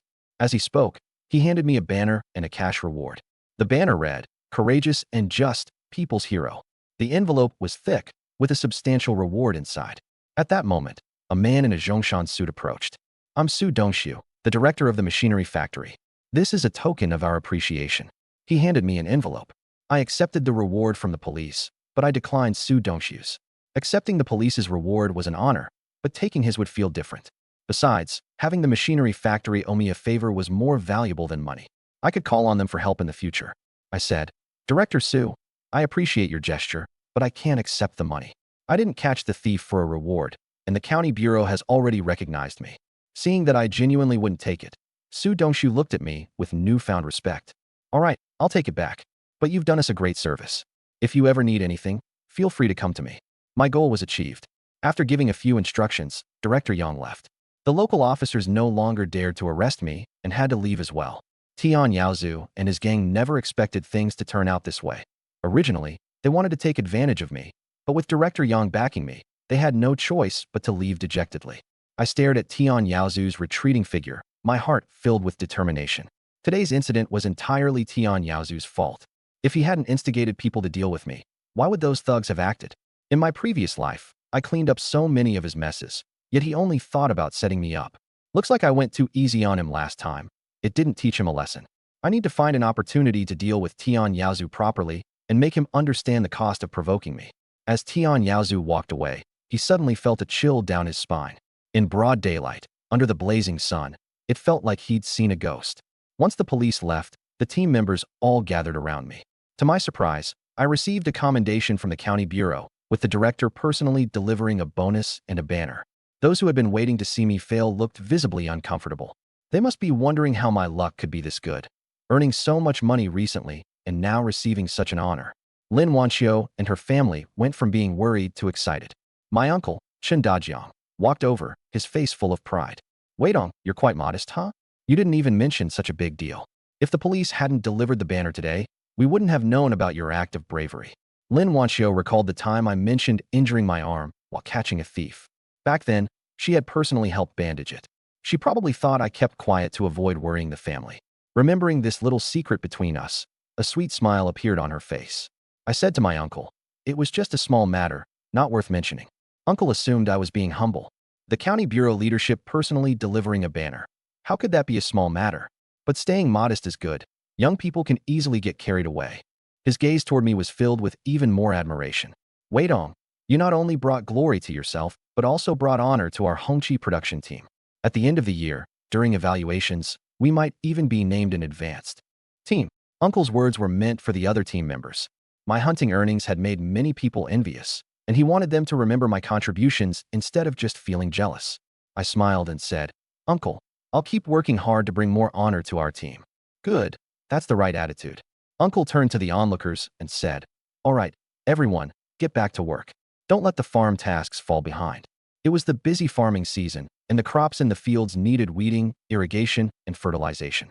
For rural folks, food was the foundation.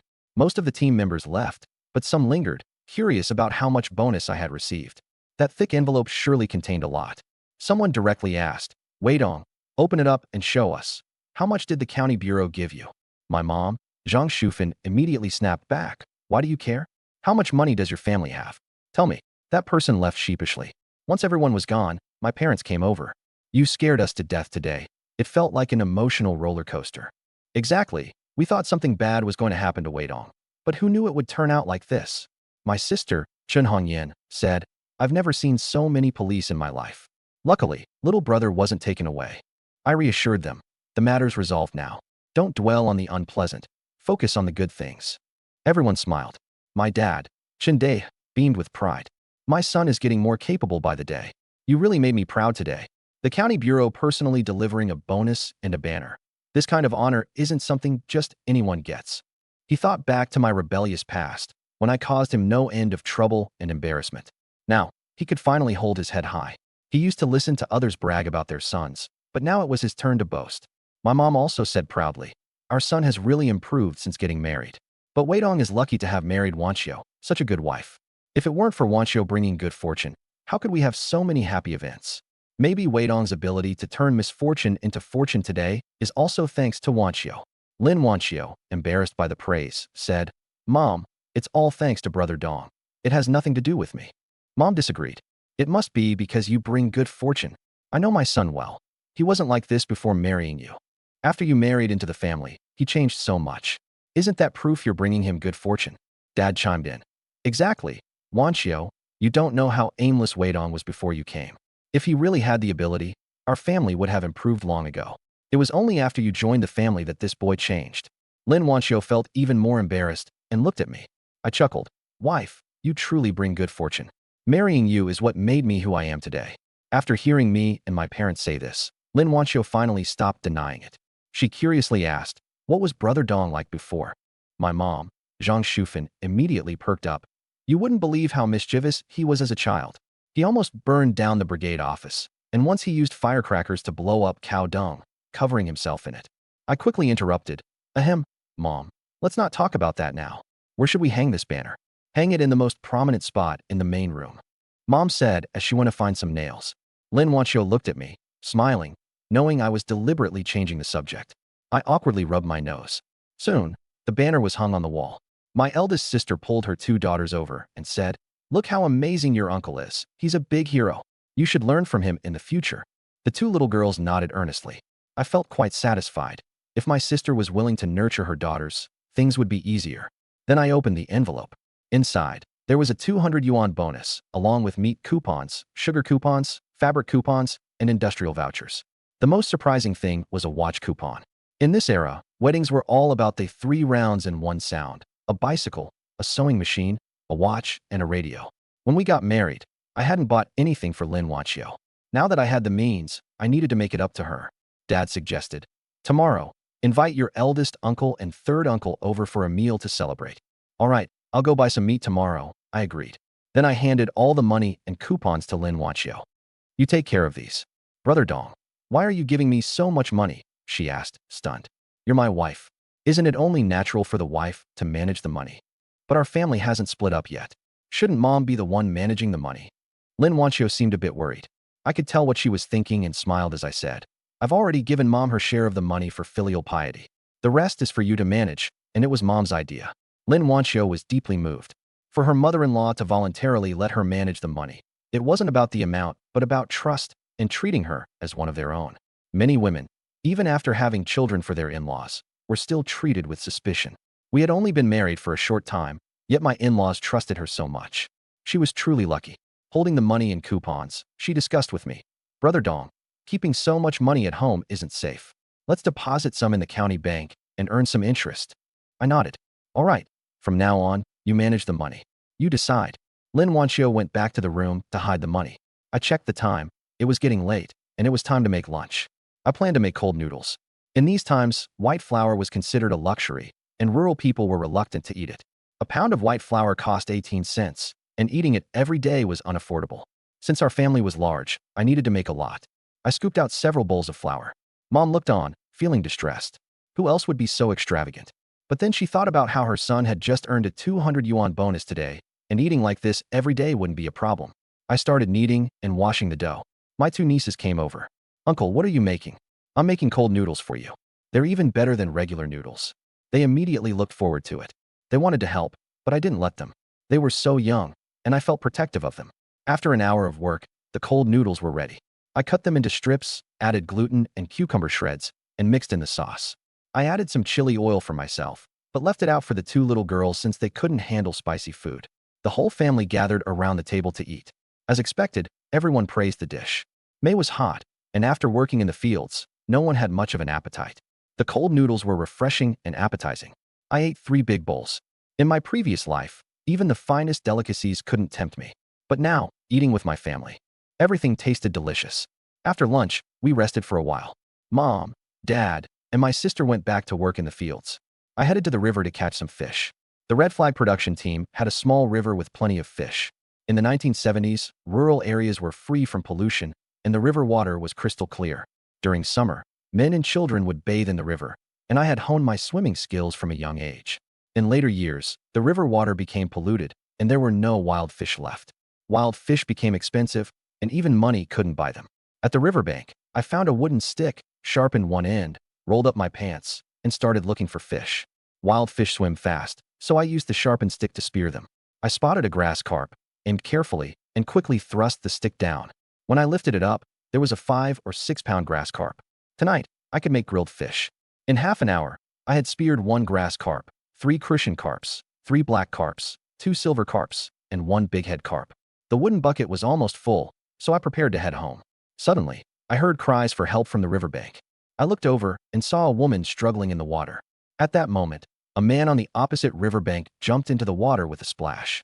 I recognized him. It was Chun Xianghua, whom everyone called Chun Lizi. Chun Lizi had scaly sores on his face, was 2 years older than me, and was also a troublemaker in the village. When I was younger, he used to bully me. But I was tough. Even though he was stronger, I managed to beat him into submission. I remember in my previous life, Chun Lizi saved a female educated youth who had fallen into the water and then married her. At that time, people were conservative in their thinking. If a woman fell into the water and was touched by a man, her reputation would be ruined. If she didn't marry that man, she wouldn't be able to stay in the brigade. This female educated youth was in such a situation. After being saved by Chun Lizi, the team members all said her body had been touched by him. Chun Lizi's mother kept sending people to the educated youth's dormitory every few days, leaving her with no choice but to marry him. Chun Lizi was ugly, poor, and lazy. Rural girls didn't want to marry him, let alone educated youths from the city. After marrying the female educated youth, the men in the brigade envied him, thinking he had struck gold. Chun Lizi bragged about it everywhere. However, the female educated youth didn't have a good life after marrying him. Chun Lizi's family was lazy and gluttonous, and his mother was sharp-tongued and mean. Chun Lizi even forced her to write letters home asking for money, and if she refused, he would beat her. 3 years later, the female educated youth couldn't take it anymore and, in the winter, jumped into the river with her daughter to end her life. The female educated youth's family had connections. After learning about her ordeal, they retaliated against Chun Lizi's family. Chun Lizi was sent to a labor camp. Years later, when Chun Lizi got drunk, he revealed that the female educated youth's fall into the water had been his scheme. His mother had deliberately pushed her into the river, and he had gone to rescue her, forcing her to marry him. After sorting through my memories of my previous life, I decided I couldn't let Chun Lizi succeed. Such a young woman being harmed by him and losing her life, it was unbearable to watch. With a splash, I jumped into the water, determined to save her before Chun Lizi could. I'm a strong swimmer, faster than a fish in the water. Soon, I reached her before Chun Lizi and dragged her to shore. Chun Lizi had planned to play the hero and trick the female educated youth into marrying him. He hadn't expected me to intervene. He cursed under his breath, feeling like his bride had slipped away. When he saw it was me, his face immediately darkened. He had always been at odds with me, and now he hated me even more. I wasn't afraid of his resentment. If I were, I wouldn't have jumped into the river to save her. After the female educated youth was brought ashore, she coughed a few times, expelling the water, and was fine. I breathed a sigh of relief. If she had been seriously waterlogged, I would have had to perform artificial respiration. In this era, performing artificial respiration could be seen as indecent behavior. I already had a wife, so I couldn't afford to have rumors spread about me. I quickly threw my jacket to the female educated youth. Put this on quickly. It was May, and people were wearing light clothing. When a woman's clothes got wet, they clung to her body, revealing what was underneath. In this era, a woman's chastity was important. Being seen like that would lead to gossip. The female educated youth's name was Jiang Chunyan. She knew I was the nephew of the brigade leader and looked at me gratefully. The team members heard the cries for help and rushed over. Seeing that I had saved someone, they started talking. Wei Dong is amazing. Last time he caught a thief and became a hero, and now he saved a female educated youth. This kid has grown up and become much more mature and steady. Listening to them, I felt a bit embarrassed. I wasn't trying to be a hero. I just didn't want the female educated youth to be tricked by Chun Lizi. At this moment, Chun Lizi also climbed ashore, dripping wet. Seeing that I had ruined his plan and stolen the spotlight, his gaze was filled with hatred, as if he wanted to skin me alive. I looked at him, unsurprised by his hatred. Ruining his plan, it would be strange if he didn't hate me. I wasn't afraid of him. If he dared to provoke me, I wouldn't mind teaching him a lesson. Someone noticed Chun Lizi. Why is Chun Lizi in the river too? Chun Lizi said. I heard the cries for help and went into the river to save her, but Chun Wei Dong got there first. A team member said, who would have thought Chun Lizi would turn over a new leaf? Wei Dong is married and can't take responsibility for Jiang Chunyan. If Chun Lizi had saved her, wouldn't Jiang Chunyan have had to repay him with her hand in marriage? If Chun Lizi had saved her and touched her body, Jiang Chunyan would definitely have to marry him. Otherwise, who would want her? The more Chun Lizi thought about it, the angrier he became. It was all my fault for ruining his plan. Jiang Chunyan's face turned pale upon hearing this. She glanced at Chun Lizi, thinking that she'd rather die than marry someone like him.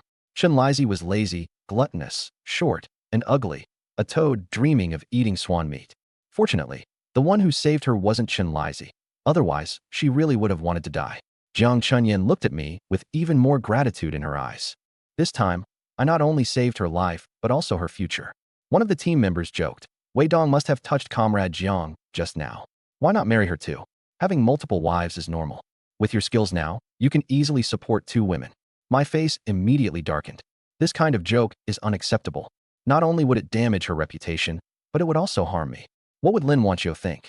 If rumors spread, I could be accused of improper relationships. In these times, such accusations are taken seriously. At best, you'd be reprimanded. At worst, paraded through the streets in shame. I sternly rebuked Wang Damao. What nonsense are you spouting? I was saving someone. Of course, there might be physical contact. How does that turn into touching someone? I do a good deed, and in your mouth, it becomes something indecent. This is the new society, with a one-husband, one-wife system. You're asking me to marry 2 women. That's against national policy. If this gets out, people will say you have feudalistic and backward thoughts, and you'll be dragged out for criticism. Wang Damao was frightened. His face changed, and he didn't dare say another word. Chen Dajiang came over and, hearing what I said, added, Wei Dong was saving someone. Anyone who spreads rumors again will write a self-criticism and read it in front of the whole team. No one dared to speak recklessly anymore. My uncle arranged for 2 female comrades to escort Jiang Chunyan back to the educated youth station to change clothes and drink ginger tea. Soaked to the skin, I carried the bucket of fish home. Lin Wanqiu and my 2 nieces saw the bucket full of fish and looked at me with admiration. Brother Dong is amazing. Uncle is awesome. I said, finish eating these, and I'll catch more. Lin Wanqiu said, Brother Dong, you've worked hard. You're soaked just to catch fish. I quickly clarified, it wasn't for fishing, I was saving someone. Comrade Jiang fell into the water, and I happened to save her. Worried that Wanqiu might overthink, I decided to explain proactively to prevent any rumors from reaching her ears and causing misunderstandings. After hearing this, not only was Lin Wanqiu not upset, but she admired me even more, calling me a hero. I looked at her and said, Wife, I thought you'd be angry. People outside are saying I touched her while saving her. Brother Dong, I'm not unreasonable. You were doing a good deed. A little contact is normal. If I got angry over that, I'd be the one being unreasonable. I was secretly delighted. What a treasure I've found. My wife is the best. Lin Wanqiu blushed. I'll get you some clothes and make ginger tea. Don't catch a cold. After drinking the ginger tea, I felt much warmer. After resting for a while, I started processing the fish. I sent a silver carp each to my uncle and third uncle's families and gave 2 meaty, less bony black carp to the struggling Fu family. In the evening, we cooked a grass carp and crucian carp soup, saving a black carp and a big head carp for tomorrow's guests. After dealing with the fish, I thought about getting a dog. Many in the village couldn't afford to keep one because of food shortages. But I have plenty of money now and often hunt in the mountains, so there's no shortage of bones. A dog would be perfect. I'll ask my aunt later if anyone has puppies. I cleaned the fish, washed my hands, and started preparing the side dishes. Grilled fish tastes better with side dishes, so I checked what we had at home. In the small garden, we had lettuce, cilantro, onions, and potatoes. I picked some, washed them, and cut them up. With the side dishes ready, I began making the grilled fish. The whole grass carp was deep fried in oil to enhance its flavor. Lin Wanqiu was beside me, helping to stoke the fire. She used to be a pampered young lady with maids at home and didn't know how to do anything. When she first came to the countryside, she didn't even know how to use a clay stove and ended up with soot all over her face. She rested her chin in her hands, watching me cook with an intense gaze. I looked up and met her eyes. Why are you staring at me like that? Someone who doesn't know better might think you're love-struck. Brother Dong, you're absolutely right. I am love-struck. You look so handsome right now. The most charming man I've ever seen, she said shyly. Being praised like that by my beautiful wife satisfied my vanity. I looked at her and said, Wife, you're playing with fire. I can't deal with you right now, but wait until tonight when we're back in the room. Her cheeks turned red with embarrassment. I finished making the grilled fish, steamed some white rice, and also made crucian carp soup. I added 3 poached eggs to the soup, and the milky white broth looked both fresh and fragrant. When my parents and third sister came back from work, They smelled the aroma as soon as they entered the yard. Mom, Dad, you take a rest first. I'll go deliver some fish to Uncle and Third Uncle, I said. All right, go ahead, they nodded. I carried 2 fish to my uncle's house first. He was very touched, and my aunt kept praising me for always thinking of them whenever I had something good. After delivering the fish, I returned home and called everyone to eat. The grilled fish was absolutely delicious, better than what you'd find at many grilled fish restaurants. There wasn't a hint of fishiness in the meat, and it was even more flavorful than pork. The entire large grass carp, along with the side dishes, was devoured. The Crucian carp soup, with its milky white color, was so fresh and tasty that it almost surpassed chicken soup. The kids patted their full bellies, feeling incredibly happy. Lin Wanqiu was completely won over by my cooking skills. She said that ever since she came to our house, every meal had been more delicious than the one she had before her family's troubles.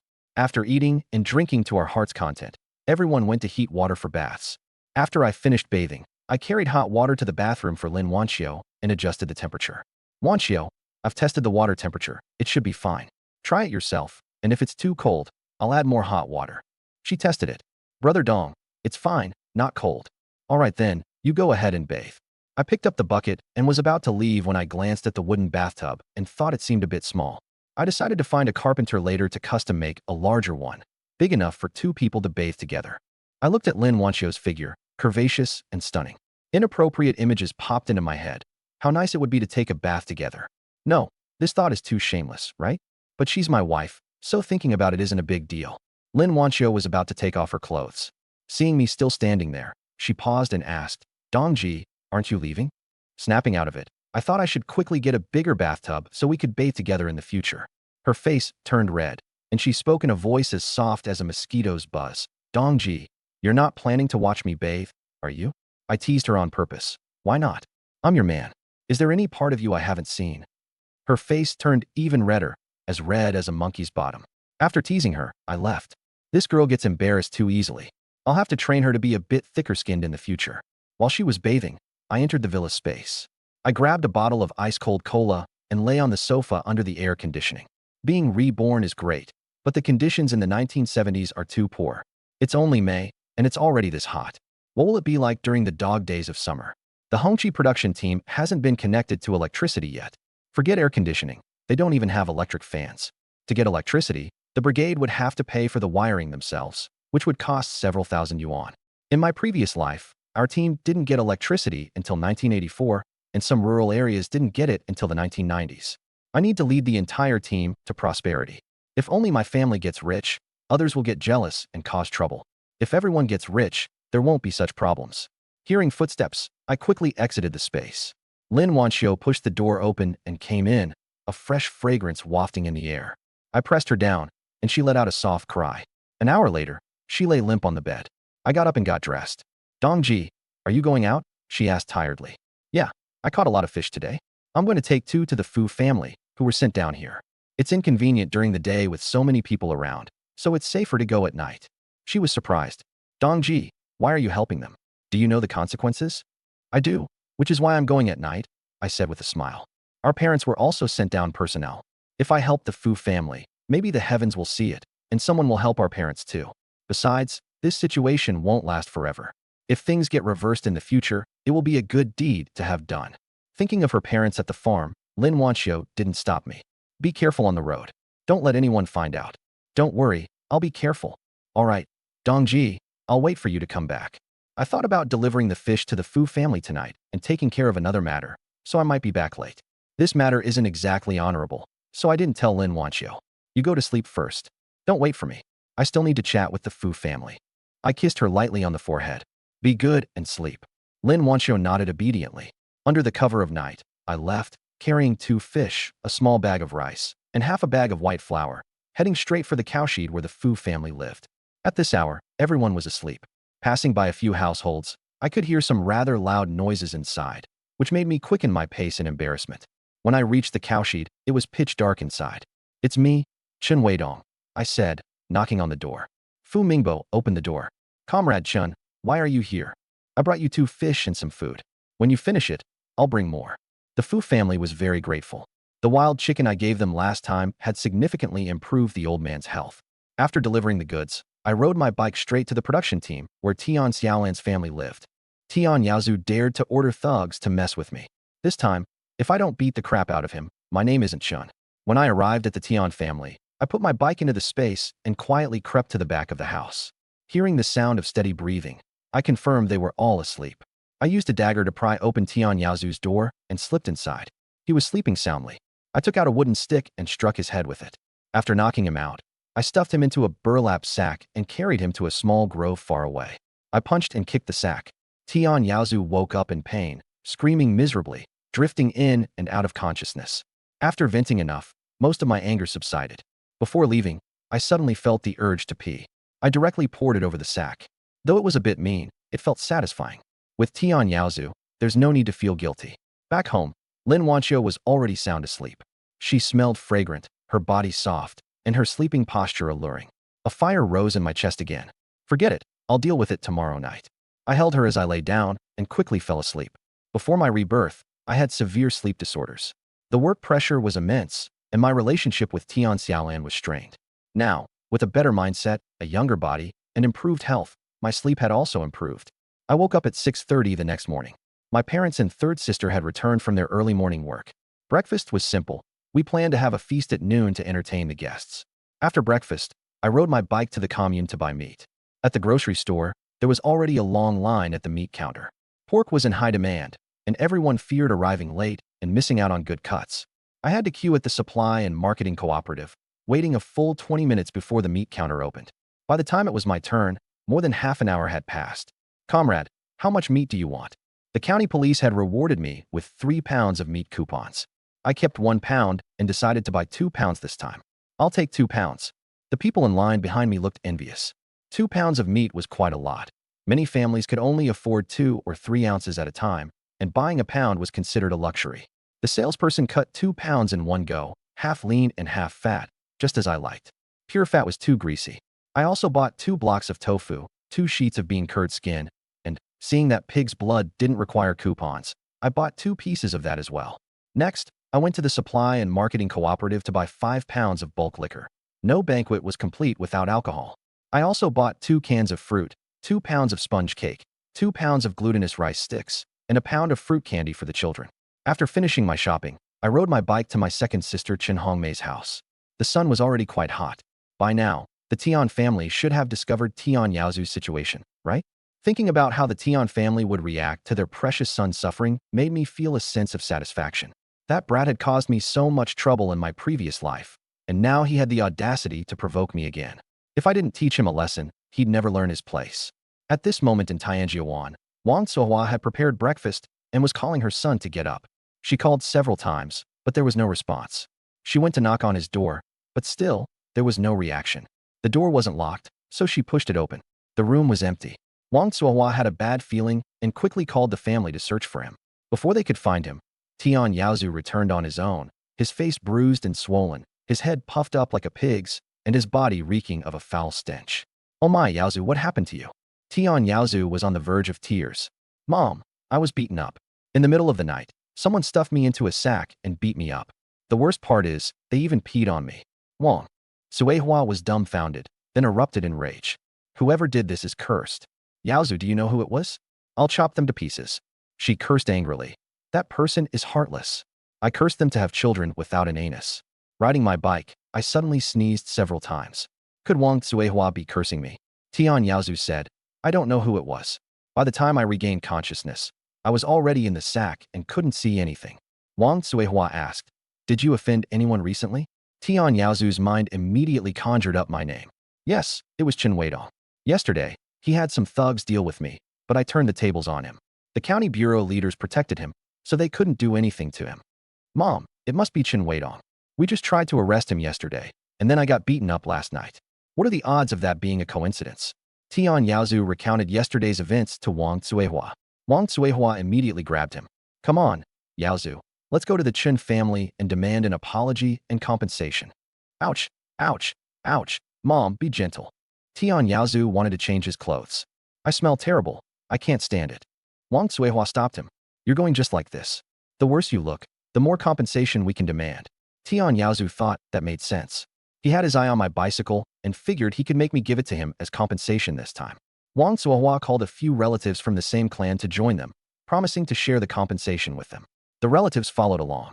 When I arrived at my second sister's house, they had just finished breakfast and were getting ready to go to work. My second sister was very happy to see me. Even old lady Lu was unusually warm, completely different from before. In the past, she was always afraid I'd come to freeload, but now that she knew I had skills and even owned a bicycle, her attitude changed instantly.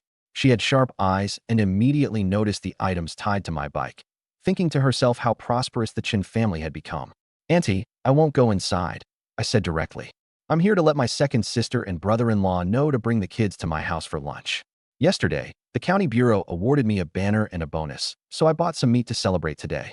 My second sister looked at me in shock. "Weidong, are you joking? The county bureau gave you a banner and a bonus? What did you do?" "The banner is hanging at home. You'll see it when you come over," I explained with a smile. "I helped catch a thief in the county town. It turned out the thief had stolen confidential technical documents from the machinery factory. I helped the factory avoid a major loss, so they gave me a banner and a bonus." Old lady Lu's eyes lit up. "Oh my nephew, you're really something. That's not an honor just anyone can earn." She was already calculating in her mind that she should stay in touch with me more often. Maybe she could benefit from it. "Oh, it's nothing, just a small matter," I said modestly on purpose. My second sister said she'd come home after finishing the morning shift. Unexpectedly, old lady Lu chimed in. "What work? Your brother came to invite you personally. Just take the kids and go now." My second sister paused for a moment and then understood. Now that her family's situation had improved, her mother-in-law's attitude had changed. As I brought my second sister's family home, we ran into Tian Yaozu and Wang Jinhua, who had brought about a dozen clan members to cause trouble. Tian Xiaolan wasn't there, though. Wang Jinhua stormed up to me and started cursing. "Chen Weidong, you heartless scoundrel. Look at what you've done to my Yaozu. You must apologize and compensate us today, or this won't end." My mom heard the commotion and came out. When she saw it was the Tian family, her expression changed immediately. "Wang Suihua, the heartless scoundrel is you, you old hag." My mom put her hands on her hips and started yelling back. "You agreed to the marriage, then suddenly demanded an extra 200 yuan for the bride price. What right do you, a daughter seller, have to curse others? We didn't even come after you, and now you dare to show up here causing trouble? Try laying a finger on my son and see what happens." I stood to the side, listening to my mom fire back. She was fierce, but her words were a bit crude. As a grown man, I really couldn't bring myself to say such things. No wonder rural arguments were always led by the women. They were the most formidable fighters. Wang Suihua's mouth twitched, but she kept cursing back. "Zhang Shufan, stop changing the subject. The broken engagement is in the past. Today, I want your son to give us an explanation. Look at what your son did to my Yaozu." She shoved Tian Yaozu forward. A stench of urine hit us, and my mom almost gagged. Tian Yaozu's face was bruised and swollen, looking like a pig's head. My mom looked at the boy and felt a bit uneasy. I stepped forward with a cold smile. "Aunt Suihua, don't blame everything on me. What does your Yaozu's condition have to do with me? I didn't do it. So why are you coming after me? I wasn't stupid. If I acted at night, it was precisely to leave no evidence." When my mom heard it had nothing to do with me, she regained her confidence. "Exactly. Whoever hit you, go find them. My Weidong is honest and wouldn't do such a thing." I felt a bit guilty listening to her. Didn't my mom feel guilty saying that? If I were honest, there wouldn't be any bad people in the world. Wang Suihua's face turned red with anger. "Chen Weidong, my Yaozu said he only offended you. Right after that, he was beaten like this. If it wasn't you, then who?" I sneered. "Auntie, you need evidence to make accusations. Without evidence, why say it was me? If I said you were having an affair without evidence, does that mean it's true?" My family burst out laughing. Lin Wanqiu looked at me with admiration. Wang Suihua was furious. "Chen Weidong, not only are you denying it, but now you're slandering me. You dog. May lightning strike you." My mom rushed forward and slapped her twice. "You shameless hag. Dare to curse my son. Curse him one more time, and I'll slap you again. Do you really think the Chen family is easy to bully? This is our territory, and you dare to act wild here." Wang Suihua's face burned from the slap, her head spinning. I actually wanted to hit her too, but as a man, it's not appropriate to lay hands on my wife's mother. But it's different when my mother does it. Watching her slap Wang Suihua gave me a secret sense of satisfaction. "You've gone too far. You beat up my Yaozu like this, and even laid hands on me. The Tian family is not a pushover." Wang Suihua waved to the people behind her. "Get them. The Qin family must give us an explanation today." The Tian family members were about to make a move. My father was about to call for help, but I grabbed a thick wooden stick from the ground. Everyone thought I was going to hit someone. With one hand, I brought it down, and with a crack, the thick wooden stick snapped in half. The Tian family members were dumbfounded. How could someone have such strength? Breaking such a thick stick with bare hands. This wasn't something a normal person could do. After my rebirth, my body had changed, and my strength had increased several times over. This must be a perk of transmigration. I threatened. You can try if you're not afraid of dying. But let me make it clear. If you make the first move, I'll be acting in self-defense, and I won't be held responsible for any injuries. Not a single person from the Tian family dared to step forward. Wang Cuihua, seeing no one backing her up, felt a chill in her heart. How could she possibly make me pay up on her own? Chen Weidong, just you wait. I'm going to report you to the police. This isn't over. I didn't care. Go ahead. I didn't do it, and you have no evidence. Can the police just arrest people without proof? If you try to frame me without evidence, I'll report you for having an affair and let the police throw you into the pond. Wang Cuihua's face turned green with anger. My mother came over with a basket of chicken manure. Still not leaving? If you don't, I'll smear this all over you. The Tian family members were so scared they ran off immediately. Without evidence, there was no point in staying. Wang Cuihua had no choice but to reluctantly drag Tian Yazu away. Seeing them leave, my mother let out a sigh of relief. I stepped forward and praised her. Mom, your fighting spirit just now was amazing. No wonder you're my mom. I meant it sincerely, not just flattering her. Watching my mom slap Wang Cuihua twice was truly satisfying. My mom smiled. Of course. Do you think I've survived all these years for nothing? You did well too. Wang Cuihua's face turned green from your scolding. Haha. That old hag has lived most of her life and probably never heard anyone accuse her of having an affair. Today, we finally got some payback. The Tian family had tried to increase the bride price and cancel the engagement, which had left my mom fuming. Today, after dealing with Wang Cuihua, she finally felt relieved. I nodded. They brought it on themselves. All right, enough about that. Second sister is here. Catch up with her. I'll head to the kitchen to prepare some dishes. Today, I was cooking personally. My cooking skills were the best in the family, and I wanted everyone to enjoy the meal. Only then did my mom notice that my second sister and her husband had arrived. She had been too focused on the commotion with the Tian family earlier. She quickly invited Chen Hongmei, her husband, and their kids into the house. I placed some snacks and liquor on the table and asked Wanqiu to bring some treats for the family. Egg cakes, glutinous rice sticks, and fruit candies. Women and children would surely love them. Wanqiu gave some snacks to my second sister's 2 kids and also brought some for my eldest sister's 2 daughters. Pandaya and Panaria had been eating well these past few days and weren't as greedy anymore. My second sister's kids, who rarely got to eat such treats, were overjoyed. My mom went to make malted milk for my second sister and her husband. In the past, serving brown sugar water was already considered good hospitality when visiting home. But now that our family's conditions had improved, we could afford malted milk. Ever since I started hunting, our meals had become more lavish, with meat on the table from time to time. Everyone in the family had gained weight and looked healthier. Seeing how thin and sallow my second sister and her husband were, my mom wanted to nourish them. Chen Hongmei, seeing my mom bring out the malted milk, quickly said, "Mom, why are you giving us such good stuff?" Lu Baojun added, "Yes, Mom, malted milk is expensive. Don't you save it for yourselves." They had come home empty-handed and felt guilty about taking advantage. My mom smiled. "It's no big deal. Your brother bought plenty. It's rare for you to come back. Have a drink to replenish yourself." Only then did Chen Hongmei and her husband pick up their cups to drink. The malted milk had a fragrant wheat and milk aroma, and it was sweet. Chen Hongmei couldn't bear to finish it in one go, wanting to save some for the children. The old lady saw through her thoughts. "Drink it yourself. After the kids finish their snacks, I'll make more for them. There's plenty of malted milk at home. Your younger brother is doing well now. Yesterday, the police delivered a banner and gave him a big bonus." The old lady pointed to the banner on the wall, showing off. "Look, this is the banner the police gave your brother yesterday. Impressive, right?"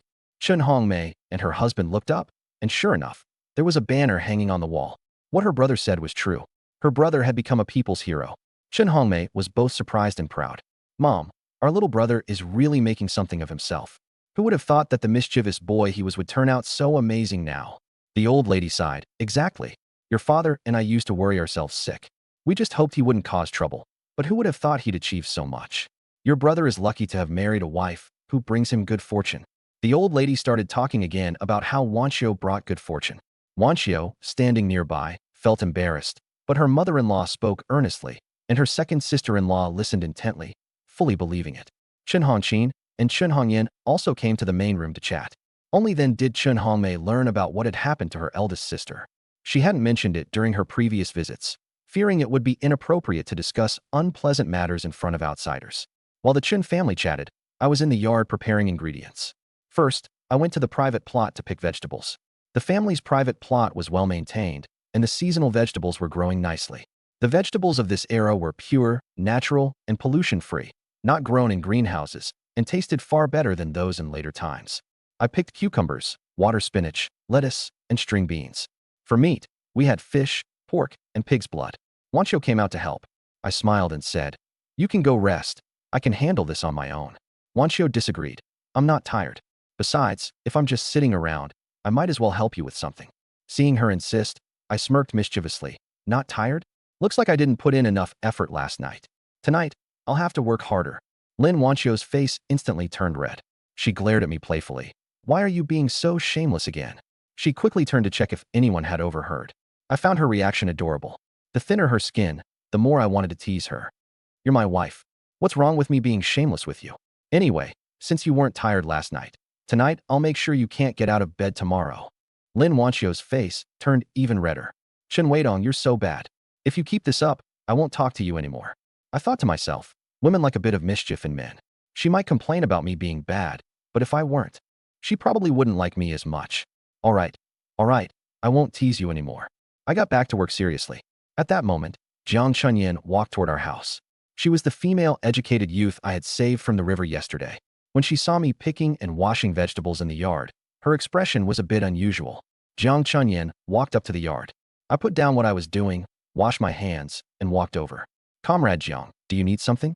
"Yes, Comrade Chen Weidong. I washed your clothes and brought them back." She handed me the clothes and a bag of items. "You saved me yesterday, so I bought a little something as a token of appreciation." I glanced at the bag.